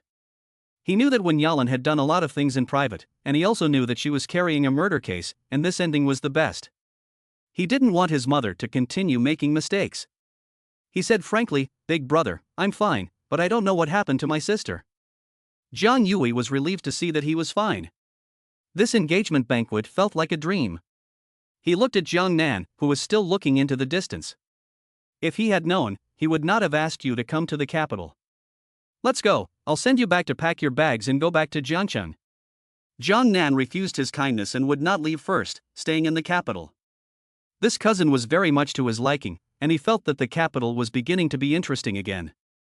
In the banquet hall, all the guests had left, and Jiang Shihang followed to the police station to deal with Wen Yalan's matter, leaving only a few people from the Gu and Jiang families. Jiang Yixin had been sitting in her seat sobbing, looking so pitiful that no one paid much attention to her at this time. Gu Lao and Gu Tianyu finished dealing with the guests and walked over from the other end. They looked at Jiang Yuan, who didn't look very well, and said, "Brother Jiang, Tianyu and I will go back first. If you still have things to do, go ahead. Xiaohua, Xu Yun, and Tianlin, you stay here and keep your in-laws company." Xu Yun refused. Seeing that all the guests had left, she didn't care what happened and blurted out what she was thinking. She said, "Dad, the engagement between Tianlin and Jiang Yi'an today doesn't count. It's gotten to this state, this is no engagement banquet, it's even more inauspicious than someone having a funeral. This marriage must be dissolved, otherwise Wen Yalan's actions will affect their family's Tianlin for the rest of his life." What kind of thing is this? Chu Yun doesn't want to be a daughter-in-law with a mother who is a murderer. Mom! Gu Tianlin hurriedly called out to Chu Yun, even though he felt bad inside and regretted breaking off this marriage with Jiang Tang in the first place. But he also felt that he could not be so heartless at a time like this, and that if he said anything, he would definitely be criticized by the world. But Chu Yun was determined. "I am not just a member of the Gu family, I am also the daughter of the Chu family, one of the top families in the capital. I, Chu Yun, do not need a daughter-in-law who is both talented and beautiful, but she must come from a family with a clean reputation." Wen Yalan is a murderer, so what clean reputation? Jiang Yixin cried even more fiercely. "Mrs. Gu, don't push it too far, our Jiang family has not fallen yet." Jiang Yuan finally spoke. "Today, the Jiang family has lost face, but it has not reached the point where the engagement needs to be broken off just after it was arranged." He turned to look at Gu Lao, Ming Yuan, "Do you really want to be so heartless and unjust?" Mr. Gu sighed, "Brother Jiang, you should know how I, Gu Ming Yuan, am. Of course I will keep my word about the engagement, but please also take care of your family's affairs." The latter sentence felt like he was distancing himself from the relationship, implying that whether your family does well or badly in the future has little to do with our family. Jiang Yuan felt a little better with his words, and as for Wen Yalan, let's just take it one step at a time. "Dad." Xu Yun was anxious. "How could you be like this? Even if Xiaohua lost his management rights, it's still unfair that Tianlin's life is like this now. Are you being too biased towards Tianyu?" Gu Mingyuan raised his voice to overpower her, with an order in his tone. "That's it." After saying that, he left the spot one step ahead of Gu Tianyu, leaving Chu Yun to continue shouting, "Dad, it's not fair, it's not fair." Seeing that he didn't respond, she turned her spearhead on Gu Tianyu again. "Are you satisfied? I want to see how you're going to run a listed company after lying in bed for so many years." Gu Tianyu shook his head, with a cold smile at the corner of his mouth. In a voice only Chu Yun could hear, he said, "Auntie, Grandpa is old. I hope you won't disturb him. Otherwise, I can't guarantee that I won't reveal the evidence of how you disabled me back then." Chu Yun's eyes widened upon hearing this, and she muttered, "Impossible, impossible. This happened so many years ago, and it was obviously kept secret from everyone." Suddenly, she thought of something, and she looked at Jiang Yixin and Jiang Yuan. "It's you, Jiang Tang of the Jiang family, right? She practices Chinese medicine, and she's the one who meddled and found out, isn't she?" Jiang Yuan saw all of this in his eyes, regulating his breathing, and said to himself, "Jiang Tang, why do you have to be so ruthless?" What he didn't know was that this thought of his was so selfish, and it was obvious that he was the one who was being ruthless. Chapter 73, You Are Doubting My Judgment. Shin Songji's car had already pulled away from the Imperial Court Hotel. He gripped the steering wheel and looked at Jiang Tang, who was sitting in the back seat, through the rearview mirror. The murderer of Shin Yi's aunt had finally been found. "Tang, can we say that this matter has come to an end?" Jiang Tang looked out the window and tapped his finger lightly on the window frame. Jiang Yuan looked at me with a reproachful expression in his eyes. "He is not going to let this go. TSK. Shin Songji said discontentedly, "This old man really is old and doesn't know when to stop. He arranged for an assassin last time, is he planning to do the same again this time?" Jiang Tang continued tapping on the windowsill. I won't let him have this opportunity. He and Jiang Shiheng both contributed to my mother's death. Good and evil have their rewards, and the time has come, so let's do it together. Okay. Shen Songji gave his full support to Jiang Tang. After this is done, let's go back to Jiangchun. My father is hearing about your search for a man and is going crazy. Ha! Jiang Tang heard this and was speechless. I did tell him that I have a man I like. Why is he still like this? You know him, he's stubborn. Jiang Tang put a hand on her forehead, and when she mentioned a man, she thought of Chu Zhou, who she hadn't contacted in a few days. She wondered how he was doing. Thinking about this, she, being the action-oriented type, took out her phone and sent him a message. Mr. Chu, I'm back in the capital. Is this a convenient time? I'd like to examine your body again. She also attached a raised eyebrow emoticon to the end of the text, looking frivolous and flirtatious, as if she were teasing Chu Zhou. Shen Songji's words rang again, reminding Jiang Tang, you've appeared in public today, so in the future, your path in the capital may not be as smooth as before. Be prepared. Especially now that there are so many idle people, you have to be careful in everything. And also, the main point is, just now in the car I saw Chu Yan, who was chatting with you. He is Chu Zhou's third uncle, and this person is not a good guy, so after today, you have to be careful of him. Jiang Tang had long been prepared for this. Okay, understood. Chu Zhou saw the message Jiang Tang sent him half an hour later. After a few days of recuperation, his body had recovered as before, and he was still as arrogant as ever. He glanced at it and then placed his phone on the table and ignored it. He Xiaoting did not go home after leaving the Huangting Hotel, but instead came directly to Tangyuan to find Chu Zhou. Dao Liguan was also there, and the several of them were all staring at the TV in front of them. The TV was showing news about today's engagement banquet between the Gu and Jiang families, as well as reports on the true identity of Jiang Tang, the eldest daughter of the Jiang family. The engagement banquet was barely mentioned, and the bulk of the coverage was devoted to Jiang Tang. She was described as the most beautiful Chinese medicine practitioner in the country. She was also the president of the Chinese Medicine Research Institute. The news also reported that the uneducated eldest daughter of the Jiang family had suddenly become a world-renowned Chinese medicine practitioner. The three great masters of traditional Chinese medicine in the country, Fu, Lu and Shou, unconditionally support Jiang Tang, the eldest daughter of the Jiang family, as does the president of the He Group. Jiang Tang could obviously rely on her looks to get anywhere, but she deliberately relies on her abilities to make her way in the world. Gu Tianlin has missed out on Jiang Tang, his former fiancée who was both beautiful and talented, and now he has to deal with Jiang Yixin, whose mother has been involved in a murder case. He is crying himself to sleep in the toilet right now. There were many topics of discussion, which were all being discussed on TV. Some even compared her to Lu Wanyu, a Western medicine general practitioner. I don't know who is better, Jiang Tang or Lu Wanyu. Upstairs, needless to say, it must be Lu Wanyu. TCM practitioners these days are all frauds. It depends on the person. If it's the three deans of fortune, wealth and longevity, I don't doubt them at all. After all, their qualifications are there, and TCM is becoming more and more popular with age. But I still have my doubts about Jiang Tang. He's so young. Agreed. As the discussion continued, it seemed to gradually take a wrong turn, and a large number of people began to doubt the level of traditional Chinese medicine of Jiang Tang, the president of the Institute of Traditional Chinese Medicine. Until, a reporter appeared at the door of the Institute of Traditional Chinese Medicine at this point in time to conduct a live link. In the picture, he was interviewing Dean Mu Fu, who had returned from the engagement banquet. Reporter, Mu Yuan, and the identity of the president of the Jiang Tang Traditional Chinese Medicine Research Institute have been exposed, and a large number of netizens discussing traditional Chinese medicine and Western medicine have appeared on the internet. The general issues discussed include whether traditional Chinese medicine is better or Western medicine is better. At present, it seems that most netizens believe that the times are changing, and traditional Chinese medicine does not have an advantage. In other words, the vast majority of netizens support Western medicine. Another issue is that Jiang Tang is very young, which completely contradicts the fact that traditional Chinese medicine practitioners should become more and more popular as they get older. Finally, a small number of netizens are concerned about the previously rumored educational background of Jiang Tang. They feel that she has not even graduated from junior high school, and that it is unlikely that she is qualified to take on the role of president of the TCM Research Institute, which could damage the reputation of our institute. What is your opinion on this? Do you have anything to tell our netizens? President Mufu listened very carefully to the reporter's question, and then gave the audience and netizens a sneer in front of the camera. He spoke with extreme arrogance, "Are you doubting my judgment?" Reporter, this.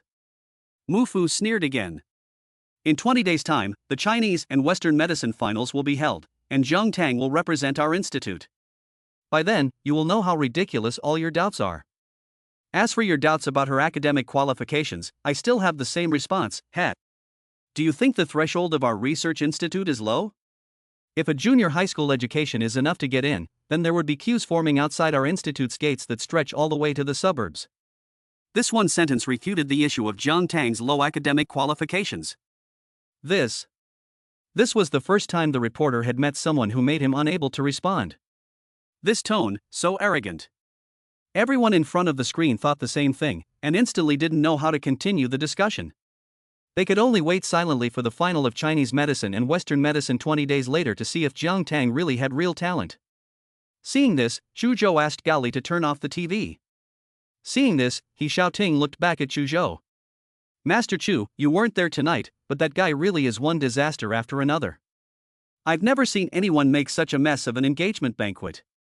Of course, none of that is the point. The point is that after today's exposure, no one in the capital will not know Miss Jiang. I already heard a lot of young masters at the scene wanting to get to know her, acting stupidly and with impure thoughts. I think that Miss Jiang is probably going to be on the minds of a lot of men this time. As he said these words, Gao Li and Gao Liang kept observing the expression on Chu Zhou's face, trying to find a hint of nervousness in it, but there was none. After a while, they heard a comment come out of Chu Zhou's mouth, "Dressed like that, who wouldn't be thinking about her?" Chapter 74, What a good girl from a good family is wearing so little. Chu Zhou had already had this thought when she saw Jiang Tang in the video.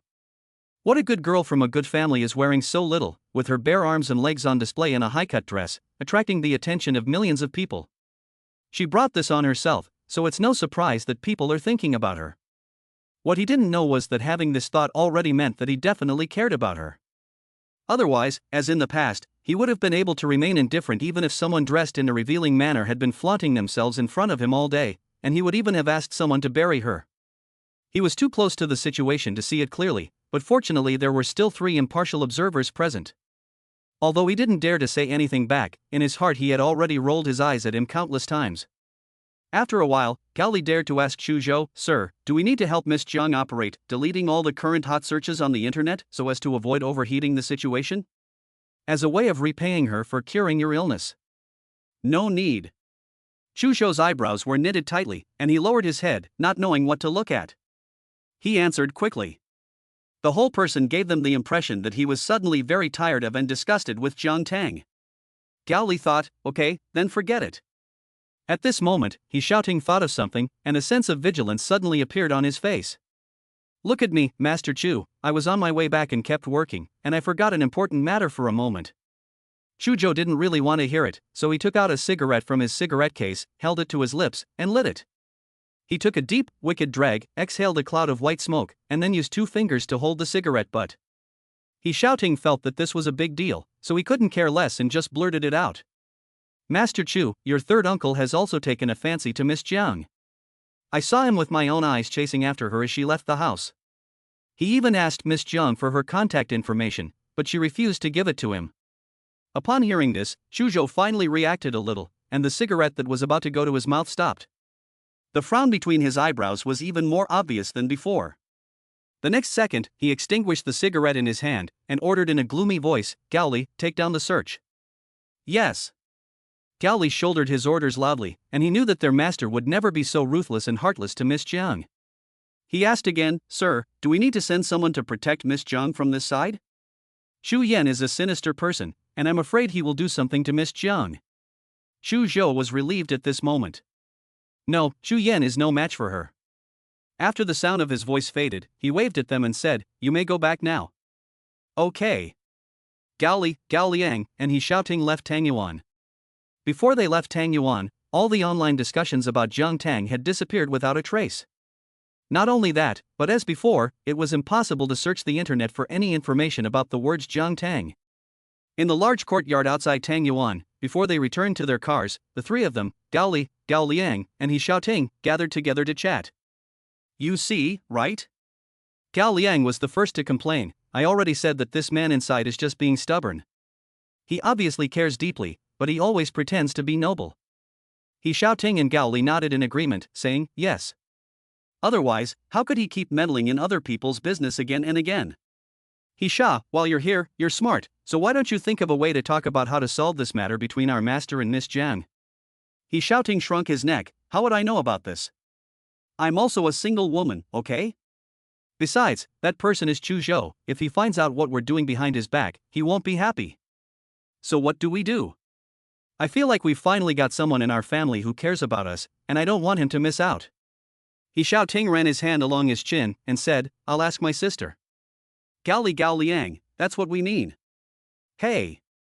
Aren't you afraid that my sister's kidneys will also be affected?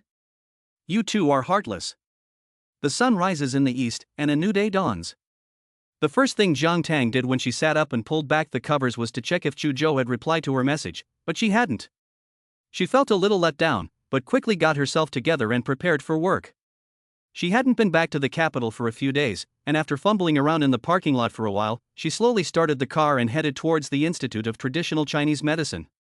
After making a public appearance last night, Jiang Tang was prepared to face new challenges. She just didn't expect this challenge to come so quickly. As soon as she arrived at the research institute, she saw an unexpected guest waiting for her at the door. It was actually Gu Tianlin. She ignored everyone and prepared to drive her car into the compound. However, Gu Tianlin had some courage and, as if he wasn't afraid of death, he blocked the entire front of her car. Jiang Tang had no choice but to step on the brakes. It was unclear whether she had done it on purpose, but she had not applied the brakes in time, causing Gu Tianlin to take 2 steps back and fall to the ground.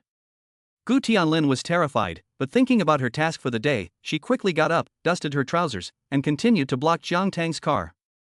Jiang Tang did not get out of the car, but pressed the horn as loud as he could. The security guard at the research institute heard the noise and came out from the gatehouse. Seeing that the car was Jiang Tang's, he walked over in 2 or 3 steps. Jiang Tang slid down the window, and the security guard, after taking a look at the well-dressed Gu Tianlin, asked, President Jiang, good morning, what is this? Get rid of it. Jiang Tang tilted his chin slightly and spoke concisely. The security guard understood and came forward to drive the person away like swatting a fly. Walking, this is not the place you should be. Gu Tianlin explained, no, I need to see her about something. He shouted, Jiang Tang, let's talk. Just give me 5 minutes, what I have to say is very important. I'll leave after we talk. Otherwise, I'll come here every day to catch you. Jiang Tang snorted coldly. She was curious to hear what this mama's boy could say. He lifted his chin again, signaling the security guard to let the man go. The security guard heard the command and gave Gu Tianlin a place to stand, signaling him to step forward a few paces, but not letting him get too close. At a distance of roughly 1 meter from Jiang Tang's car window, he leaned down slightly and stammered, I won't say anything else. Jiang Tang gave him an impatient look. Gu Tianlin really felt that she would do what she said, and he was afraid of missing the opportunity, so he blurted out, did you appear at my engagement banquet yesterday because you wanted to take revenge on me for breaking off the engagement with you? If so, as long as you say it, I can immediately ask Xian'er to return the engagement to you. We can continue with the previous marriage contract. Jiang Tang's identity was revealed last night, which kept him up all night. He regretted it and racked his brains for a way to win her back. Unexpectedly, he couldn't sleep again, so he came to the Institute of Traditional Chinese Medicine early in the morning to wait for her, thinking that he could move her with practical actions. Jiang Tang's eyebrows were almost twisted into a twist. The courtyard next door refused to admit you because they thought you were too sick. As everyone knows, next to the Institute of Traditional Chinese Medicine is the most famous Qingshan Psychiatric Hospital in the capital. Chapter 75, You Are a Scourge in the Capital. Feeling that even talking to him for a few more words would affect his intelligence, he slammed on the accelerator and the car left with a whoosh like a sharp sword. Gu Tianlin was left standing in the same place, dumbfounded. No, Jiang Tang. Seeing that Jiang Tang not only ignored him, but also looked so disgusted, the security guard's attitude suddenly soured. No, she's my ex-fiancée. Forget it. The security guard pushed the person forward and hurriedly closed the iron-barred gate, blocking it tightly. Gu Tianlin began to become exasperated. It was a main road outside, with cars coming and going. He didn't dare to stay for long, for fear of meeting acquaintances and being embarrassed. After seemingly cursing and swearing, he quickly drove away. His expression when leaving was very unwilling, and it seemed that he would not give up so easily. As soon as he left, a figure came out of the cafe opposite the Institute of Traditional Chinese Medicine. It was Jiang Yixin. Last night was the first night of her engagement to Gu Tianlin, so even though something happened to Wen Yalan's side, they still spent the night together. Unexpectedly, early in the morning, Gu Tianlin sneaked out of bed. Seeing this, she followed out of caution. The more she followed, the more suspicious she became. When they arrived at their destination, she finally understood why Gu Tianlin was so impatient early in the morning. It turned out that he was here to see Jiang Tang. Jiang Tang. Jiang Yixin stood at the entrance to the coffee shop, her fingers clenched into fists, her new manicure almost sinking into the palm of her hand. For a few seconds, she gritted her teeth at the door of the research institute. Jiang Tang, you forced me to do this. The university semester started a few days ago, and she was originally selected by everyone as the new campus queen. After last night's engagement banquet, the word campus queen was posted on the university forum so many times that it became a complete joke. It was said that Jiang Yixin was a joke from beginning to end. It was said that she was the daughter of a murderer and was not worthy of being the campus queen. Many announcements and endorsements were also cancelled one after the other last night because of her mother's situation. How could she bear it? Jiang Tang's appearance has brought too many changes to her, and everything was obviously going so well before. Now, everything has changed. Even her fiancé, who had just gotten engaged, couldn't wait to come over and stop her. From the look of it, you don't have to think to know that he was begging for a reunion. Bitch, everyone is the same bitch. She cursed, put on her sunglasses, and turned around to leave. At this time, the Jiang family was in a complete mess. Jiang Shiheng spent last night at the police station and only now returned home with a greasy head. Jiang Yuan was sitting in the dining room. When he saw him return, he put down the teacup in his hand. What's up? Jiang Shiheng sat down, didn't speak at first, and drank water in large gulps. After finishing, he sighed with relief. There's no way out. All the evidence is complete, and someone is supervising from behind the scenes. I guess that's it. Dad, do you think the person behind this might be Jiang Tang? Jiang Yuan's face visibly darkened upon hearing this. At this stage, there is no one else but her. She is avenging her mother Wen E. Wen Yalan is going in now, and next it will be me or you. The reason why he said this is mainly because in the interest of the Jiang family, Jiang Shiheng had Wen E as his wife and Jiang Tang as his daughter, and he took advantage of Wen Yalan's admiration for Jiang Shiheng to force Wen E away. In other words, all this karma has to do with him, Jiang Yuan. Jiang Shiheng froze in his seat. So there really is no way out for our family? Jiang Yuan covered his face with his hands. What way out could there be? Your daughter, Jiang Tang, is unfathomable. 15 assassins went in and never came back, but she not only returned alive, she also became the president of the Institute of Traditional Chinese Medicine. She cured Gu Tianyou's legs, and she is the He family's savior. Behind her stand people who cannot be offended or approached, so there is no way to back down. She is like a bottomless pit, and there is a possibility that there are people behind her that we cannot control. So, from the beginning, we were wrong, completely wrong. Last night, I called the master, and he told me it was too late, everything was too late. Jiang Shiheng choked and coughed, and his whole body was covered in cold sweat. Just then, his assistant called. He hesitated for a long time before answering, but once he did, it was like his world was collapsing all over again. President Jiang, I don't know who reported us to the authorities, but now there are a lot of inspectors from the group here. Also, more and more partner companies are canceling their cooperation with us. You know that our business situation has long been unstable, so I'm afraid our Jiang group won't last more than a few days. It really can't last. There have been issues for a long time. Many of the group's accounts are fake. No matter how hard we try to fix them, it's all in vain. However, soon afterwards, the news that the Jiang group was going bankrupt spread like wildfire. Jiang Tang glanced at it before leaving work, and he felt quite good as he carried his bag and drove home. It was just that the Jiang family was like a ghost that wouldn't go away. As soon as the car returned to the entrance of Binjiang Meishu, before it even reached the underground parking lot, it was suddenly blocked by Jiang Yixin in front of it. When Jiang Tang saw this, he didn't look as disgusted as he had when he saw Gu Tianlin in the morning.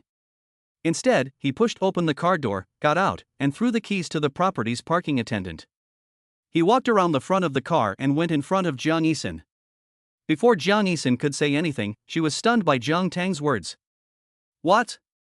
This morning, when I saw your fiancé come looking for you in the shadows, it made me feel uncomfortable. Now you're looking for someone to take it out on? Who? Who was hiding in the shadows? Jiang Yi'an stammered. She clearly hid really well this morning, and Gu Tianlin didn't even know about it. They even had lunch together at noon. How did Jiang Tang see her? No, I can't admit it. Act casual, don't talk nonsense. Jiang Tang arched her lips, so don't feel guilty. Jiang Yi'an. I don't want to argue with her, and I haven't forgotten the reason I came here. After taking a deep breath, Jiang Tang, what conditions do you need before you'll leave the capital? I know you don't lack money, but if you ask, I'll try my best to satisfy you, except for Gu Tianlin. Upon hearing Gu Tianlin's name, Jiang Tang smiled, a disdainful smile. Gu Tianlin, you're overestimating him. Don't worry, you're a perfect match for him, no one can take you away. As for the capital, I'm not leaving anytime soon. You have to go. Jiang Yi'an raised her voice, her suppressed bad mood from the whole day finally revealed. You're a scourge in the capital. You got my mother sent to prison, you made my future mother-in-law dislike me even before we got married, you're going to bankrupt the Jiang family, you're going to make me the laughingstock wherever I go, you have to go even if you don't want to. Jiang Yi'an said, and she took a step forward and tried to push Jiang Tang. She was letting out her anger, and she didn't care about her image anymore, she pounced on Jiang Tang like a street shrew. Seeing that she was about to touch him, Jiang Tang sidestepped, and Jiang Yi'an, unable to stand steadily, fell to the ground as she fell forward. She was even more disheveled. Jiang Tang looked at her back and shook his head lightly, not wanting to continue the fight. He turned around and was about to leave. But Jiang Yi'an could not let it go. She had come to find Jiang Tang with a strong sense of purpose. She turned her head and looked at his departing back, and took out a bottle of sulfuric acid she had prepared beforehand from her bag. Chapter 76 Jiang Yi'an threw sulfuric acid, and Chu Zhou appeared in time. Bitch, I told you it was you who forced me. She muttered, and her delicate hands supported themselves on the ground with difficulty. After getting up, she walked towards the back of Jiang Tang. Jiang Tang's perception ability was already stronger than others, and she, who had been immersed in Chinese medicine for many years, could even smell the faint smell of sulfuric acid from a distance. Seeing that she was about to walk to the gate of the community, she suddenly turned around when she knew that danger was imminent. She wanted to kick Jiang Yi'an away with one kick. However, she didn't even need to do anything, because as soon as she had turned completely around, she saw a human wall in front of her, which kicked Jiang Yi'an away and sent her tumbling far away. The appearance of this human wall caused Jiang Tang's originally very serious and cold face to suddenly change, becoming curved eyebrows, like a crescent moon in the sky. She took a step forward and reached out to grab the two corners of the back of the human wall's clothes. She remembered the smell clearly, and her tone was full of surprise when she spoke. Chu Zhou, why are you here? Thank goodness you're here, or else I would have been bullied. Thank you for saving me. Chu Zhou, who had her clothes tightly grasped by the two hems. If he hadn't seen her skills before, he would have really believed her. He coughed lightly and said, "Stop pulling, you'll tear the clothes." The main thing was that she was leaning almost her entire body against his back, preventing him from taking a step forward. I'm scared. Jiang Tang's trembling voice came. She had finally caught him, so how could she just let him go? Chu Zhou once again. Let go. He ordered. Oh, okay. Jiang Tang obediently let go and continued standing in the same place. Chu Zhou felt the hem of his clothes loosen, so he hurriedly took 2 steps forward, feeling like there was a sense of impending doom behind him. Then, he signaled Gao Li Gaoliang to deal with Jiang Yi'an. Jiang Yi'an was kicked by Chu Zhou, a regularly trained adult man, and not only did she fly out, the bottle of sulfuric acid that had been prepared beforehand also fell to the ground and turned into a puddle of foam. For a moment, she was in a state of blank consciousness, until Gao Li dragged the person up from the ground and glanced at Chu Zhou's figure through the light at the entrance of Binjiang Meishu. At this moment, while she was in pain all over her body, it was as if she had been splashed with bucket after bucket of cold water, and she truly experienced what it meant to have a heart of ashes. She never would have guessed that Jiang Tang and Chu Zhou knew each other. Nor would she have guessed that the aloof and arrogant Buddha would intervene on Jiang Tang's behalf. No wonder the assassins her grandfather and mother sent to Jiangcheng were unable to kill her. It turns out that Chu Zhou has been backing her up for a long time. And all the things that have happened over the past few days, I'm afraid they're all related to Chu Zhou. She hates and envies him so much, but what can she do? The one backing her up is none other than Chu Zhou. Ha ha ha ha.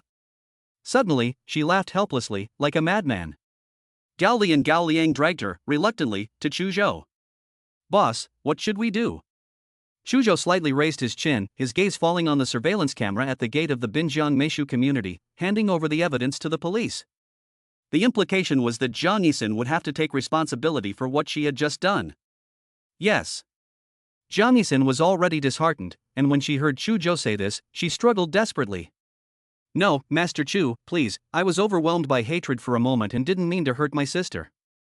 Speaking of my sister, she begged Jiang Tang again, sister, we are half-sisters, please help me, I don't want to be ruined like this. Please help me, begged Master Chu, okay. I know I was wrong. Chu Zhou was impervious to persuasion, and Jiang Tang was no saint either. The two of them turned their heads to the side as if they were ignoring everyone. In this way, Jiang Yixin's voice gradually faded away. In a short while, only Chu Zhou and Jiang Tang were left at the entrance of the Binjiang Meishu. Chu Zhou still only left Jiang Tang with her back. Seeing that Jiang Yixin had already left, she took 3 or 4 steps forward. This time, instead of standing behind him, she ran up to him. Chu Zhou, thank you.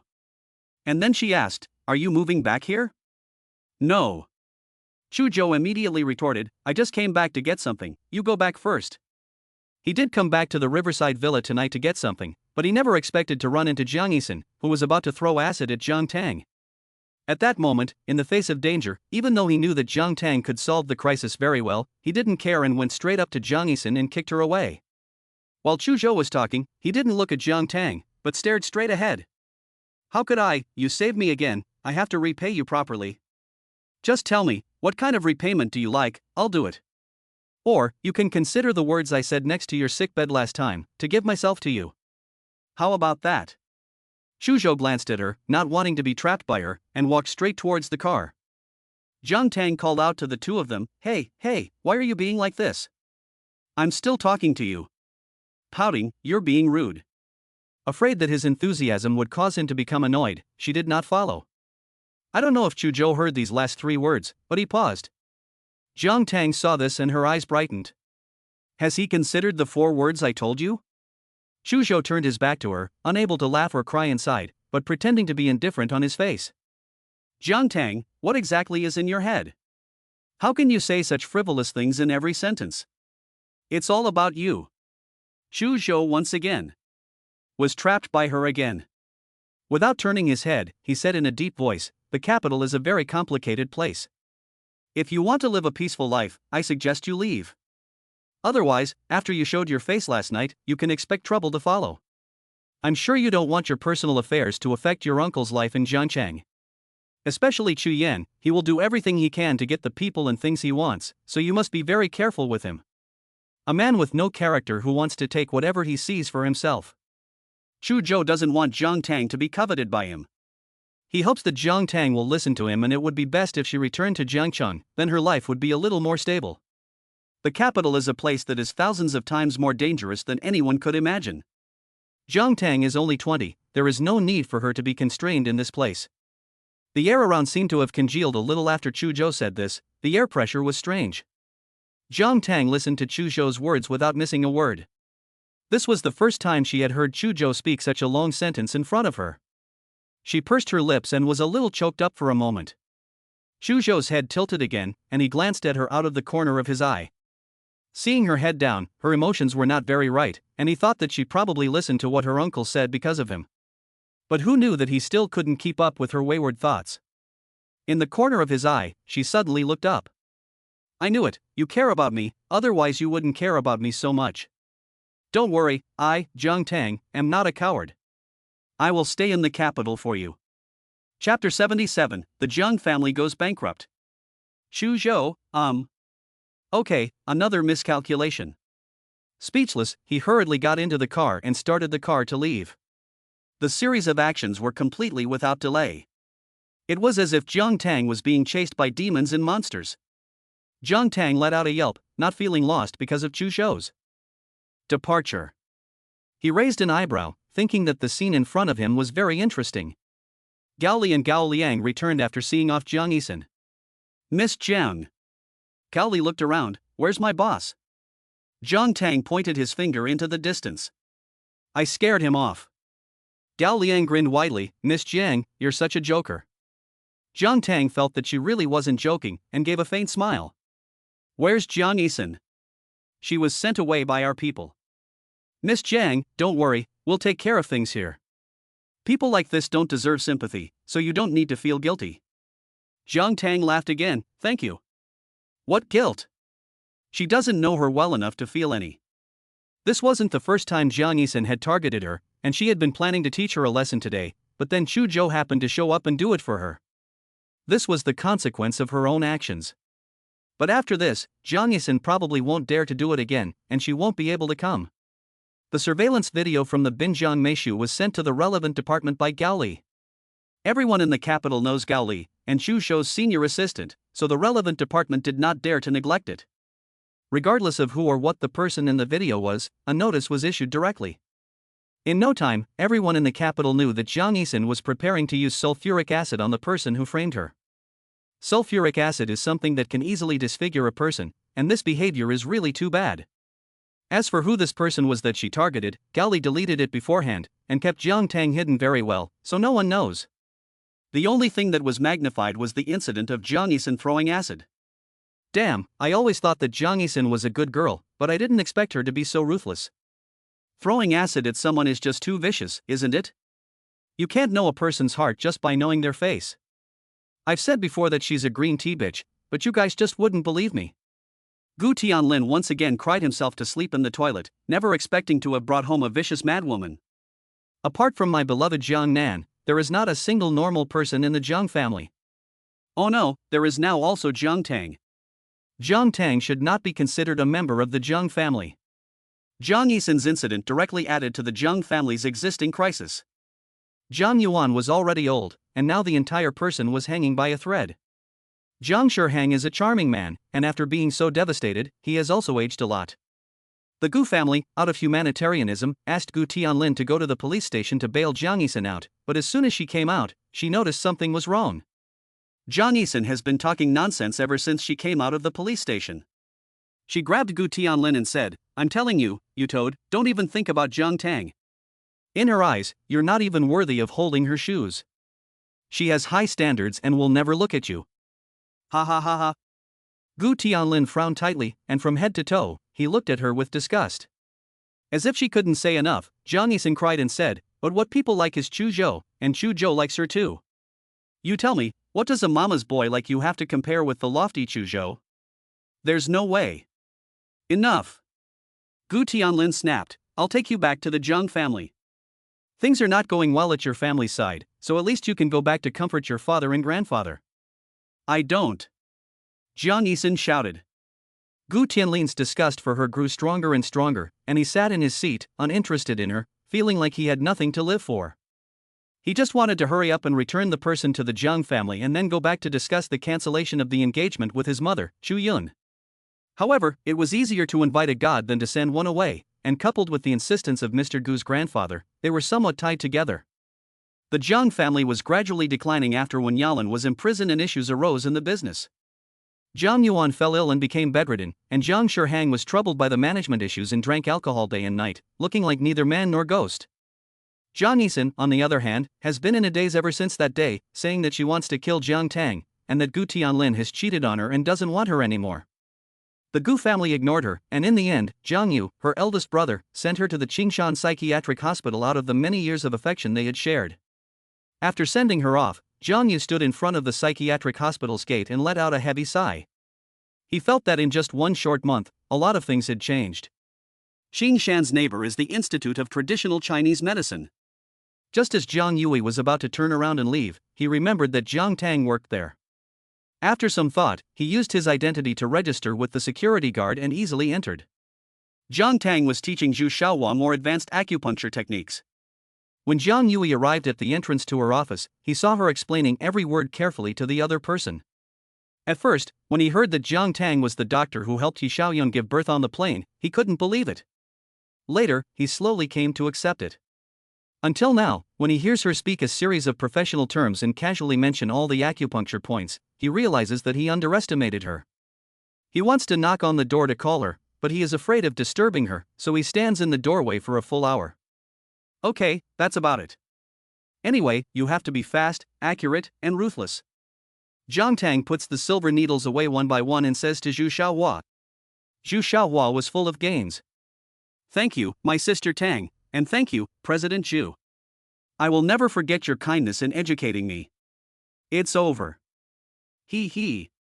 Zhu Xiaohua giggled as she prepared to leave, only to discover Jiang Yu standing in front of the office door. Oh my, isn't this President Jiang of Huadu Hospital? Why didn't you say anything in broad daylight? Luckily, I'm thick-skinned and can withstand your scare. Zhu Xiaohua spoke in a loud voice, not afraid to offend anyone when she spoke. Jiang Yui was also a little embarrassed by what she said, and said apologetically, I'm sorry, I'm here to see Jiang Tang. I didn't dare disturb you because I saw you were busy. Zhu Xiaohua understood, and looked back at Jiang Tang, who continued to pack things without being affected at all.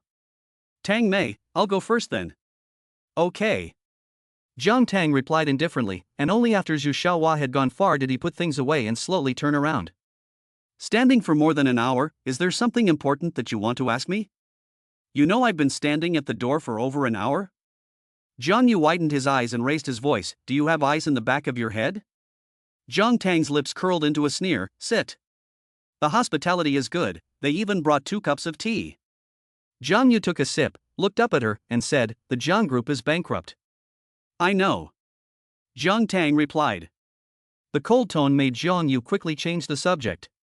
Dean Mu said that you have already registered for the Chinese and Western medicine finals that will be held in a few days? Jiang Tang nodded. Jiang Yu met her in person and admitted it, which was fine.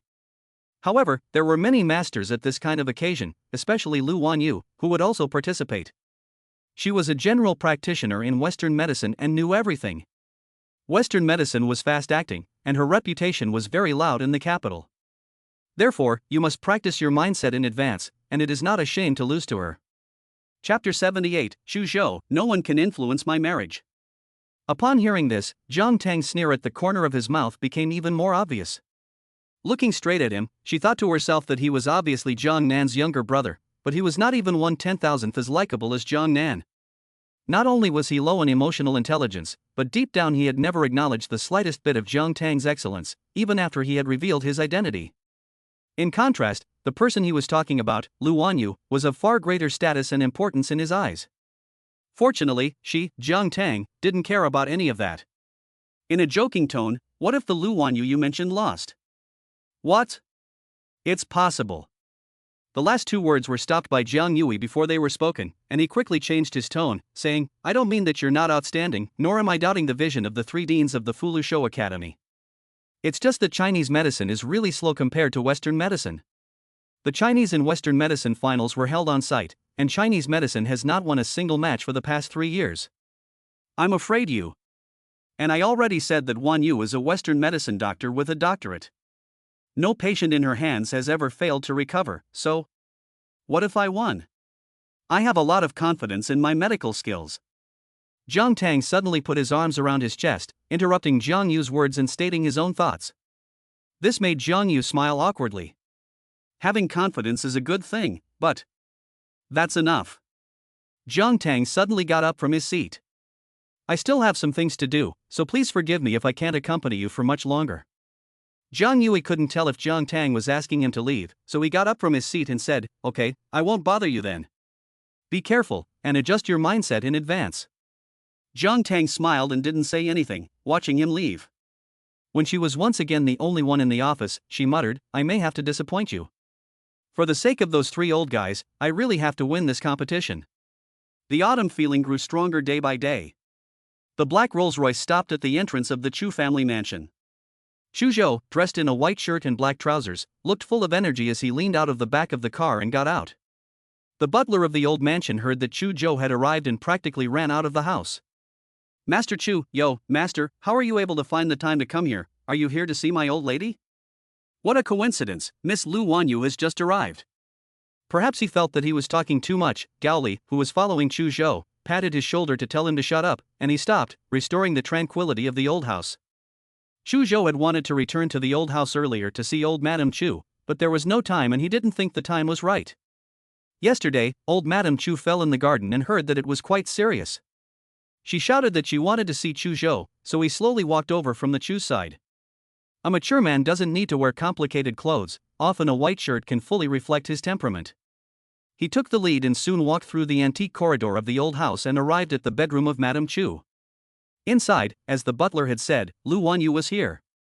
After Madame Chu fell, she refused to go to the hospital, so she had to let Lu Wanyu, a doctor, come to the old house to examine her. Fortunately, the Chu family has a long history, and the professional equipment in this bedroom is not inferior to that in a hospital. Lu Wanyu spoke softly and gently, and unfastened the blood pressure cuff on Madame Chu's wrist. Madame Chu, your blood pressure is normal today, so continue to maintain a light diet and get plenty of sleep. Madame Chu beamed with joy, her face full of love. She liked Lu Wanyu at first sight, and said, very well, Grandma will do as you say. Our Wanyu is really becoming more and more beautiful and more likable. I don't think there is a young lady in the capital who can compare with you. Lu Wanyu was so flattered by the praise of Madame Chu, she lowered her head shyly. Grandma Chu, there are people outside of the capital and there are people outside of the sky. The other day, I went to Tianlin's engagement banquet and saw a young lady who I was ashamed to compare with. Oh? Madame Chu, lying in bed, looked interested. Which young lady is it? I don't really know because I don't go out of the front door of the old house every day. Tell me, I want to see who can compare with our Wanyu. It's Jiang. Just about to say it, the butler's words interrupted her. Old lady, Master Chu is here. Old lady Chu looked full of joy. Oh, I just said that yesterday, I didn't expect my eldest grandson to really come. I said that when I woke up today, I heard magpies chirping outside, and it turned out that you came back to see me. This is really good news. Lu Wanyu was also taken aback when she heard that Chu Zhou had come, and she just kept looking back to take a good look at his figure. They hadn't met for a while, and unlike the emaciated figure she saw in the hospital bed that day, he was resplendent and radiant, the way she remembered him to be, someone she could never touch. Chu Zhouga, Chu Zhou brother. She called out, got up from the stool, and said, you're here. You and Grandma Chu should have things to talk about, so I'll go out first. If you need anything, just call out to me. In every word and action, Lu Wanyu performed impeccably, truly the way a wealthy young lady from a large family should behave. She was sensible and reasonable. Chu Zhou nodded at her lightly, and then called Chu's old lady, Grandma, without any emotional undertones. Chu's old lady let out a sound of exasperation. Fine, Wanyu, you go outside and have some tea and take a break, while I chat with Chu Zhou for a bit. Chu Zhou, come, sit down. Chu Zhou felt a little less distant in front of Madame Chu, but not completely. She still maintained a certain distance.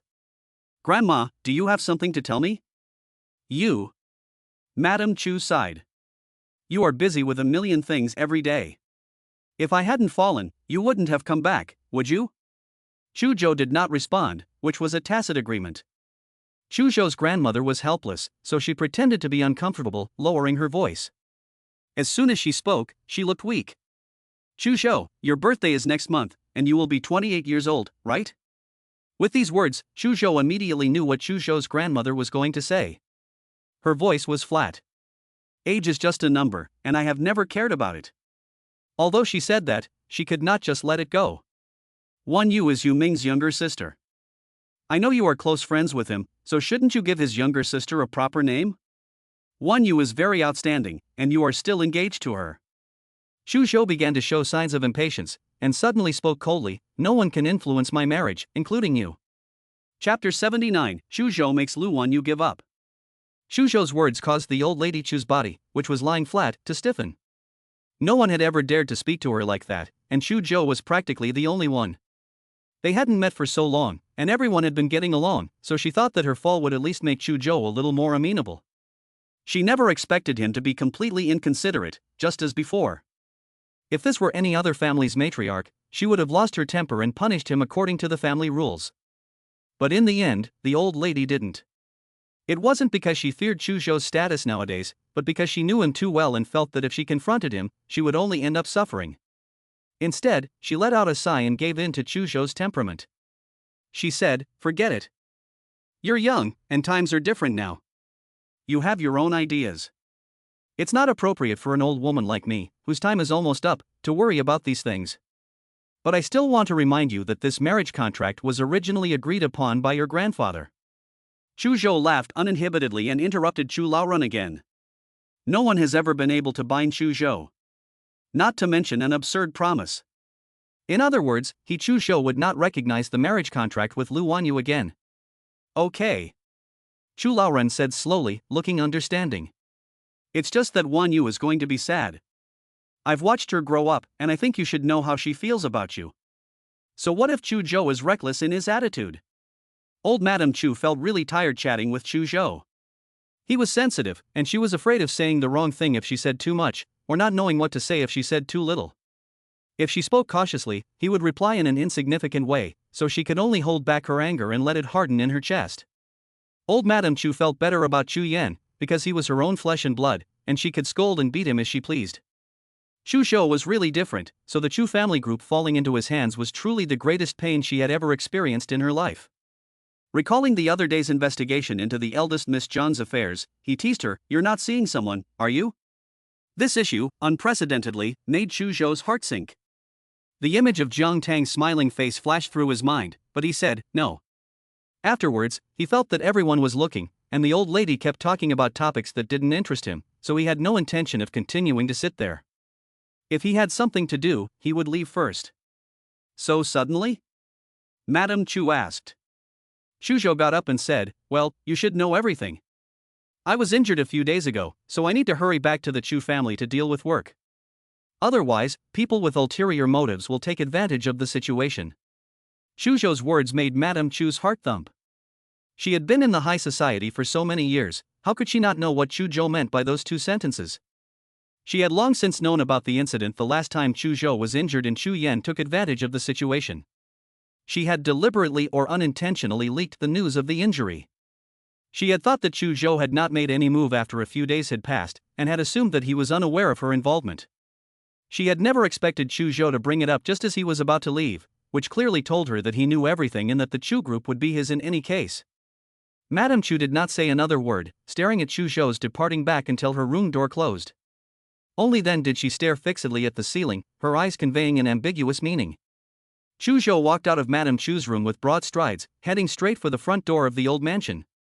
The Chu family servants saw someone coming out and hurriedly stood on both sides of the road, afraid of accidentally bumping into this young master. They didn't know what unhappy things this young master had talked about with the old lady inside, and the whole person's air pressure seemed to be a few points lower than when he arrived, which made people feel awe. It is times like these that they dare not say a word. However, before Chu Zhou could reach the front door, Lu Wanyu dashed out from the side of the garden and blocked his way. "Chu Zhou, elder brother." Lu Wanyu called out to Chu Zhou, looking up at him, her heart pounding. She didn't want to do this, after all, in her upbringing, this really went against the reserved demeanor of a noblewoman. But she had to do it, because she had heard every word of the conversation between Madame Chu and Chu Zhou in the room. Madame Chu's question about their engagement had been denied, and she couldn't let that stand. She had worked hard to improve her qualifications, grades, and status. Now she had finally reached the pinnacle of the medical profession, an unattainable position for all the young ladies in the capital. She had long since gained enough confidence to think that she could stand by Chu Zhou's side and match him, becoming an unmarried couple with no disparity in strength in any aspect. But she never expected that Chu Zhou would deny this marriage contract. He even refuted her in front of Madame Chu, which made her feel so ashamed. She couldn't help but think that if she didn't ask clearly today, it would be really difficult to find an opportunity in the future. "Can we talk?" Her voice was gentle and sweet. Chu Zhou tolerated her to a certain extent out of respect for Lu Yuming, but he didn't like this sudden interruption. His face was cold and impatient. It was getting late. He was clearly rejecting her. Lu Wanyu knew that this time, as soon as she opened her mouth, there was a slight catch in her throat. "Brother Chu Zhou, do you remember what you promised my brother?" Chu Zhou's coldness increased. He didn't like being questioned like this, and a layer of flames appeared in his eyes. "I won't." Lu Wanyu spread her hands out, blocking Chu Zhou off. Gao Li, who was standing in the doorway waiting for Chu Zhou to come out, saw this scene and his guard went up. He hurried over. "Master." Chu Zhou didn't even give Lu Wanyu a glance, and turned to Gao Li, dealing with it. Gao Li nodded, yes. This behavior hurt Lu Wanyu's heart even more. Seeing that Chu Zhou was about to turn sideways and leave, she decisively stepped forward and once again blocked his figure. Brother Chu Zhou, we are engaged. You won't abandon me, right? Everyone in the capital knows that you are my fiancé. If one day you really abandon me, won't I be left with a reputation that will be laughed at by the world? Do you think you can live with yourself? He risked his life to defend the entire Falcon team. Enough! Chu Zhou was about to leave, but upon hearing Lu Wanyo's words, he turned around and angrily rebuked her. It was obvious that his face was not in good condition. Lu Wanyo was a little unsteady on her feet when he rebuked her so angrily, and she bit her lower lip tightly. The next second, Chu Zhou's words made her whole body feel cold from head to toe. He said, "Don't show off your feelings in front of me, I don't buy it, even if you bring Lu Yuming out. As for that messy marriage contract, I advise you to give up on this idea as soon as possible." Chapter 80, Can I get a pay rise if I win the competition?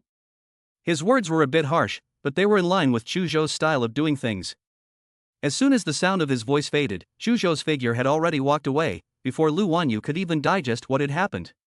His assistant Gao Li was still standing there, preventing Lu Wanyu from following him and spoiling their boss's good mood.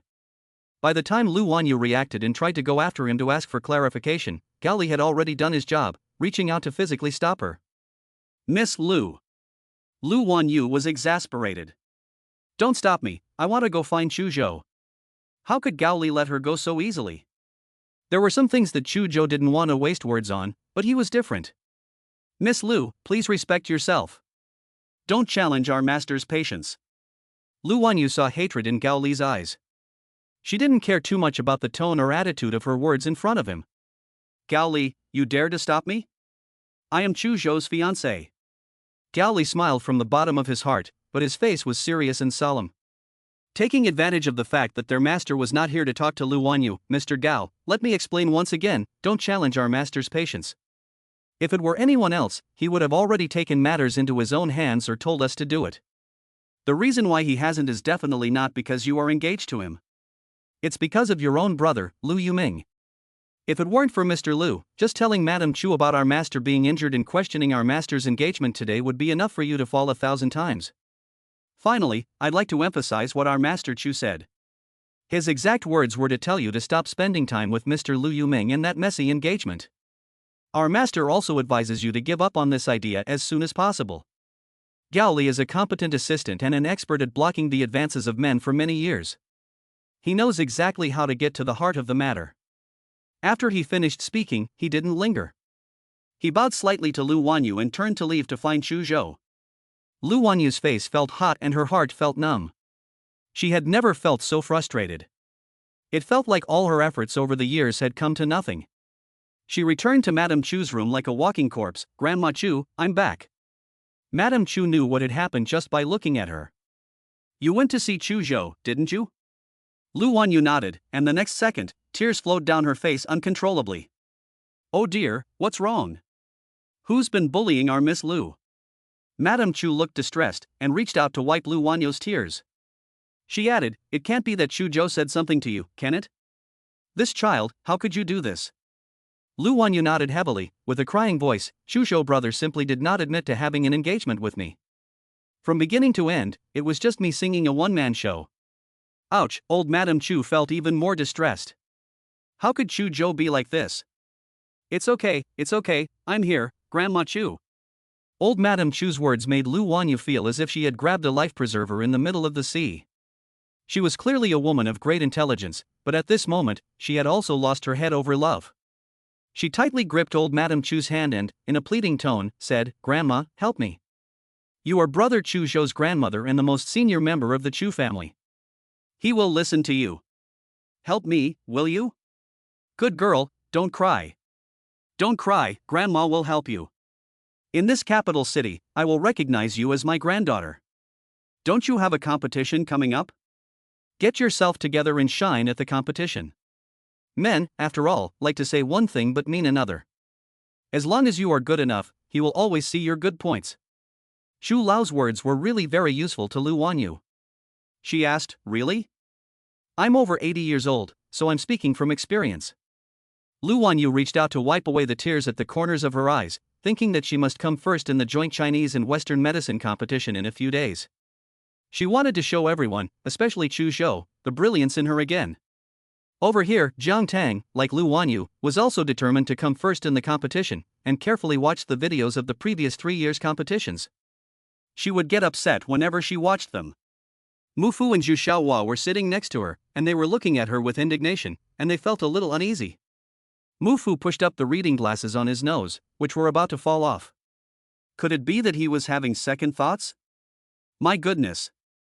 When I was interviewed by the press, I made a big speech to the world. Zhu Xiaohua unconditionally supported Jiang Tang. How could that be? I believe in our Tang beauty. Although we haven't spent much time together, I have already become a big fan of Jiang Tang.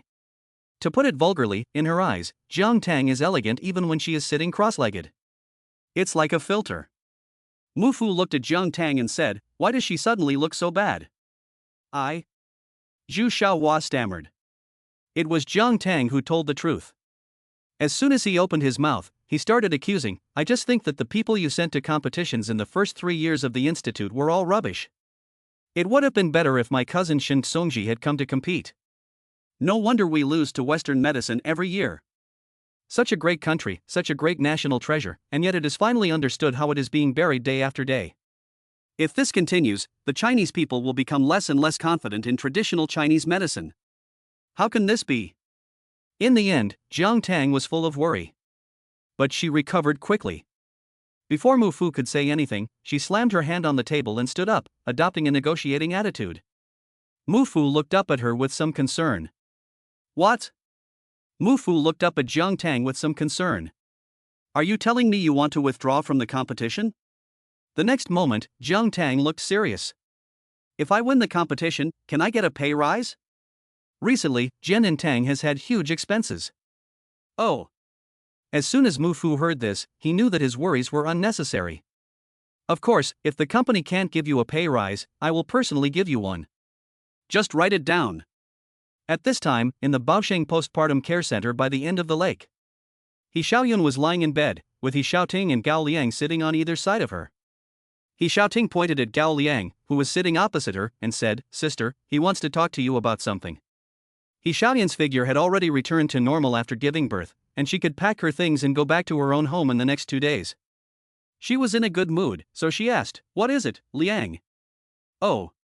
He Xiaoyun was instantly interested. "Your husband has a relationship?" He Xiaoting was decisive. "He is our family's savior. Their relationship is ambiguous." He briefly summarized the situation between Jiang Tang and Chu Zhou. "It's probably like this.